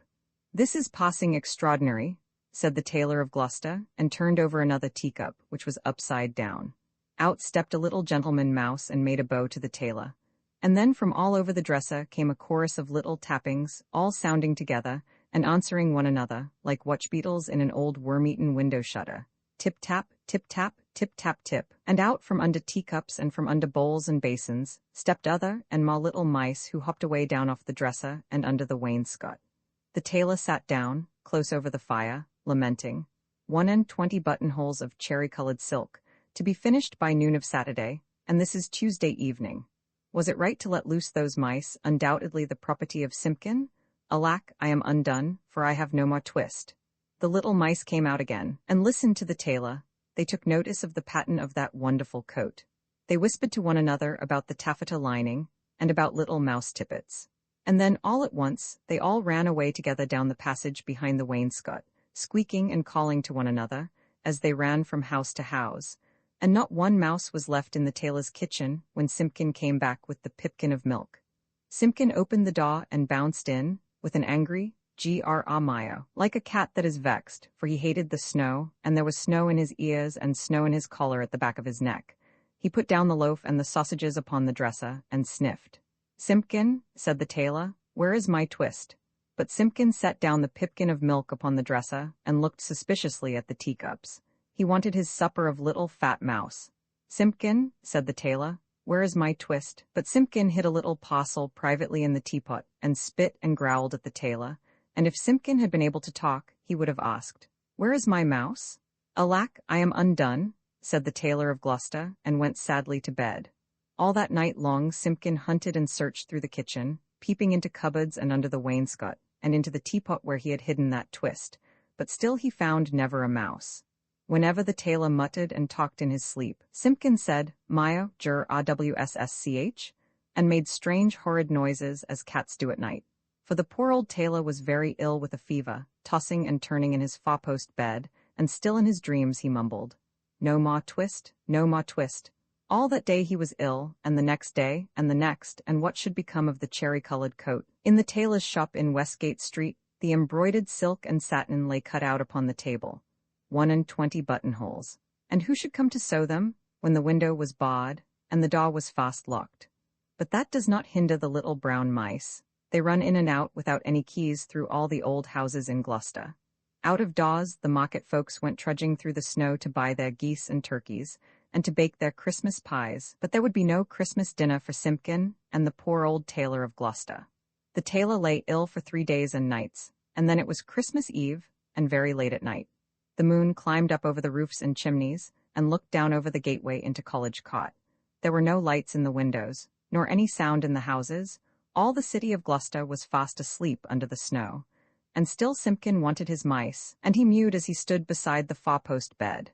But it is in the old story that all the beasts can talk, in the night between Christmas Eve and Christmas Day in the morning, though there are very few folk that can hear them, or know what it is that they say. When the cathedral clock struck 12, there was an answer, like an echo of the chimes, and Simpkin heard it, and came out of the tailor's door, and wandered about in the snow. From all the roofs and gables and old wooden houses in Gloucester came 1,000 merry voices singing the old Christmas rhymes, all the old songs that ever I heard of, and some that I don't know, like Whittington's bells. First and loudest the cocks cried out, "Dame, get up and bake your pies." "Oh, dilly, dilly, dilly," sighed Simpkin, and now in a garret there were lights and sounds of dancing, and cats came from over the way. "Hey, diddle, diddle, the cat and the fiddle, all the cats in Gloucester, except me," said Simpkin. Under the wooden eaves the starlings and sparrows sang of Christmas pies, the jackdaws woke up in the cathedral tower, and although it was the middle of the night the throstles and robins sang, the air was quite full of little twittering tunes, but it was all rather provoking to poor hungry Simpkin. Particularly he was vexed with some little shrill voices from behind a wooden lattice.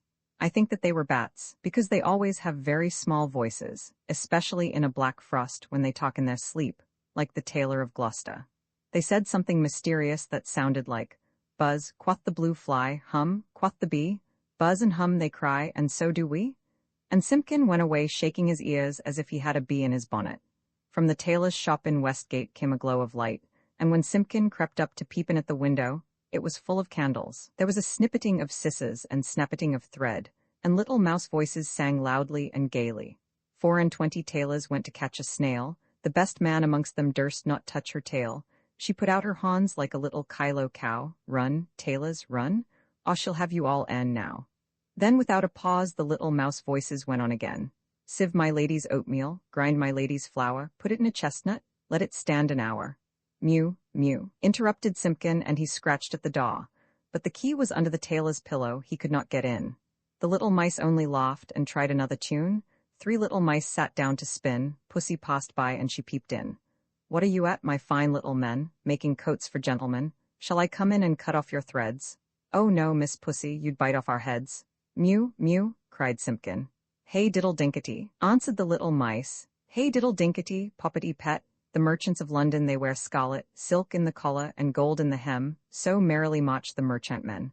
They clicked their thimbles to mark the time, but none of the songs pleased Simpkin. He sniffed and mewed at the door of the shop.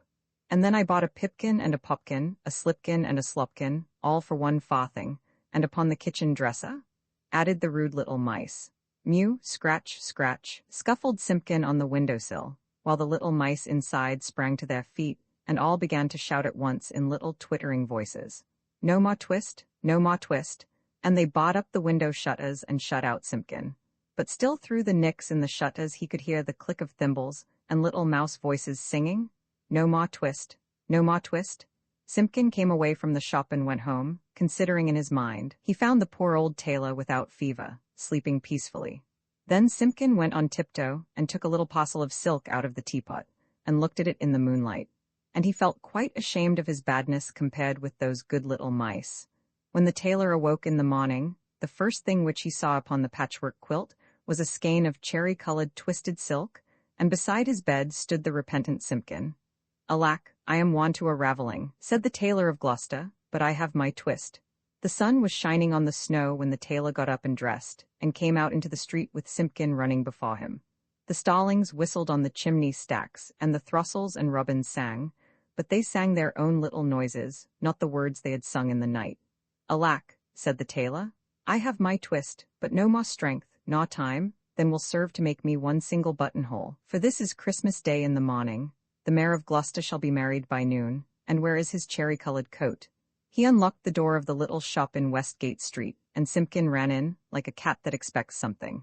But there was no one there, not even 1 little brown mouse. The boards were swept clean, the little ends of thread and the little silk snippets were all tidied away, and gone from off the floor. But upon the table, oh joy! The tailor gave a shout there, where he had left plain cuttings of silk. There lay the most beautifulest coat and embroidered satin waistcoat that ever were worn by a mayor of Gloucester. There were roses and pansies upon the facings of the coat, and the waistcoat was worked with poppies and cornflowers. Everything was finished except just 1 single cherry-colored buttonhole, and where that buttonhole was wanting there was pinned a scrap of paper with these words, in little teeny-weeny writing, no more twist. And from then began the luck of the tailor of Gloucester. He grew quite stout, and he grew quite rich. He made the most wonderful waistcoats for all the rich merchants of Gloucester, and for all the fine gentlemen of the country round. Never were seen such ruffles, or such embroidered cuffs and lappets, but his buttonholes were the greatest triumph of it all. The stitches of those buttonholes were so neat, so neat. I wonder how they could be stitched by an old man in spectacles, with crooked old fingers and a tailor's thimble. The stitches of those buttonholes were so small, they looked as if they had been made by little mice. The tale of Benjamin Bunny for the children of Sorry from old Mr. Bunny. One morning a little rabbit sat on a bank. He pricked his ears and listened to the trit-trot of a pony. A gig was coming along the road. It was driven by Mr. McGregor, and beside him sat Mrs. McGregor in her best bonnet. As soon as they had passed, little Benjamin Bunny slid down into the road and set off, with a hop, skip, and a jump, to call upon his relations, who lived in the wood at the back of Mr. McGregor's garden. That wood was full of rabbit holes, and in the neatest, sandiest hole of all lived Benjamin's aunt and his cousins, Flopsy, Mopsy, Cottontail, and Peter. Old Mrs. Rabbit was a widow. She earned her living by knitting rabbit wool mittens and muffetees. I once bought a pair at a bazaar. She also sold herbs and rosemary tea and rabbit tobacco, which is what we call lavender. Little Benjamin did not very much want to see his aunt. He came round the back of the fir tree and nearly tumbled upon the top of his cousin Peter. Peter was sitting by himself. He looked poorly and was dressed in a red cotton pocket handkerchief. "Peter," said little Benjamin, in a whisper, "who has got your clothes?" Peter replied, "The scarecrow in Mr. McGregor's garden," and described how he had been chased about the garden and had dropped his shoes and coat. Little Benjamin sat down beside his cousin and assured him that Mr. McGregor had gone out in a gig, and Mrs. McGregor also, and certainly for the day, because she was wearing her best bonnet. Peter said he hoped that it would rain. At this point old Mrs. Rabbit's voice was heard inside the rabbit hole, calling, Cottontail, Cottontail, fetch some more chamomile." Peter said he thought he might feel better if he went for a walk. They went away hand in hand, and got upon the flat top of the wall at the bottom of the wood. From here they looked down into Mr. McGregor's garden. Peeta's coat and shoes were plainly to be seen upon the scarecrow, topped with an old tam-o'-shanter of Mr. McGregor's.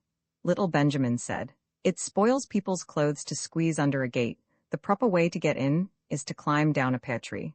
Peeta fell down head first, but it was of no consequence as the bed below was newly raked and quite soft. It had been sown with lettuces. They left a great many odd little footmarks all over the bed, especially little Benjamin, who was wearing clogs. Little Benjamin said that the first thing to be done was to get back Peeta's clothes in order that they might be able to use the pocket handkerchief. They took them off the scarecrow. There had been rain during the night, there was water in the shoes, and the coat was somewhat shrunk. Benjamin tried on the tam-o'-shanter, but it was too big for him. Then he suggested that they should fill the pocket handkerchief with onions as a little present for his aunt. Peeta did not seem to be enjoying himself. He kept hearing noises. Benjamin, on the contrary, was perfectly at home and ate a lettuce leaf. He said that he was in the habit of coming to the garden with his father to get lettuces for their Sunday dinner. The name of little Benjamin's papa was old Mr. Benjamin Bunny. The lettuces certainly were very fine. Peeta did not eat anything. He said he should like to go home. Presently he dropped half the onions. Little Benjamin said that it was not possible to get back up the pear tree with a load of vegetables. He led the way boldly towards the other end of the garden. They went along a little walk on planks, under a sunny, red brick wall. The mice sat on their doorsteps cracking cherry stones. They winked at Peeta Rabbit and little Benjamin Bunny. Presently Peeta let the pocket handkerchief go again. They got amongst flower pots and frames and tubs. Peeta heard noises worse than ever. His eyes were as big as lollipops. He was a step or two in front of his cousin when he suddenly stopped. This is what those little rabbits saw round that corner. Little Benjamin took one look, and then, in half a minute less than no time, he hid himself and Peeta and the onions underneath a large basket. The cat got up and stretched herself, and came and sniffed at the basket. Perhaps she liked the smell of onions. Anyway, she sat down upon the top of the basket. She sat there for 5 hours. I cannot draw you a picture of Peeta and Benjamin underneath the basket, because it was quite dark, and because the smell of onions was fearful. It made Peeta Rabbit and little Benjamin cry.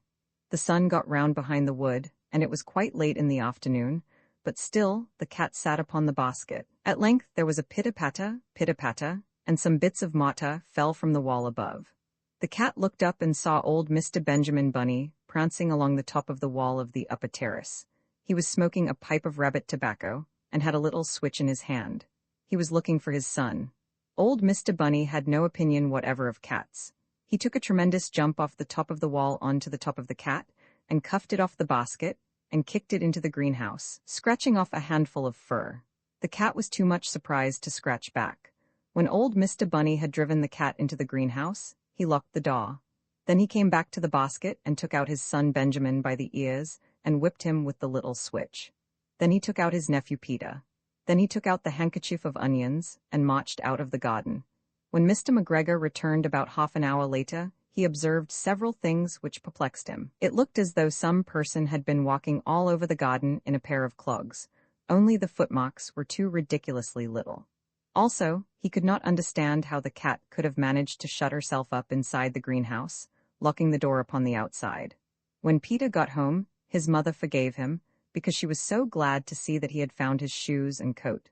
Cottontail and Peeta folded up the pocket handkerchief, and old Mrs. Rabbit strung up the onions and hung them from the kitchen ceiling, with the bunches of herbs and the rabbit tobacco. The tale of Ginger and Pickles dedicated with very kind regards to old Mr. John Taylor, who thinks he might pass as a dormouse. 3 years in bed and never a grumble. Once upon a time there was a village shop. The name over the window was Ginger and Pickles. It was a little small shop just the right size for dolls. Lucinda and Jane Dollcook always bought their groceries at Ginger and Pickles. The counter inside was a convenient height for rabbits. Ginger and Pickles sold red spotty pocket handkerchiefs at a penny 3 farthings. They also sold sugar and snuff and galoshes. In fact, although it was such a small shop, it sold nearly everything, except a few things that you want in a hurry like bootlaces, hairpins, and mutton chops. Ginger and Pickles were the people who kept the shop. Ginger was a yellow tomcat, and Pickles was a terrier. The rabbits were always a little bit afraid of Pickles. The shop was also patronized by mice, only the mice were rather afraid of Ginger. Ginger usually requested Pickles to serve them because he said it made his mouth water. "I cannot bear," said he, to see them going out at the door carrying their little parcels. I have the same feeling about rats, replied Pickles, but it would never do to eat our own customers. They would leave us and go to Tabitha Twitchit's. On the contrary, they would go nowhere, replied Ginger gloomily. Tabitha Twitchit kept the only other shop in the village. She did not give credit. Ginger and Pickles gave unlimited credit. Now the meaning of credit is this. When a customer buys a bar of soap, instead of the customer pulling out a purse and paying for it, she says she will pay another time. And Pickles makes a low bow and says, "With pleasure, madam," and it is written down in a book. The customers come again and buy quantities, in spite of being afraid of Ginger and Pickles. But there is no money in what is called the till.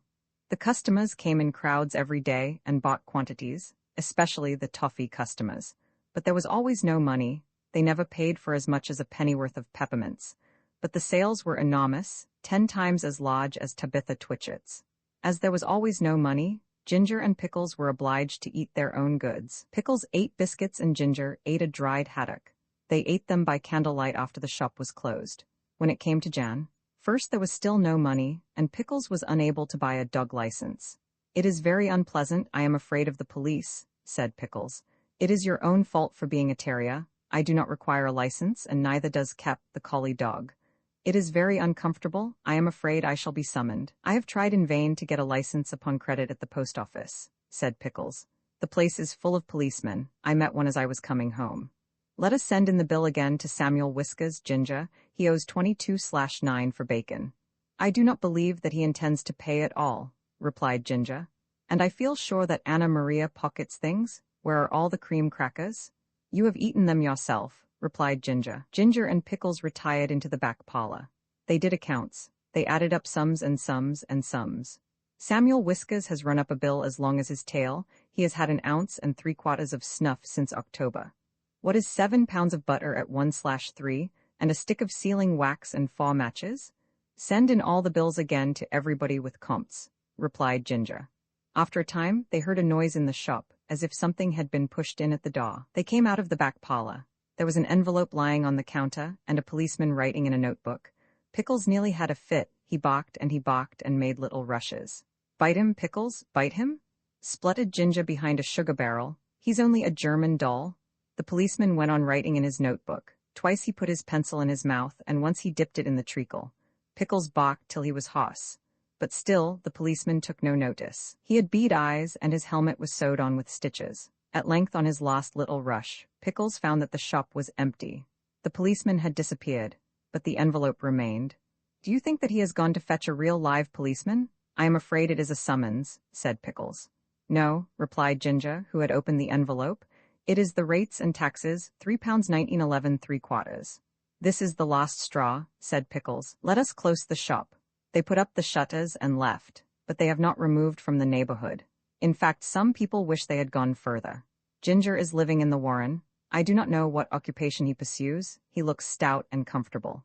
Pickles is at present a gamekeeper. The closing of the shop caused great inconvenience.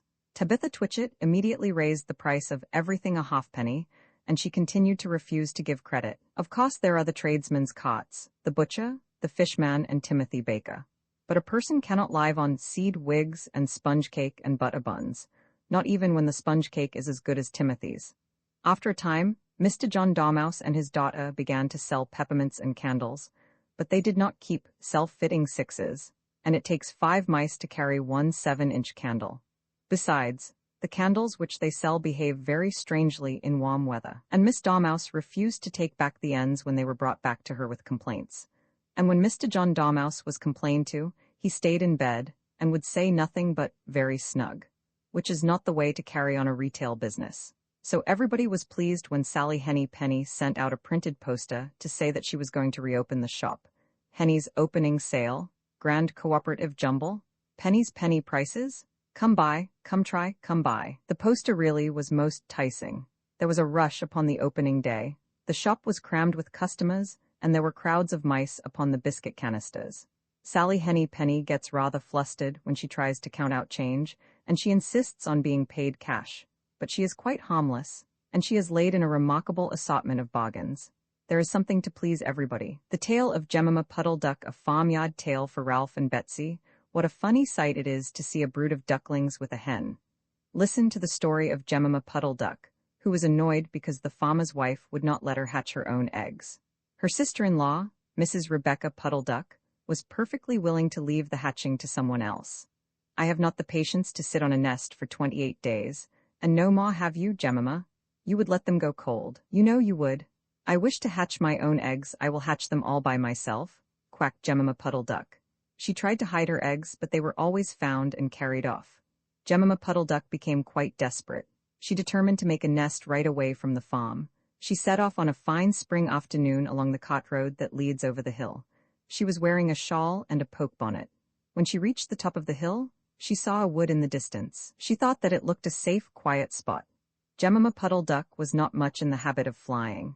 She ran downhill a few yards flapping her shawl, and then she jumped off into the air. She flew beautifully when she had got a good start. She skimmed along over the treetops until she saw an open place in the middle of the wood, where the trees and brushwood had been cleared. Jemima alighted rather heavily, and began to waddle about in search of a convenient dry nesting place. She rather fancied a tree stump amongst some tall foxgloves. But seated upon the stump, she was startled to find an elegantly dressed gentleman reading a newspaper. He had black prick ears and sandy-colored whiskers. "Quack," said Jemima Puddle Duck with her head and her bonnet on one side. "Quack?" The gentleman raised his eyes above his newspaper and looked curiously at Jemima. "Madam, have you lost your way?" said he. He had a long, bushy tail which he was sitting upon. As the stump was somewhat damp, Jemima thought him mighty civil and handsome. She explained that she had not lost her way, but that she was trying to find a convenient dry nesting place. "Ah, is that so, indeed?" said the gentleman with sandy whiskers, looking curiously at Jemima. He folded up the newspaper and put it in his coat-tail pocket. Jemima complained of the superfluous hen. "Indeed, how interesting! I wish I could meet with that fowl. I would teach it to mind its own business. But as to a nest, there is no difficulty. I have a sackful of feathers in my woodshed. No, my dear madam, you will be in nobody's way. You may sit there as long as you like," said the bushy, long-tailed gentleman. He led the way to a very retired, dismal-looking house amongst the foxgloves. It was built of faggots and turf, and there were 2 broken pails, one on top of another, by way of a chimney. "This is my summer residence. You would not find my my winter house, so convenient," said the hospitable gentleman. There was a tumble-down shed at the back of the house, made of old soap-boxes. The gentleman opened the door and showed Jemima in. The shed was almost quite full of feathers. It was almost suffocating, but it was comfortable and very soft. Jemima Puddle Duck was rather surprised to find such a vast quantity of feathers, but it was very comfortable, and she made a nest without any trouble at all. When she came out, the sandy-whiskered gentleman was sitting on a log reading the newspaper. At least he had it spread out, but he was looking over the top of it. He was so polite that he seemed almost sorry to let Jemima go home for the night. He promised to take great care of her nest until she came back again next day. He said he loved eggs and ducklings. He should be proud to see a fine nestful in his woodshed. Jemima Puddle Duck came every afternoon. She laid 9 eggs in the nest. They were greeny white and very large. The foxy gentleman admired them immensely. He used to turn them over and count them when Jemima was not there. At last, Jemima told him that she intended to begin to sit next day, "And I will bring a bag of corn with me, so that I need never leave my nest until the eggs are hatched. They might catch cold," said the conscientious Jemima. "Madam, I beg you not to trouble yourself with a bag. I will provide oats. But before you commence your tedious sitting, I intend to give you a treat. Let us have a dinner party all to ourselves. May I ask you to bring up some herbs from the farm garden to make a savory omelette, sage and thyme and mint and 2 onions and some parsley. I will provide lard for the stuff, lard for the omelette," said the hospitable gentleman with sandy whiskers. Jemima Puddle Duck was a simpleton. Not even the mention of sage and onions made her suspicious. She went round the farm garden, nibbling off snippets of all the different sorts of herbs that are used for stuffing roast duck, and she waddled into the kitchen and got 2 onions out of a basket. The collie dog met her coming out. "What are you doing with those onions? Where do you go every afternoon by yourself, Jemima Puddle Duck?" Jemima was rather in awe of the collie. She told him the whole story. The collie listened, with his wise head on one side. He grinned when she described the polite gentleman with sandy whiskers. He asked several questions about the wood and about the exact position of the house and shed. Then he went out and trotted down the village. He went to look for 2 foxhound puppies who were out at walk with the butcher. Jemima Puddle Duck went up the cot road for the last time, on a sunny afternoon. She was rather burdened with bunches of herbs and 2 onions in a bag. She flew over the wood, and alighted opposite the house of the bushy, long-tailed gentleman. He was sitting on a log, he sniffed the air, and kept glancing uneasily round the wood. When Jemima alighted, he quite jumped. "Come into the house as soon as you have looked at your eggs. Give me the herbs for the omelette. Be sharp." He was rather abrupt. Jemima Puddle Duck had never heard him speak like that. She felt surprised and uncomfortable. While she was inside, she heard pattering feet round the back of the shed. Someone with a black nose sniffed at the bottom of the door, and then locked it. Jemima became much alarmed. A moment afterwards, there were most awful noises, barking, baying, growls and howls, squealing and groans, and nothing more was ever seen of that foxy-whiskered gentleman. Presently Kep opened the door of the shed, and let out Jemima Puddle Duck. Unfortunately, the puppies rushed in and gobbled up all the eggs before he could stop them. He had a bite on his ear, and both the puppies were limping. Jemima Puddle Duck was escorted home in tears on account of those eggs. She laid some more in June, and she was permitted to keep them herself, but only 4 of them hatched. Jemima Puddle Duck said that it was because of her nerves, but she had always been a bad sitter.